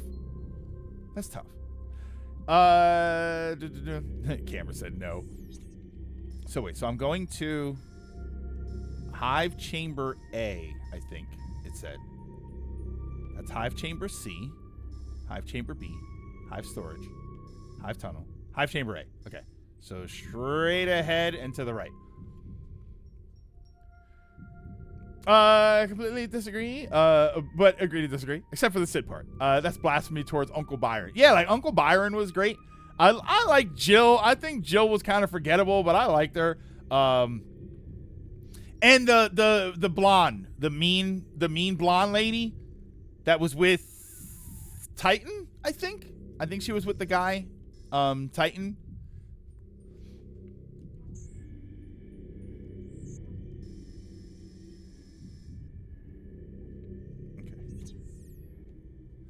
See, Benedicta. Yeah, I thought she was great.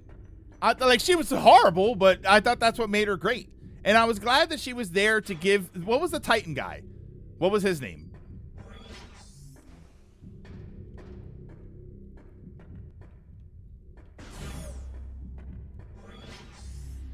Hugo Kupka. I'm glad she was there to give Hugo a hand. Or two.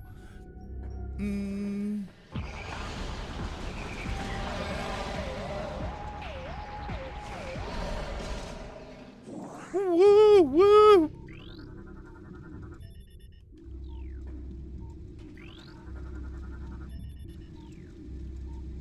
Okay. This way? Benedicta and her mysterious disappearing cutscenes bandit. This way. That way. No. Wait. Is that not the door I came in? Oh, no. There we go. Story I felt kept up its level throughout. It had some downs, but 90% was solid. I love Byron. Mid, Sid, Benedicta, Clive. Combat is weak in the start, but as you get more skills, it really opens up, and it's great fun. I do kind of agree on the RPG front. It is an action game with RPG elements. Absolutely. But overall, I thought it was a great game. Played it once and decided to never go back to it. I do think 16 isn't the best RPG. It has a few pacing issues, but it's pretty solid. It's always difficult for me to comment on... For games like that, it's difficult for me to comment on pacing because the pacing is always going to be halted by us streaming the game, right? You called it an RPG. It's always going to be halted by us streaming the game because no matter what the pace of the game is, after a few hours, I have to stop it no matter what. Whereas a game that has really good pacing, you just kind of keep playing through. So even if the pacing was really good in 16, it would be hard for me to identify it because we streamed it and we had to keep stopping progress on the game. Action-wise, I thought it was fantastic. Yes, it does absolutely get better the more stuff you have, the more abilities you have. Characters...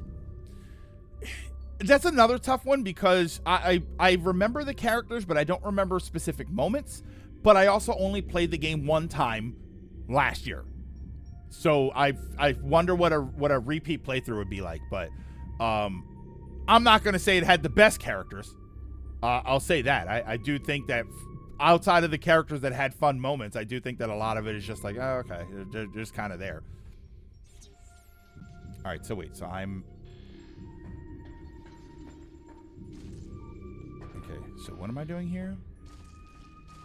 Oh, so now I'm in Hive A. Anytime Uncle Byron showed up was a good time. Agreed.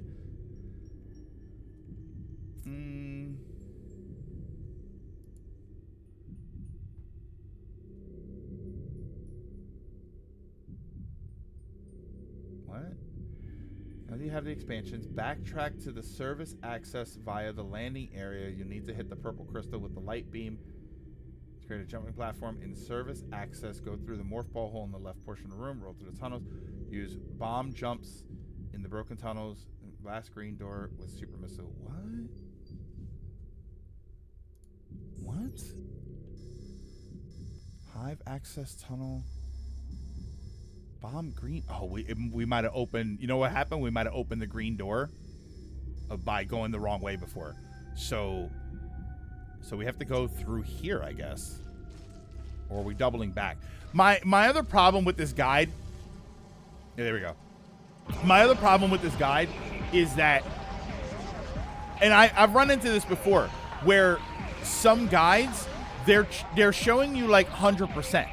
They're showing you, all right, you go here and go here and go here, and then you find out 8 steps later that the last 7 steps were to get a bunch of power-ups and stuff that you don't really, like, I don't care about finding the missile expansions. I don't use missiles that much. So when I read a guide and the guide is like, go into this place, go into that place, and then you find out, oh, that was all for a missile expansion. Great, I just wasted my time.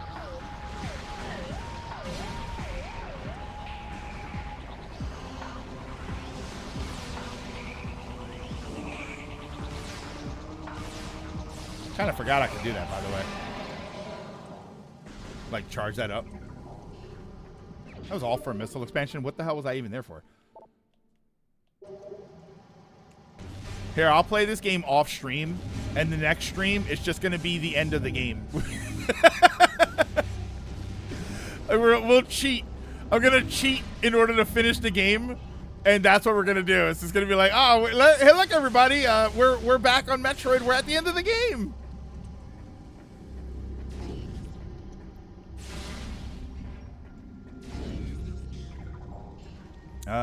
Okay, so I'm supposed to go up. Oh, okay. Wait, can I not? Can you not go up? No. It came all the, okay. You can't go up there? Isn't that the elevator I came down? Didn't I come down an elevator to get here?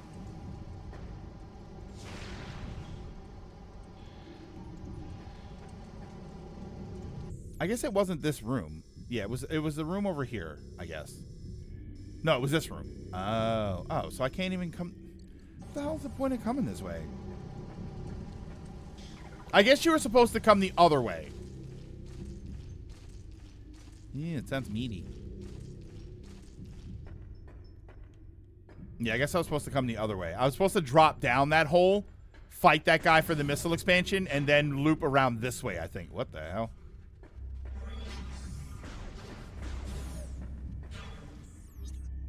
At least make it to my favorite. I'm curious if you're going to manage to finish this. I think so. I think I will. All right, so I have to go that way.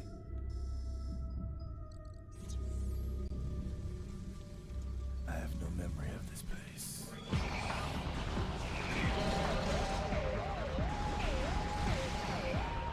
Okay, I remember this.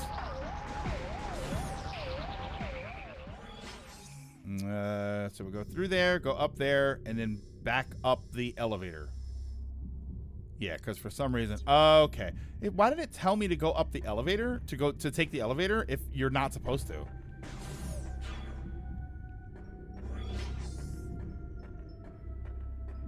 All right, because it's this way. I use this. I loop. Okay, good. Yeah, God.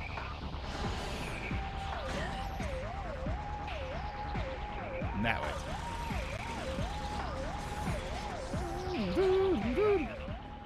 See, the Federation force is here. I love 16, but I did think the structure to get to that plot to get to the plot got a little samey by the end. Go to was this packed? Find person, help person. Get badged now. NPC people talk to you. Plot moves forward. Repeat. 16 is something I would call barely an RPG, and the side quests do kill the pace a little bit. But the combat is fun, especially if you stop to experiment.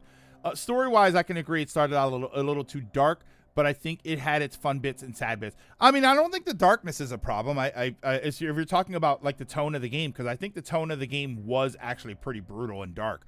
But the combat I thought was was fine. I can't speak to the side quests because my normal behavior with games like this is to ignore the side quests because the side quests slow pace. Wait, hold on.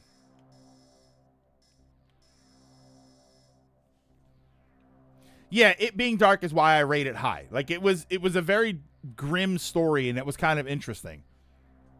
Which I'm not normally a fan of stories that are too. I don't think it was so grim that I was like sad playing the game or anything. But it was kind of like, wow, this is definitely more of a downer than I'm expecting out of Final Fantasy, and we've had some pretty down moments in Final Fantasy. Yeah, but avoiding all the side quests that's interesting because that's what I normally do.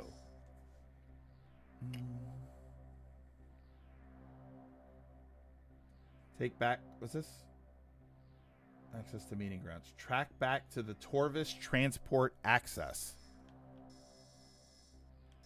Meeting grounds.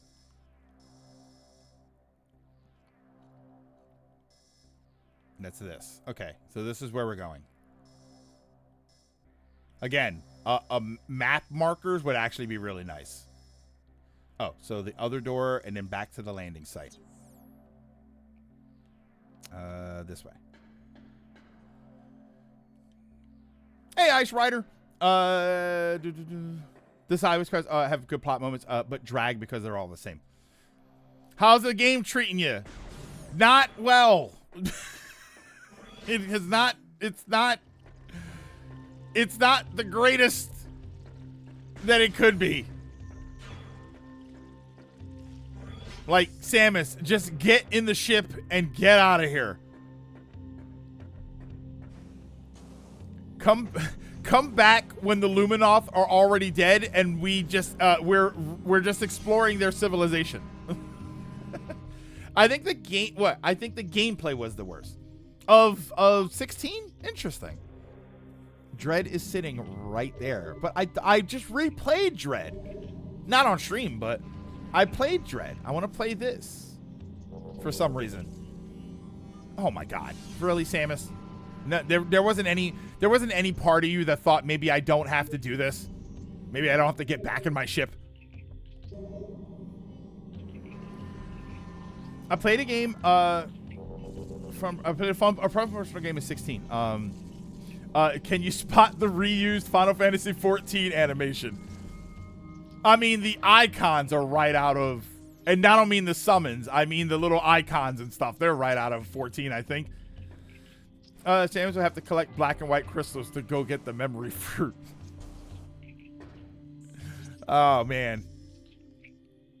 So I'm heading to this elevator. I'm gonna head to that elevator, and then I think we'll probably call it for Metroid. This is Prime 2. We'll probably call it for Metroid, and then we'll try and figure out something else. I'm torn on what we wanna do. Who here would be down to play Splatoon? Whether it's multiplayer, whether it's like made lobbies or just salmon run. Who'd here be down to do something like that? Trying to figure out what else we want to do.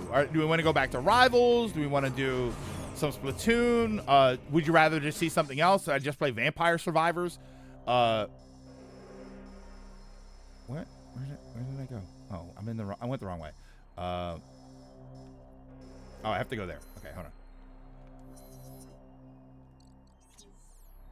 I'd play, but I'm at work. So maybe we'll do that. Maybe we'll just do like Vampire Survivors. And I mean, I'm kind of curious to see if the stream could even handle Vampire Survivors.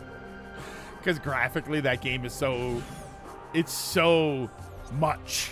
There's so much happening in Vampire Survivors. I have crashed the Switch game. I have the Switch 2. I have crashed Vampire Survivors on the Switch 2.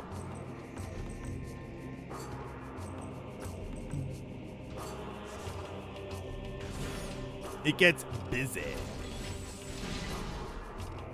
Yeah, I have crashed the Switch with Vampire Survivors. So I'm going to go that way and then around.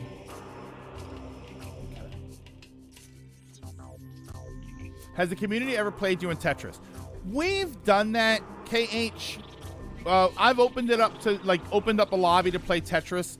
To be honest, normally when we do that, it's like 2 people. It's always like 2 or 3 people. So I would rather, you know, and I know it's only 2 or 3 people playing Splatoon, but I'd rather play something that is a little more open to everybody. Because Splatoon, if we only have, I need to get ready for work. Later, Naju, have a good one. You know, if we only have 2 or 3 people for Splatoon, we can do Salmon Run. If we have more people, we can do actual matches. Tetris is like, if there's 3 people, we just have 3 people playing Tetris. And I didn't like it when we did it before, so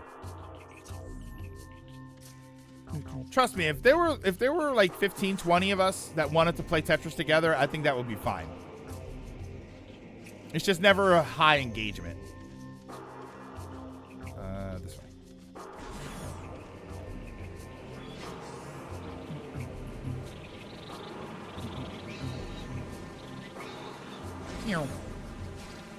All right, so this says I'm supposed to go back to Torvus Bog.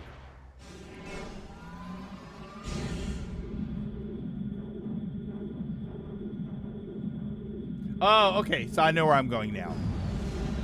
I know where I'm going now. What happens after this? Is there a boss fight? It looks like there's a lot of stuff, so... Alright.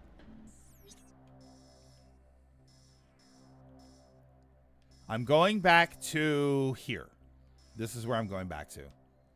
There wasn't a save, but I have the storm missile, so I can use that.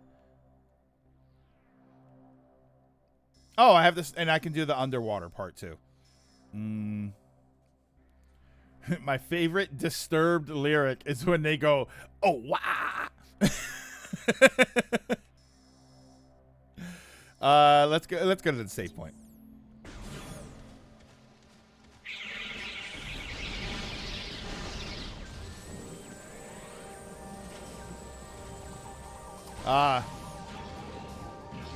Down with the sickness.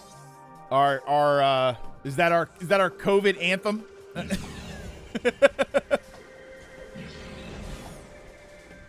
That was a good one.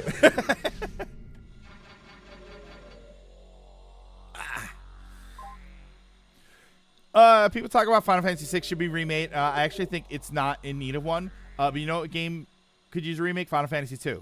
Like a big gameplay overhaul level remake could open up the game's massive potential. Did because there's been plenty of Final Fantasy II remakes. Did any of them change the system up? Did I play Tactics Remake? Oh, yes, I did. I love the Tactics Remake. It was fantastic. Had some stuff I was kind of so-so about, but for the most part, just terrific. All right, so yeah, so this is... if there was a save point closer, I feel I would want to do that. Because now I'm worried that we're not going to remember what to do when I go here. Okay. Closest was Pixel Remaster. They gave you 4 times skill point multiplier. Oh, okay. 2 needs 1 more, but as someone who had the worst Final Fantasy VI luck ever, I'd make a remake. And it's some number balancing. So yeah, I guess that's probably what it would need. All right. So that's gonna do it for Metroid for right now.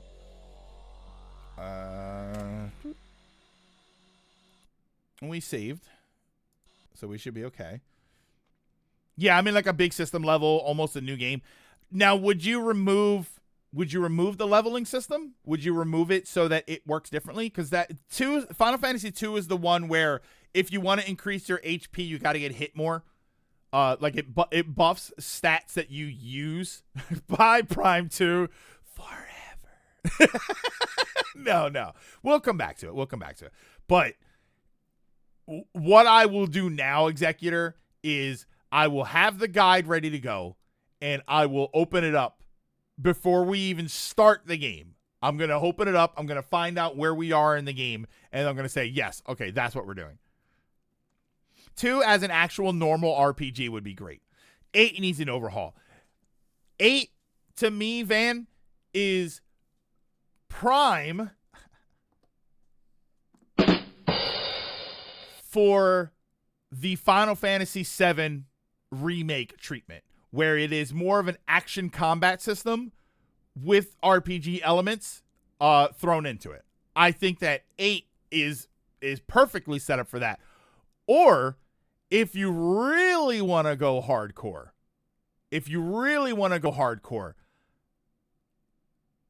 just give it 16's combat system. Just give it just don't even worry about the RPG aspect. Just make it a full-on action game. I think that all of the characters lend themselves well to a full-on action game. 8 really doesn't need the remake treatment. Interesting. So you think it's fine. You think it's fine the way it is. Yeah, I'm still waiting for the 9 remake square. I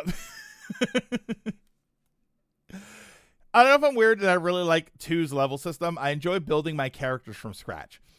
I just think there's better ways to do that. I think that the idea of building your character from scratch, I think works better with a skill tree system. Rather than I want to raise my HP, so I need to get hit. It feels kind of obnoxious and tedious to do that. I think the leveling system is not the issue. The issue is dungeon design, bad balancing, and the useless guest members. For Final Fantasy 2 or for Final Fantasy 8? Do I think 10 needs a remake? No, I don't think. I think 10 is fine. It's very linear. I think 10 could use like a graphics overhaul if you really wanted to do something like that, but I don't think it's necessary. I think 10 is a better example of a more modern game that 10 is definitely much closer to what we're used to off of those types of games. So I think that that's better. The Last Remnant has a system. You still get the normal stat building via leveling, and then you get stat boosting based on overall performance through the game. Is that for 2? Is that for Final Fantasy 2? Yeah, 10 could use a paint job. I also think 8 needs a story overhaul, but 8 would do great with Persona battle system. See, I don't know that. Do I think 8 needs an overhaul? Or like a story overhaul?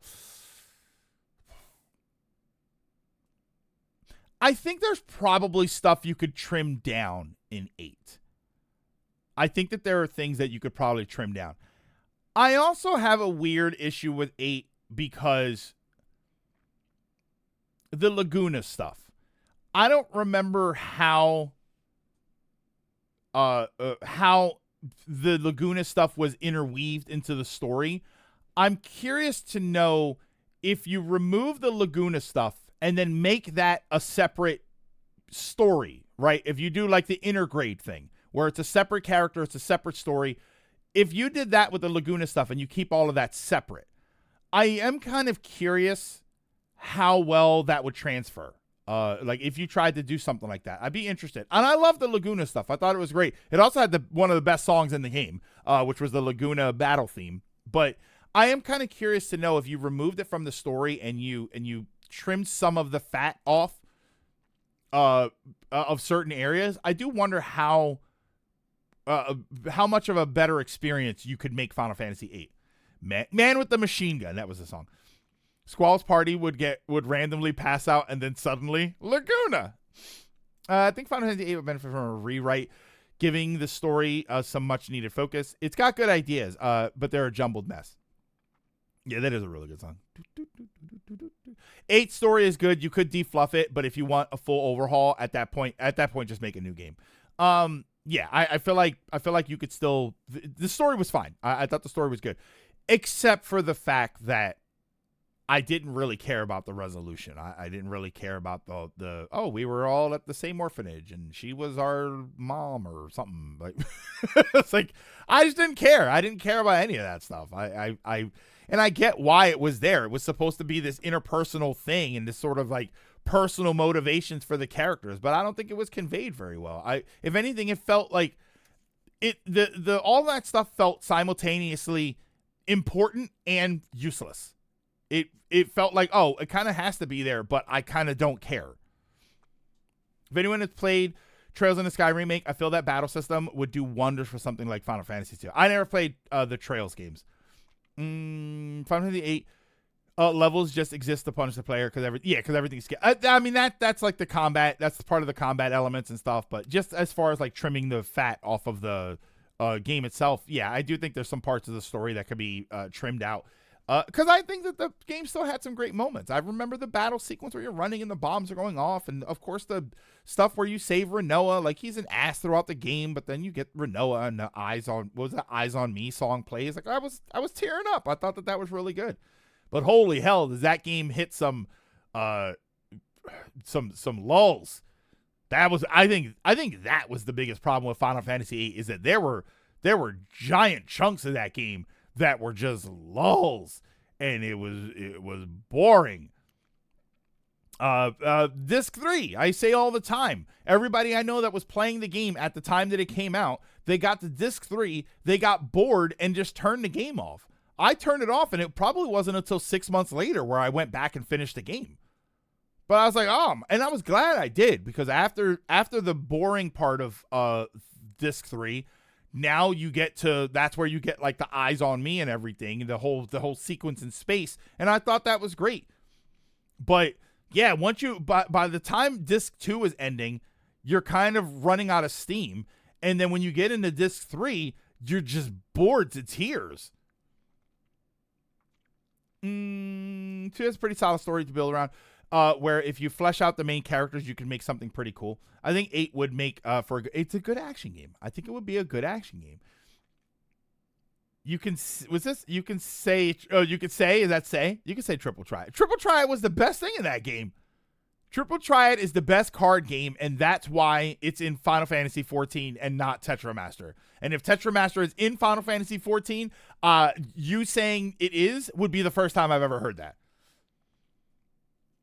Yeah, I don't remember Disc 2 or 3 of Final Fantasy VIII. I mean, I don't remember what the resolution of the game was. Again, it's been 20 years since I played the game, so it's been a very long time.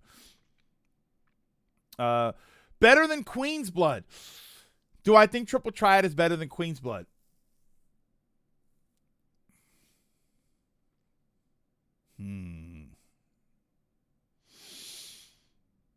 That's tough.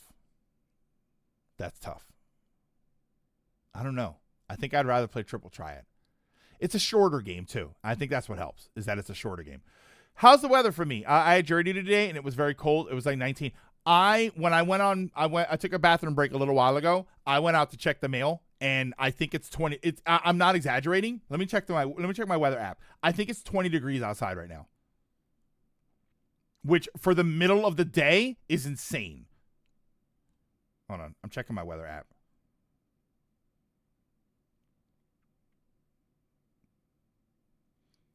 It's full sun outside, and it's 24 degrees. And that's the high. The low tonight is going to be 11.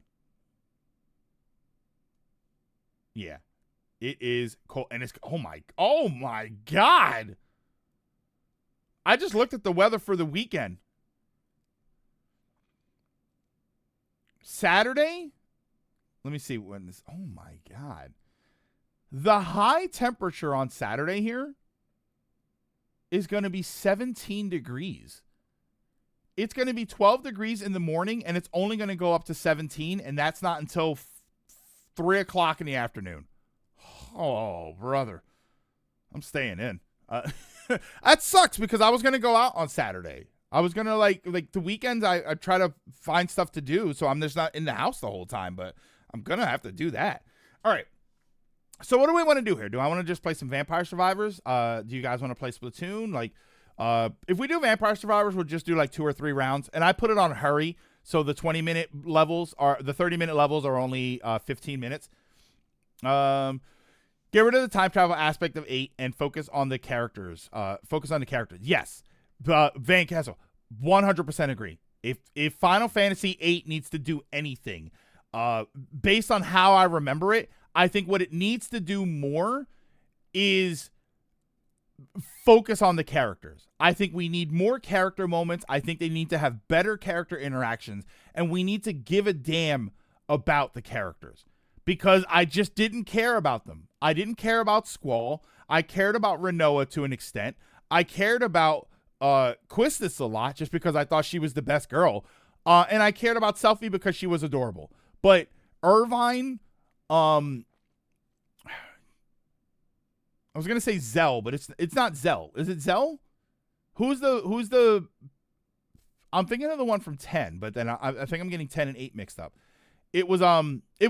Okay, so it was Zell. It was Zell and it was Irvine, and I could have sworn there was another male character that I'm missing. I think the time stuff is too important. Yeah, I don't know that you can drop the time stuff. You can probably streamline it. Yeah, the time travel stuff is the main focus and plot of 8. Yeah.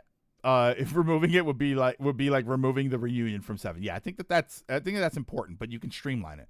The remake, take out the Squall plot choice, make them fall in love. It's what you wanted, and they force it no matter what. So don't give us the illusion of choice that takes it from I love her to I will kill myself if she dies.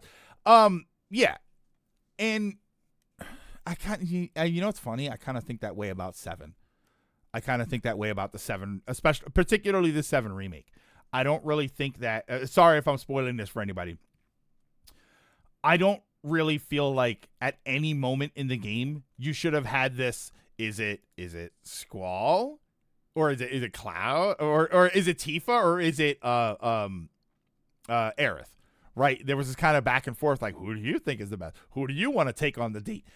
The date moment is fun. I think that's fine, but it's kind of an irrelevant thing because 7, not remake, what was it called? What was the second one? There was remake, Rebirth. 7 Rebirth. It's very blatantly Tifa.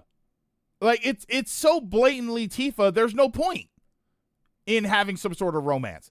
So yeah, I don't think that there should be anything like that. Oh, finish your Gundam. Co-op. You're saying co-op Vampire Survivors? All right, let me switch this up. Let's see how that works, because we did that. Is there online co-op? I mean, will that even function? This game is so graphically all over the place. Will that even function to do? Oh, wait. I have to put this back here.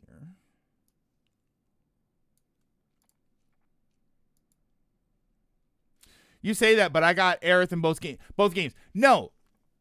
KH, you got Aerith on the date, right? But then the rest of the game, that's my point, is that you can manipulate it to get the date with whoever. Because I think I got the date with which this was probably one of my favorite changes in Rebirth. I got the date with Yuffie, but I had so much fun. It was like big brother little sister energy for when you go on the date with Yuffie. And I thought that honestly, that was my best. I think that might be the best option. I think the best option in that game is to go on a date with Yuffie, because it's so much fun, because he's older and she's younger. So they don't do the date thing. They do it's like older brother, younger sister. It's the best date to go on in that game. Did we play co-op together with this? I know we did it on SGB. That was always how it went. I never got it in OG7. Is that how it was in OG7? I never got it myself in that game.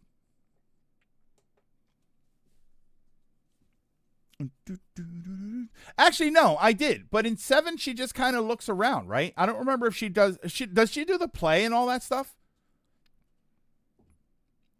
Okay, so.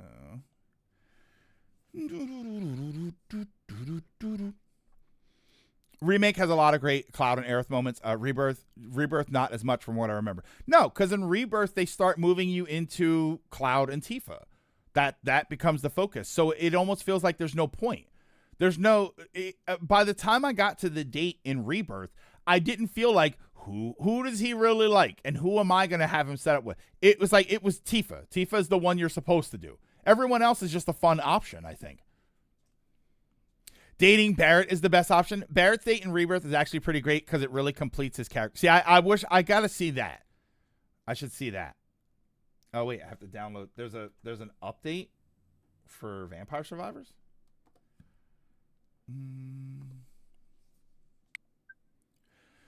Yeah, Tifa date was the default one, and it never kind of felt like that. It always kind of felt like it's between Tifa and Aerith, And then if you mess up, it's either Barrett or it's Yuffie. And in Rebirth, it was like, no, it has to be Tifa. Everybody else, you can go on the dates with the other characters, but it will all be irrelevant. They said the Cloud and Tifa was the canon relationship and what always intended, and even in and then I didn't realize that until later for the OG. The whole thing with when you go to the Northern Crater in the OG game, there's a thing that happens with Cloud and Tifa. Let's call it a thing that happens. And the other characters are like, oh, we know that happened. I never actually got that. In the original game, I don't know what I had to do or I don't know what I did wrong, but I don't ever remember that sequence in the original game. I've seen it since then. So I beat OG Final Fantasy VII still thinking it's either Tifa or Aerith, whichever one you like, even though we all know what happens to one of them. But I never got that. So it was never, I never learned that it was supposed to be Tifa. Man, how Rebirth psyched us out at the end with, can we change things? Maybe we will. All right, so this is the online. We tried this before.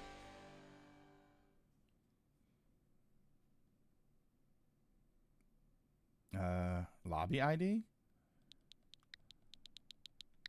Silver. Let's go. Let's just say silver. Create. All right. So this is. Oh, that's right. We did try this before. And then when you guys join, if you don't have the Castlevania stuff, we can't do the DLC. We have to do the plain levels. That's right. 4W2. Should we do multiplayer or should I just do single player? Because this is going to be the wrap-up game for today. So for anybody that might not have been here yesterday, I was talking about like different formats for the stream and stuff. And one of the format changes that I like is we do the talking in the beginning, and then we have a single player game that we play. So obviously that's Metroid Prime 2, and then we probably end with something that is Game Overlord V. Thank you so much dropping the 2 gift subs. Very much appreciate that. Thank you so much for that. But yeah, then we'll end the stream with either a multiplayer game or just something a little more wind down, like the wind down game. So, you know, we can bang out a couple rounds of Vampire Survivors, or we can do some Splatoon. Yesterday we did Marvel Rivals. So I think I want to be doing that from now on. So this will be the wind down game. Yeah, I mean, nobody's popping in.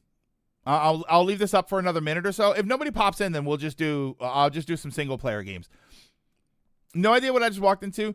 I just popped in to say thanks for recommending me an HDMI splitter years ago for recording off of PS2. It helps a lot. Is it off of the PS2? I mean, they're very helpful. I have a splitter myself. I have an HDMI splitter myself that I keep for when I plug the PlayStation in. That way I don't get DMCA'd, whatever. Or no, not is it DMCA? DCIP, whatever the thing is that messes up my image. But thank you. I very much appreciate that. Oh, you reminded me too, Game Overlord. PS3. Oh, that's what it was. You reminded me of something too. I was checking my stats and my analytics and stuff. All right, so there's nobody popping in. So, I was checking my stats and my analytics, and apparently I have 70 hours total of some sort of. It's like when I turn it on, if you guys gift sub, it's cheaper. Oh, you're joining. Okay, hold on. I'm sorry. Here, we'll do this again. Create. All right, different lobby there. Oh, there you go. Yeah, it's some sort of thing that I can turn on, and then if you gift sub, it's cheaper. And I'm trying to decide if I want to use that and how I want to use that. If I want to do because I talked about that's for 5. Yeah, it's like for gift bombs. But I've talked about, and I don't know how much cheaper it is. That's the other thing, is that I don't know how much cheaper it is. I think it is. I think it is for 5 or more subs at a time. Let's do, whoa. Let's do the Castlevania one. I like the Castlevania one. All right. Start. What are we doing? Did that work? Oh, oh no, who do I like?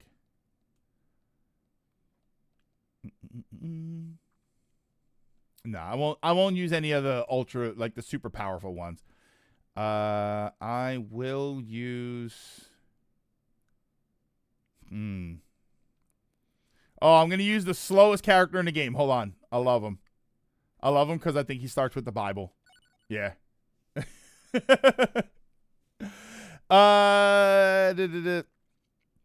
then shows they made at the end of Rebirth ruins one of my favorite emotional scenes from 7. Damn, I don't remember what I was gonna say before that. What was I talking about before that? I don't remember what. Oh, for like the gift sub thing. Do I want to do this? This one. What? Okay. Oh wait, we did Emerald Diorama.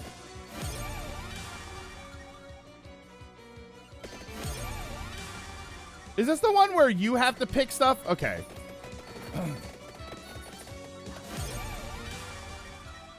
Yeah. Oh, that's me? This is what I hated about this. This is so confusing.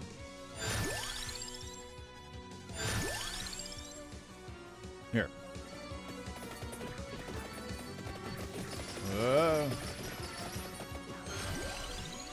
I need this.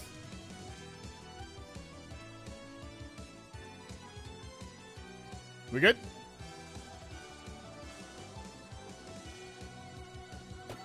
Okay.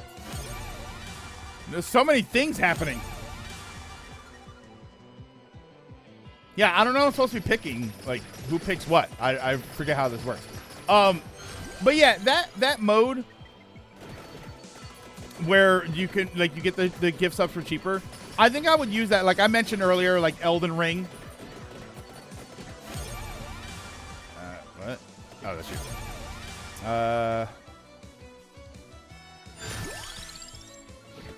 I would use that for that. Like if we ever did like an Elden Ring charity stream or like a fundraising stream, I would use that for that. How many weapons do I have? I mean, good lord. Well, I would say, all right, we're gonna play Elden Ring. I'll fight more bosses depending on how many gift subs or what sub count is. And I'll turn on the cheaper subs. I'd probably do something like that. Oh, there we go. I need that.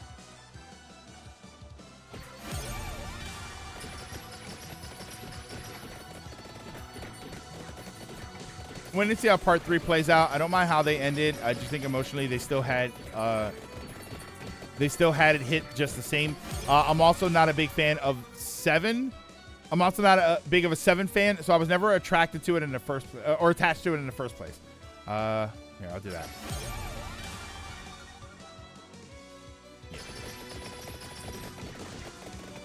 Hoping for the next Monday Nintendo Music app drop to not be shit. What was the one yesterday?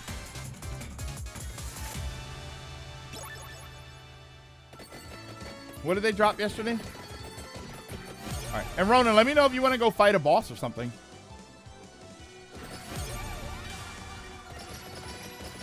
I think we're powerful enough to start fighting bosses. Oh, the Phantom Hourglass music. Which somebody linked in the music Discord, I think, that there's a good version of like the Hyrule music, the overworld Hyrule theme. And I did listen to it. It was really good. I like Phantom Hourglass. How did you guys feel about Phantom Hourglass? Did you think it was terrible?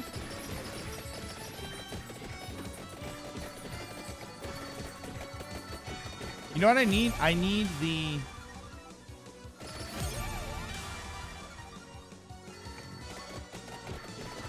It's my least favorite Zelda. So I saw somebody else say that. I forget who else said that. It's your least favorite Zelda. Do you like Spirit Tracks more? I like Spirit Tracks. I thought Spirit Tracks was great, but it's interesting. Whoa.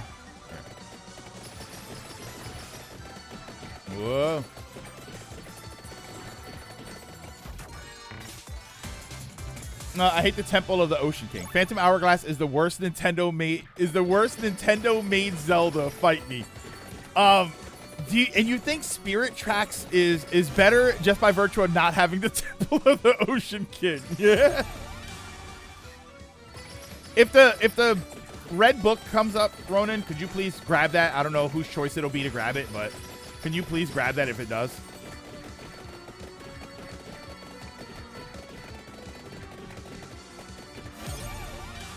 No. That's what I say. I don't know. It may be another game that I have to go back to, right? Metroid Prime. It may be another game that I have to go back to. Wait, I thought I bought that sword. Did I not buy that sword? I need that sword. I don't know, are you dying? Are you okay? Oh, these enemies are terrible. Yeah, it might be it might be a situation where if I go back to it, I might not think the same thing. But I really like Phantom Hourglass.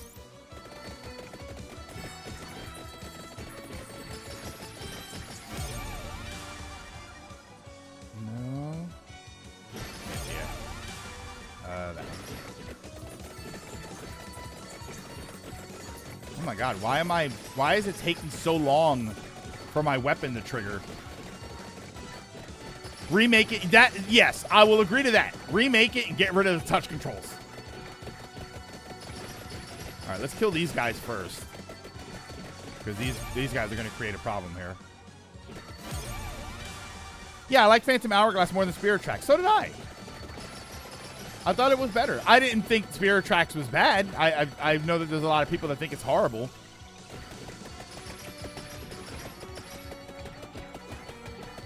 But yes, I would get rid of the motion controls because they add nothing to the game.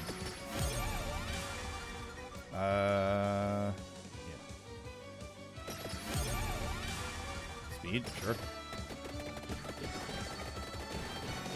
Actually, the motion controls add one thing to the game. There is one thing that I really, really like that the motion controls add, where I can draw the lines for the boomerang, where I can throw the boomerang and then it would draw a line. What am I doing that for?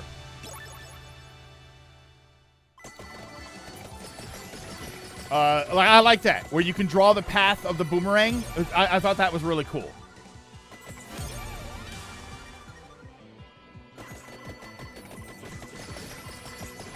But other than that, no, there's nothing. There's no value to there being touch controls. All right, I think we can kill this boss. You need food. I don't know why the food isn't, like, where are all the...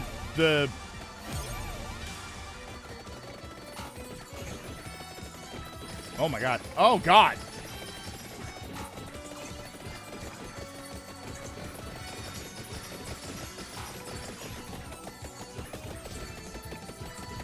Oh, sorry. Oh, we got separated.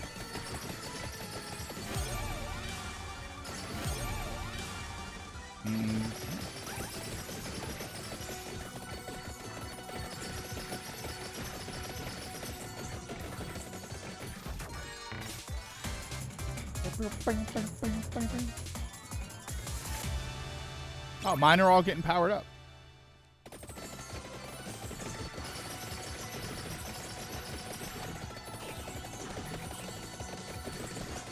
Watch out!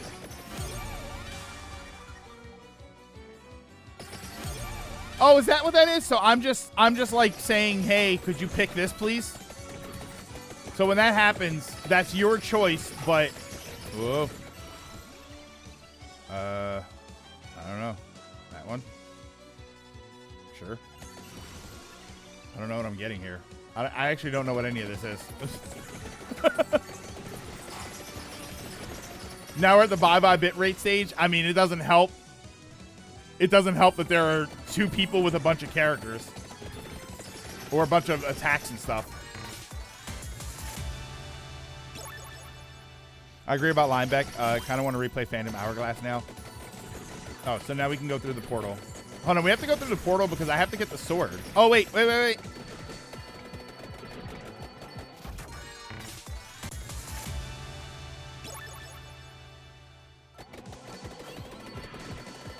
Oh, no!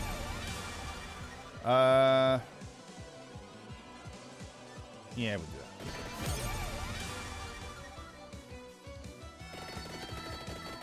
Can I? Thank you. What was that about? Are you getting hit? Are you dying? What's happening over there?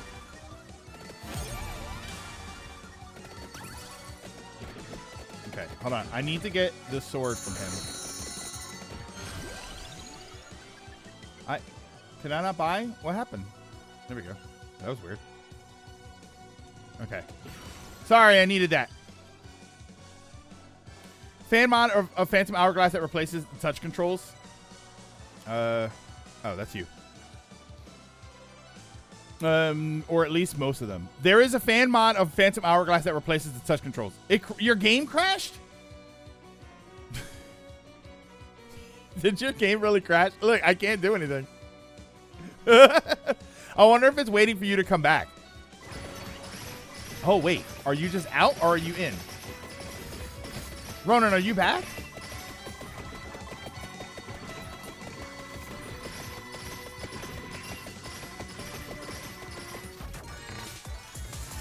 You're out. Okay. Oh, yeah. So now it's just a regular game. I like that all your stats are still here and I can still power you up, I think. Oh, that's funny. I have all of your weapons? Oh, we're going to break this game. Hold on. I have 12 weapons right now. For one of their existing weapons, so I'm just going to do that. Oh, no. Avenge me! Oh, the other card is up there. Oh, I can't pause the game. I can't pause the game. I can't. Oh, wait, I'm alive.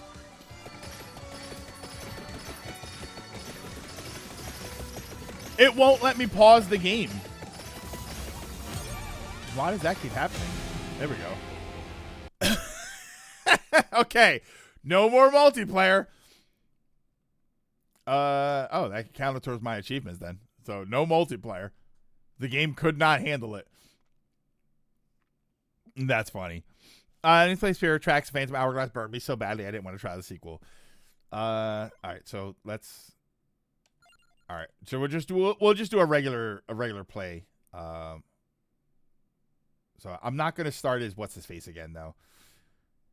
I don't have the Frozen Shade. Damn. What do we want to go to? What do you start with? I said above, the mainline games in order, my favorite Final Fantasy games are 9, 5, 8, 13, 13-2, 10-2, 10, 11, and 14. Lightning Returns, 4, 16, 6, 1, 12, 7, 15, 3, and 2. Holy. Yeah, it's fun, but there was so much stuff on screen that I couldn't talk. All right, so let's pick choose from the Ebony Dialogue. So I want to pick somebody that has like a fun weapon for me. I don't like that one because of the area. Actually, let's pick one of the bottom ones. Yeah, some of these weapons, I don't know. 11 is pretty rough. What about, oh wait, Fake Trio. A trio of zombies posing as vampire hunters. Oh, this is cool. Hold on. I'll pick that one then. I enjoy the story for 7. When it kicks up a lot for the game, it's just, when it kicks up. But a lot of the game is just wandering point to point aimlessly until disc 2. See, I don't think it's aimless. I think that the game is actually pretty locked in on where you have to go. Like, I think in Midgard is a little, it's relatively streamlined. Like, I don't think that there's a lot of areas that you can backtrack so far that you get annoyed. And when you get out to the world, I definitely think it feels like you're left to your own devices, but you kind of, I don't know, it's an old school aspect of you wander and you'll find your way. We're in hurry mode, so. Yeah, I didn't find it particularly aimless. I think 8 felt more aimless.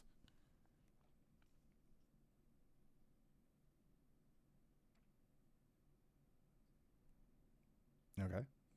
I know that the Castlevania area always takes a little bit longer to load up, but that's still pretty extreme.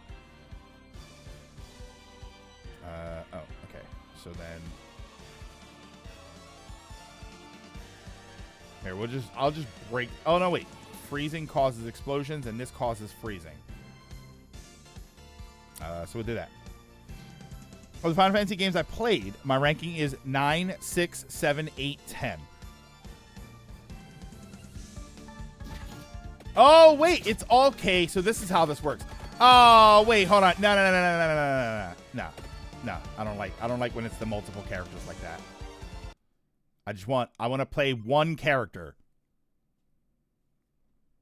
Yeah, I don't like when it's the multiple characters. This guy's pretty cool. Here, we'll pick this guy. He's totally not a la carte. 8 was very, this is where we go. This is why we're going there. Yeah, I don't know. I felt like I was wandering more in 8 than I did in 7.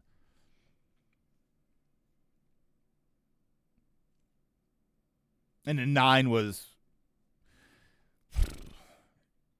I mean, 9 really was fantastic. Like, it really was a great game. Though, I'll be honest, there are parts of 9 where I even slowed down a lot. Do I want to do this? Okay, so we're gonna do the projectile thing.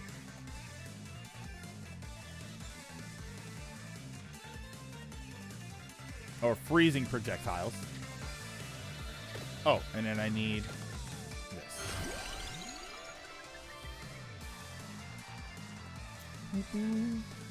7, 4, 9, 16, 3, 14, 1, 10, 6, 8.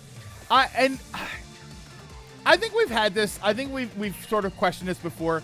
Do you think it's fair to add 14 into the mix? I feel like it's fundamentally such a different kind. It would be like ranking all of the Metroid games and then you add Metroid Prime. It almost feels like it doesn't really feel accurate.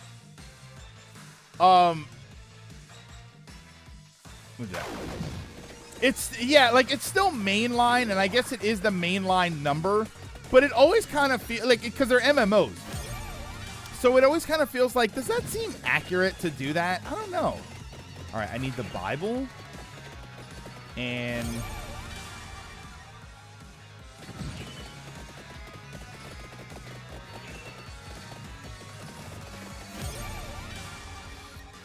it's an MMO, so its enjoyment is entirely based on friends to play with. Okay, Ryan, here's what I can say. I actually disagree with that for Final Fantasy XIV specifically, because they give you a path to do all of the story stuff, and the story stuff is actually good. I will defend 14 on that. The reason I have a problem with it is because as an MMO, it's so much larger. It's comparing Final Fantasy VII to Final Fantasy XIV is more like comparing Metroid Prime 4 to the entire rest of Metroid or something, or all of Zelda, right? It's hard to really compare them, because even as a single player experience, MMOs are a different, they're a different class of game, or a different category. Class isn't really the right thing.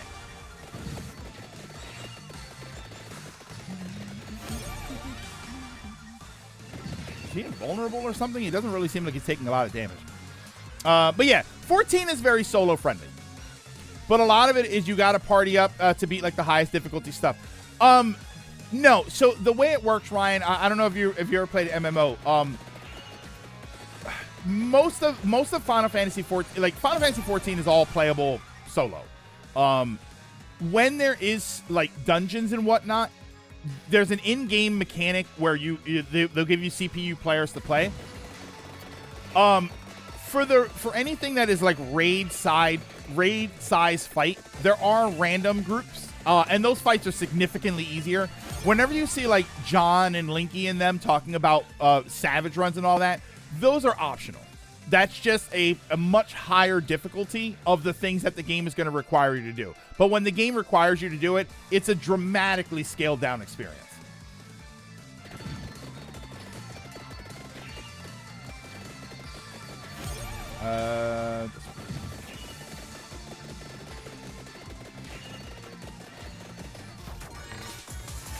Yeah, how about if I split it into expansions then? Yes. If you were to split 14 into expansions, I think that's a little bit more accurate to compare it to a single other game. Do you get the same stuff on lower difficulties? I don't want my experience neutered because I don't like playing with others. You get all the same story. You're definitely going to get the same story. As far as gear, yes. For the most part, you can. Yeah, you're gonna get pretty much the same gear. Because realistically, the gear working is one thing. How the gear looks is probably what's more important. Because once you get a better piece of gear, the old piece of gear is irrelevant. But in Final Fantasy XIV, it's relevant. It's relevant because you're gonna get glamours and stuff.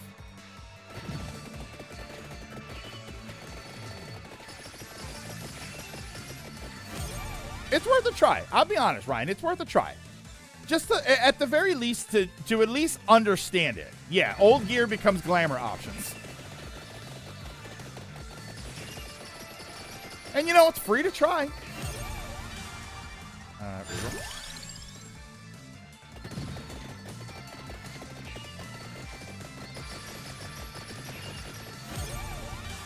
Only difference in solo, you get 1 item per loot chest. With people, 2 items drop, but you're rolling against 3 other people. Yeah, so in solo, you're actually more guaranteed to get a piece of gear.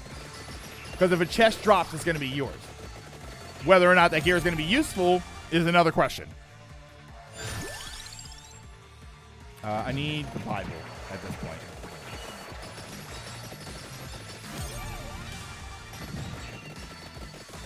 Game, can I get the Bible, please? I'm sure Johnny... Honestly, I'm sure Johnny would power level him. Here's my biggest gripe with 14. I've said this before. My biggest gripe with 14 is that even if someone power levels you, you're not going to have the same experience because all it means is you're going to be more powerful than the game requires you to be.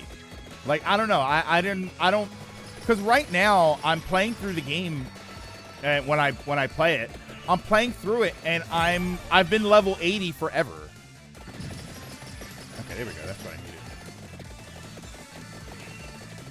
needed. And I keep running into areas where I have to, especially if I do dungeons, I have to scale my stuff down.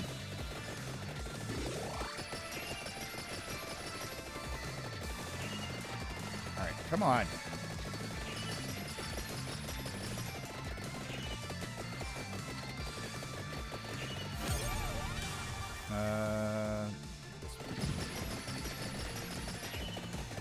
Damn it. I didn't mean to do that. 14 also has the pity reward when you finish leveling a dungeon. Basically, anything that isn't 50, 60, 70, 80, or 90, you're given one piece of gear that is for your class, so you always get something per run.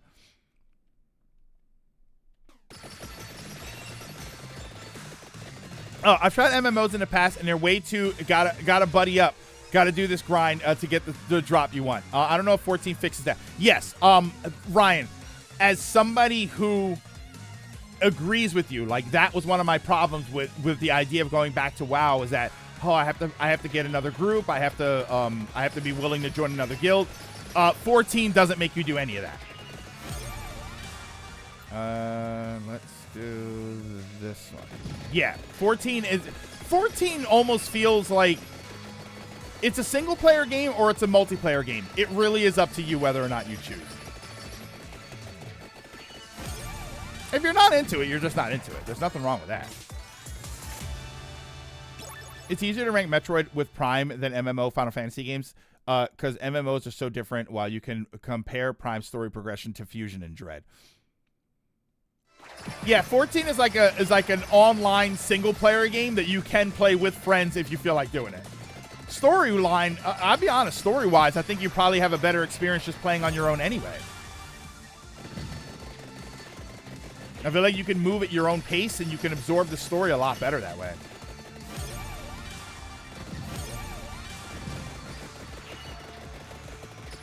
Uh, 14's whole, what's this? Whole goal is let's do what WoW doesn't, which makes people want to go back and forward. And forward and back. All right, come on. All right, I think we're good enough to fight. We're probably good enough to fight some bosses right now. Yes. Yeah, we can start fighting bosses.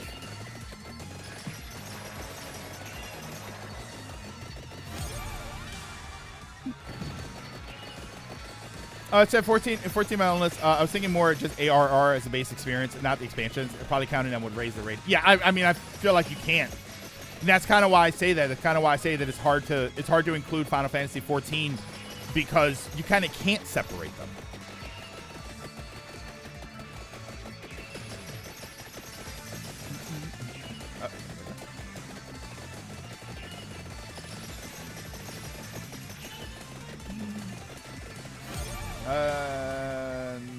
This one. Which again, you must get Shadowbringers. That's a must for streaming. Yeah, I think I have Shadowbringers. What did I say when we looked at? Because I looked at it before. I think I have Shadowbringers.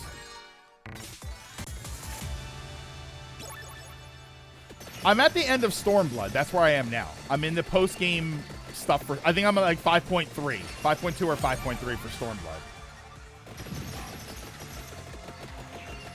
Oh god. Maybe I wasn't ready to fight a boss.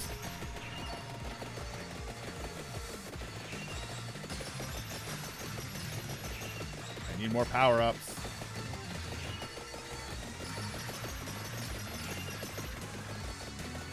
Yeah.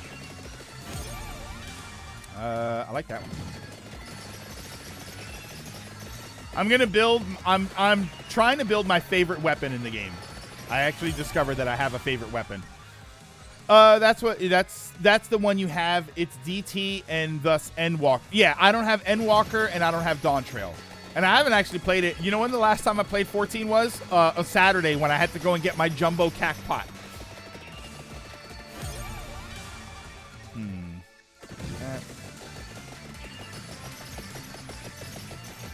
Actually, there we go. I've been waiting for that.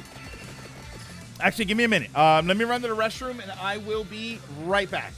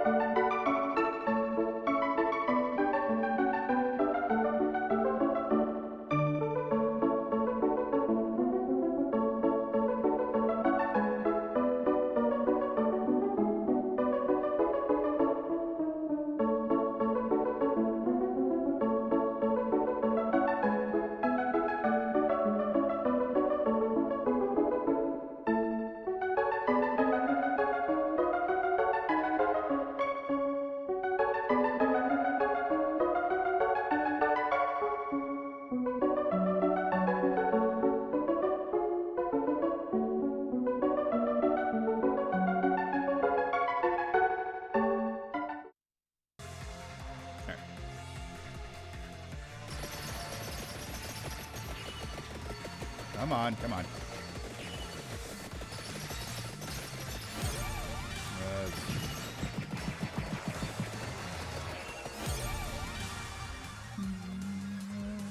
Look at these Final Fantasy nerds talking about their Final Fantasy.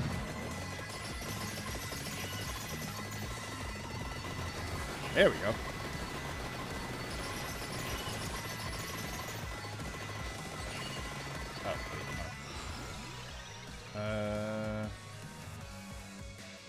Generate explosions. All the stuff. Freezing enemies generates explosions. Oh, no, wait.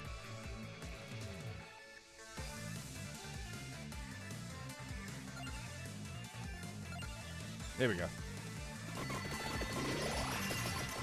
That's the hardest level 14. You have to get past ARR. Yes, it definitely was.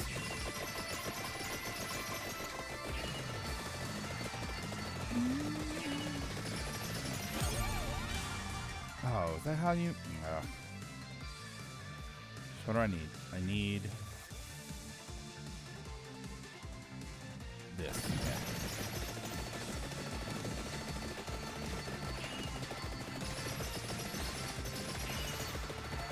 Come on, I need my other upgrade. There we go. That's what I needed. Let's go that one. Misleading title. Is it really Final Fantasy if there's like 16 of them? Well, I don't know. Kia, I don't know. I'm still trying to get through the Never-Ending Story Part 2. And I think it turned out there was a Part 3 to that movie.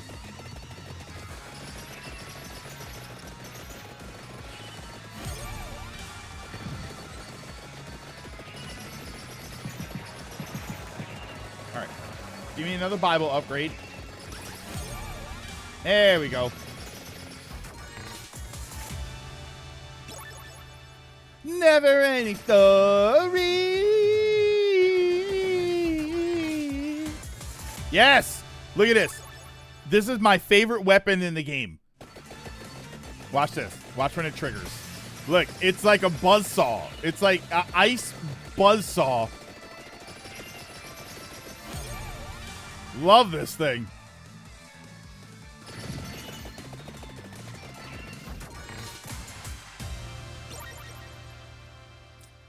Meanwhile, Final Fantasy XI is you need to play 100 hours to beat one boss.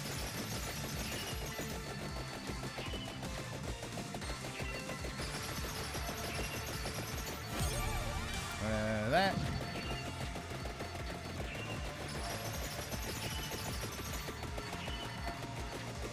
Could you kill this guy, please? There we go. I need the red gun. Now I'm motivated. Yeah, look at how much. So much more motivated now than I was a little while ago. ARR's come a long way in being trimmed down. Even when I finished it, they were still trimming it down compared to what I already played. I mean, when did you play ARR? I did it several years ago, so. I need the red gun. Alright, we'll just get this and move on. Oh, you played it after I did. Oh, I thought you played it before.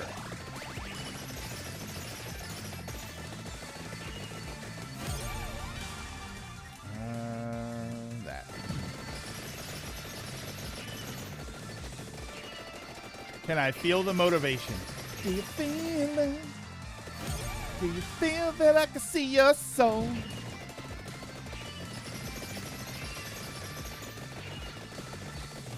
Oh, I have all the power-ups, so I need this over here. This weapon's so good. I need that. And what's the easiest way in? Oh, we'll go right here.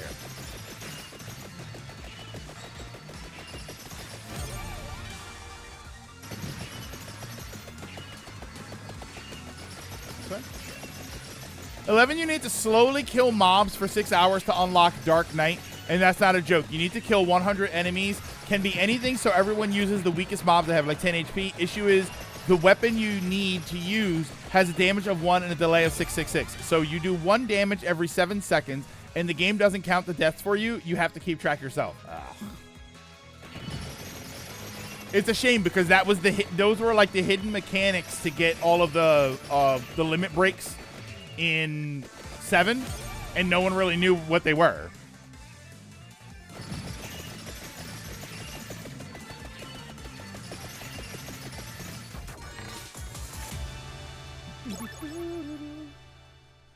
Oh, I wanted to play it, but I didn't really start thinking about it until you joined and was like, maybe for Community Day someday. I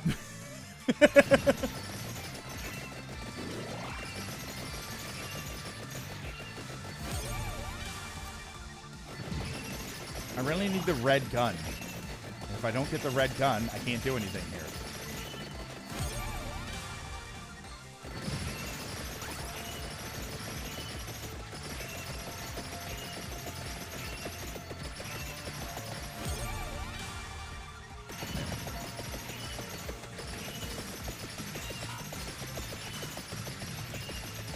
Oh, and I can't forget my favorite. I'm going to show you all my favorite aspect of Vampire Survivors. If it works. I have to see if it works.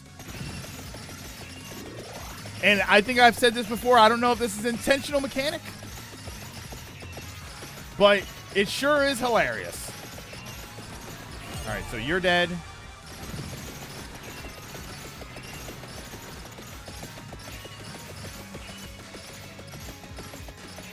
Oh my god, this Minotaur is the strongest Minotaur ever. Get your Chocobo license. You need to sit in the capital of Juneau for 6 hours straight and just stare at Chocobo's ass because you must feed it every day for 7 in-game days, roughly 40 minutes a day. Now, while you can go off and do stuff, if you get caught up and miss, oh, it has to be 7 days in a row.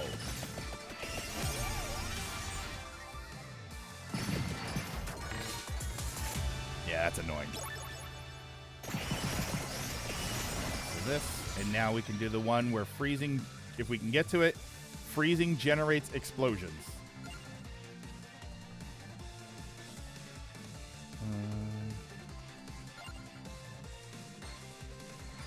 Nope, we missed it. 3 bounces. This one it is. Okay. There we go. When there are enough enemies on the screen, that seems to be the moment. You can just walk through the walls and off the map. I don't know why. I don't think that's intentional, but it only works when there's a lot of enemies on the screen and you just walk through the walls.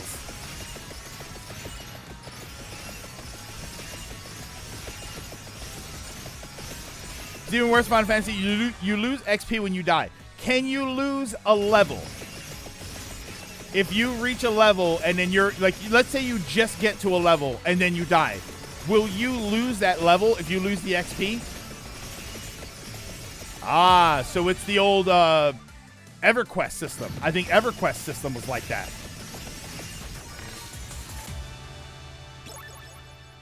Yeah, I think EverQuest did that, and I think a lot of people hated that. And the gear? Ooh. All right, I need one very specific weapon.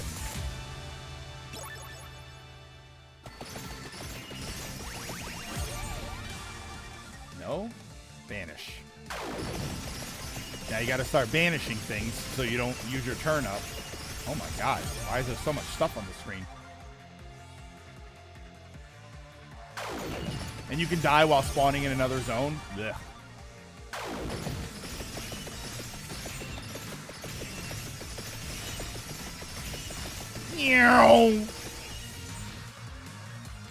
When you die, you lose 25% XP, but if you release, you make it a permanent loss. If someone raises you, they can go recover some of that XP. So there's no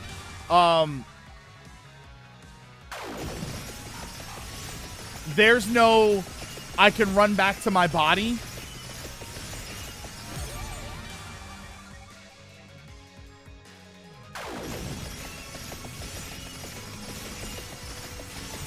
bosses are trying to hit me, but they're... Stop it! Nope. Yeah, that's unpleasant. They're right on me. The enemies are pushing the enemies, the bosses right towards me.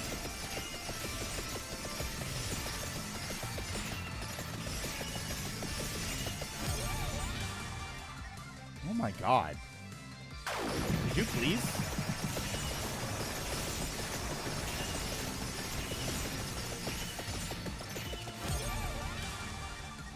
Are you serious with this? Okay, get going. First class starts in... Oh, good luck. Good luck, Ryan. Have fun.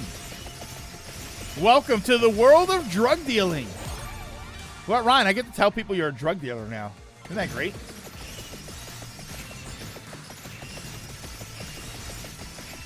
Why are the enemy... There, I've been waiting for that gun this entire time. Why are the enemies, like, magnetized towards me? The bosses.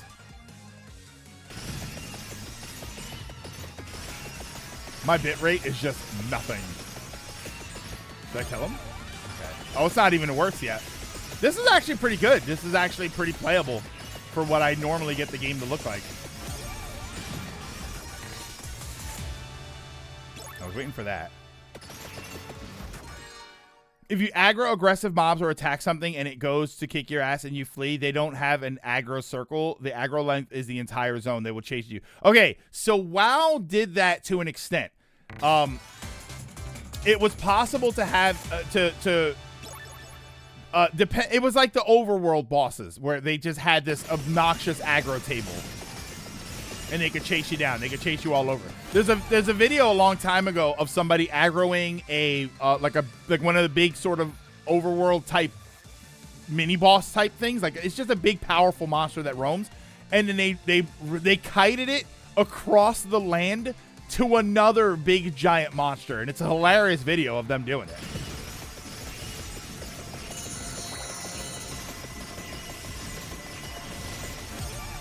All right, we need one more level for the gun. There we go. That's what I needed.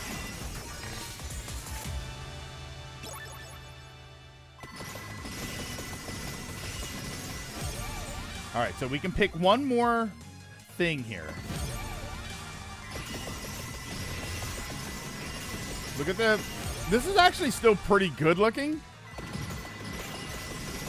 Oh, it's every enemy in... Yeah, it's just normal stuff. Yeah, that's pretty bad. WoW, they would leave you alone after a little while in WoW.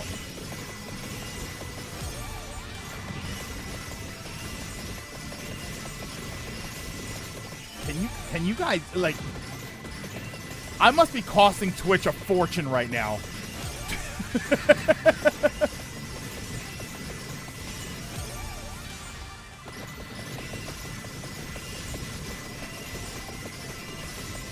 Can't run from me, warrior of light. All right, one more level, and then I can max out. There we go, this thing. Oh my god, they're gonna give me another weapon. I can pick another weapon. Let's just break the game in half with the water.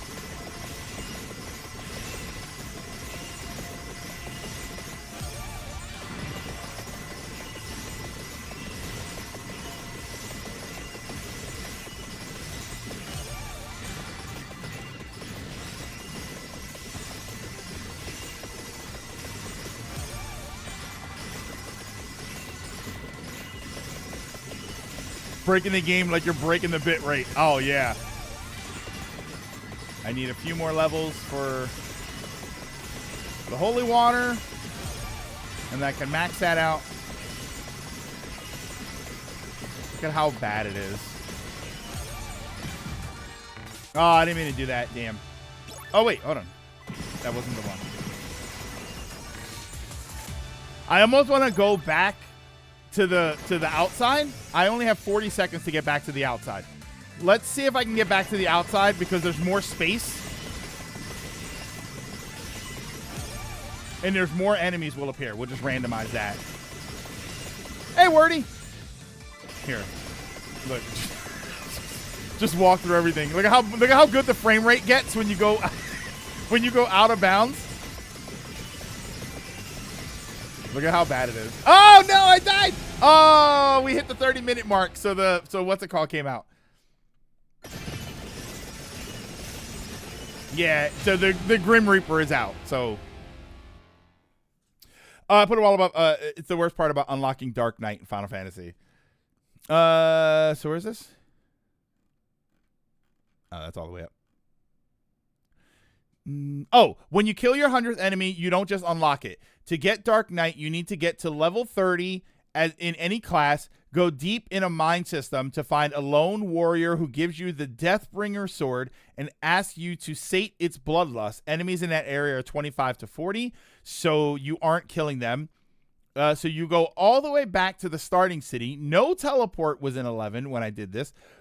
So I had to walk halfway across the world for this. Then after you hit 100 kills, then walk back. But the game doesn't tell you that you hit 100 kills.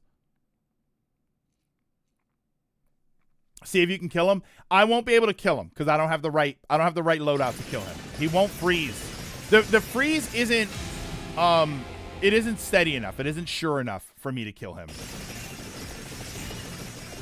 Yeah, there's just nothing I can do.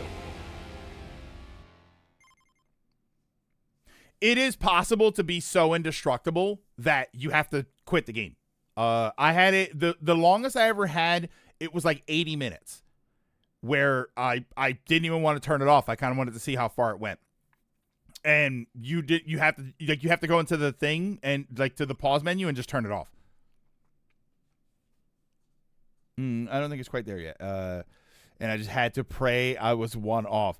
I've also had it before where I kill the Grim Reaper, and then if you manage to kill one, I don't know exactly how it works, but if you manage to kill the final Grim Reaper that pops up, you get 5 gold eggs, and it just stops. Oh wait, am I still on retro? I'm still on retro. Convinced my parents let me play Final Fantasy 11 just so I wouldn't bother them. I mean, that's why a lot of us played video games. That's why our parents let us play video games. My mom was happy for me to be playing video games because we grew up in a rough neighborhood. So she was happier for me to be inside rather than outside. I think in the end I had to kill 3 more enemies in those mines, but it took 15 minutes per enemy. Like that's obnoxious. Yeah, like I feel like that's stuff that you can fix and not have to deal with that. I think that's it. I think we'll just end with the one since we had the one failed game from earlier. I had Ice and Maria's invincibility shield. I could have kept on killing the Reapers, but I was so tired and closed my eyes and walked into one and died. I couldn't even do that with Maria because Maria, they would target the little familiars around me, and I couldn't get them to kill me. Oh, they have since added a teleport system now. Yeah, I had so many. I was just like, I have to just turn the game off. I can't play it. If you get the laurels, and you get the 2 sides of the laurels, it drops the damage that enemies do. It drops it down to 10 HP. So they don't do enough damage, but you regenerate health faster than they're damaging you. So it's impossible for them to kill you. You just need food because if you overheat, you become invincible. Overheal you. Yeah. And that's if you have the laurels with the 2 parts that make it the super weapon, it's the super defense. You can't die and you just keep going. And then especially if you have like the heart with the garlic, so you're gaining health, like it's insane. Hold on, let me see something here. I took a screenshot of it. And I wonder if I still have it. Let me see here. Because I think it was here. I think it was on this.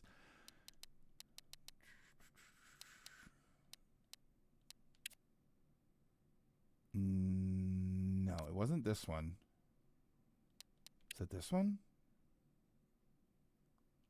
I had that one. See if I can find it. Yes!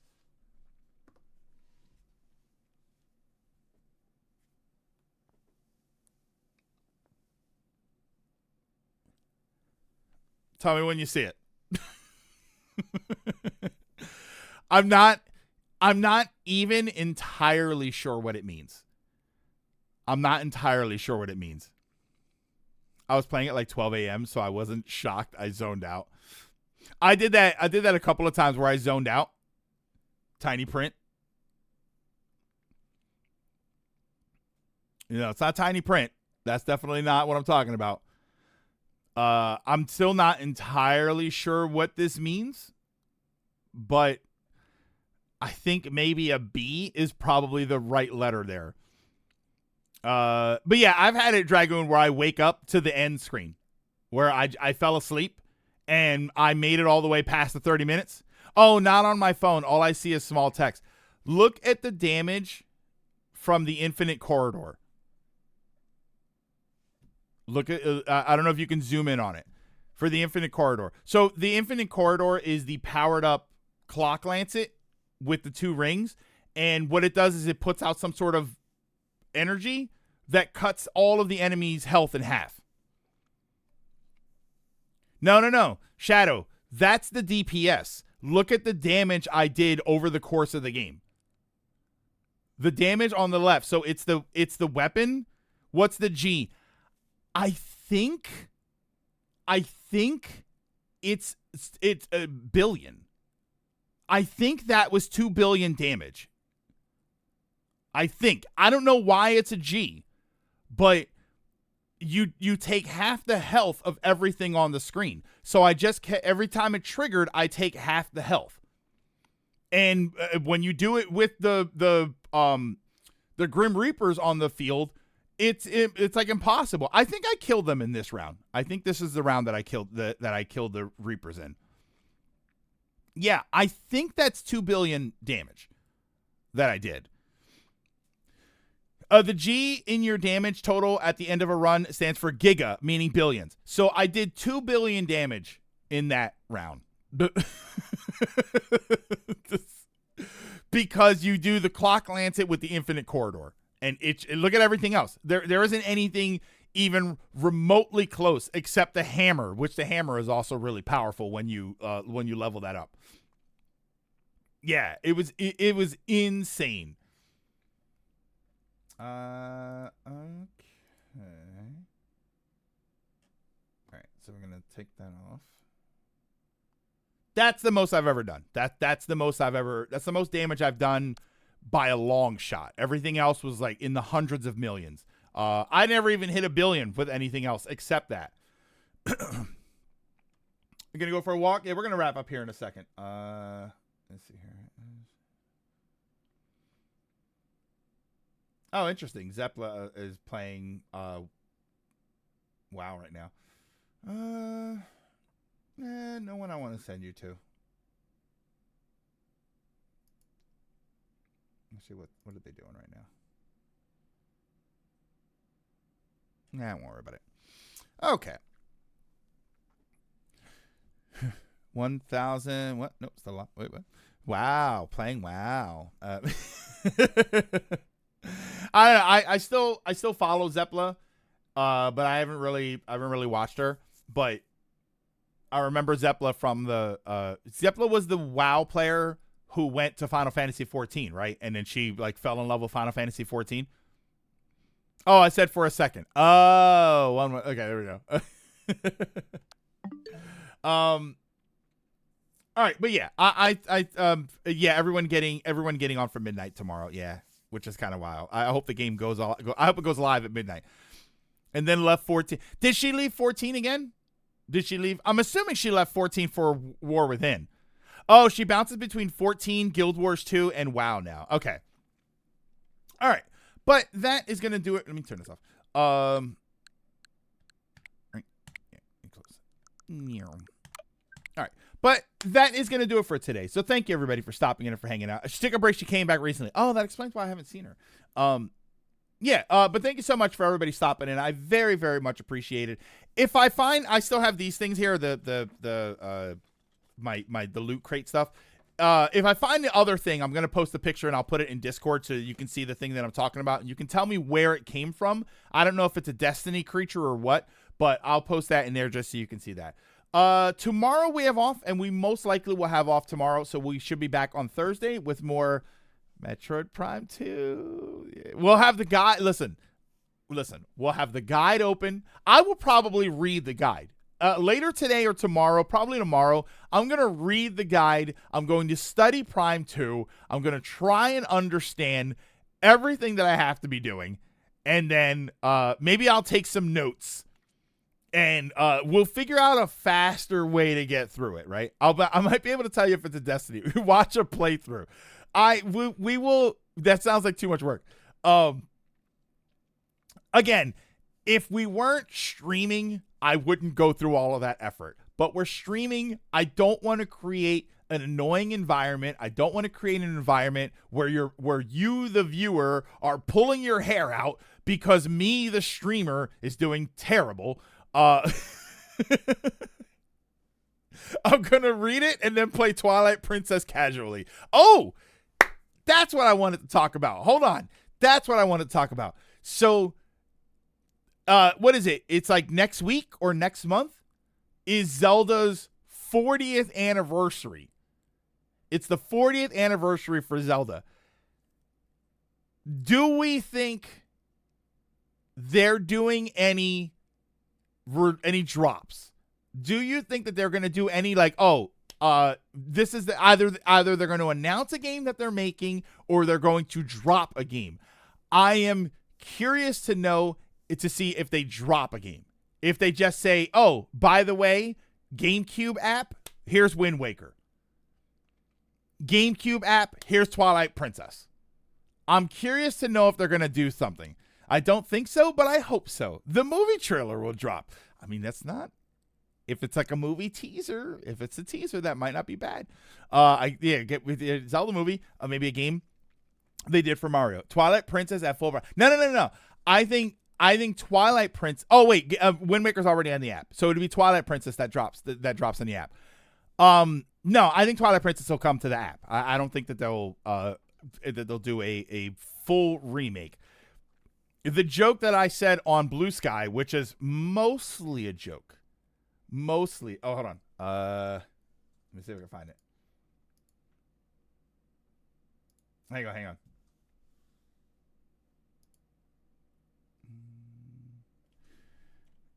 Let's see.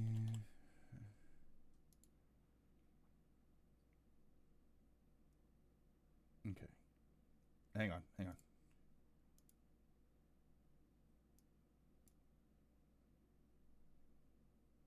Okay. So my thinking was they have, I don't know if they're going to have a presentation or not, if they're going to do anything, but I think they would say something along the lines of, finally, to celebrate to the 40th anniversary of The Legend of Zelda, we wanted to announce a remake of one of the most influential games of all time. Please take a look.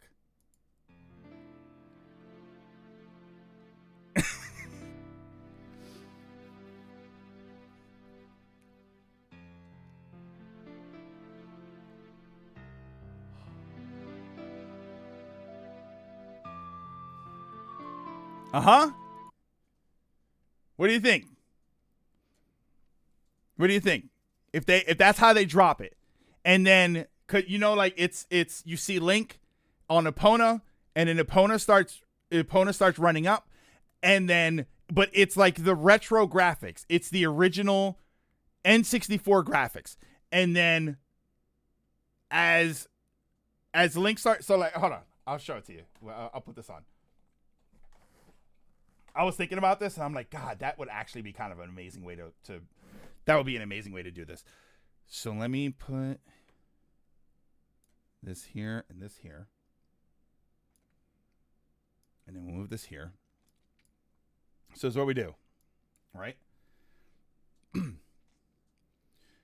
do the whole thing, right? Please take a look. So this is so it's like this, right? You do it like this, but it's in 4:3.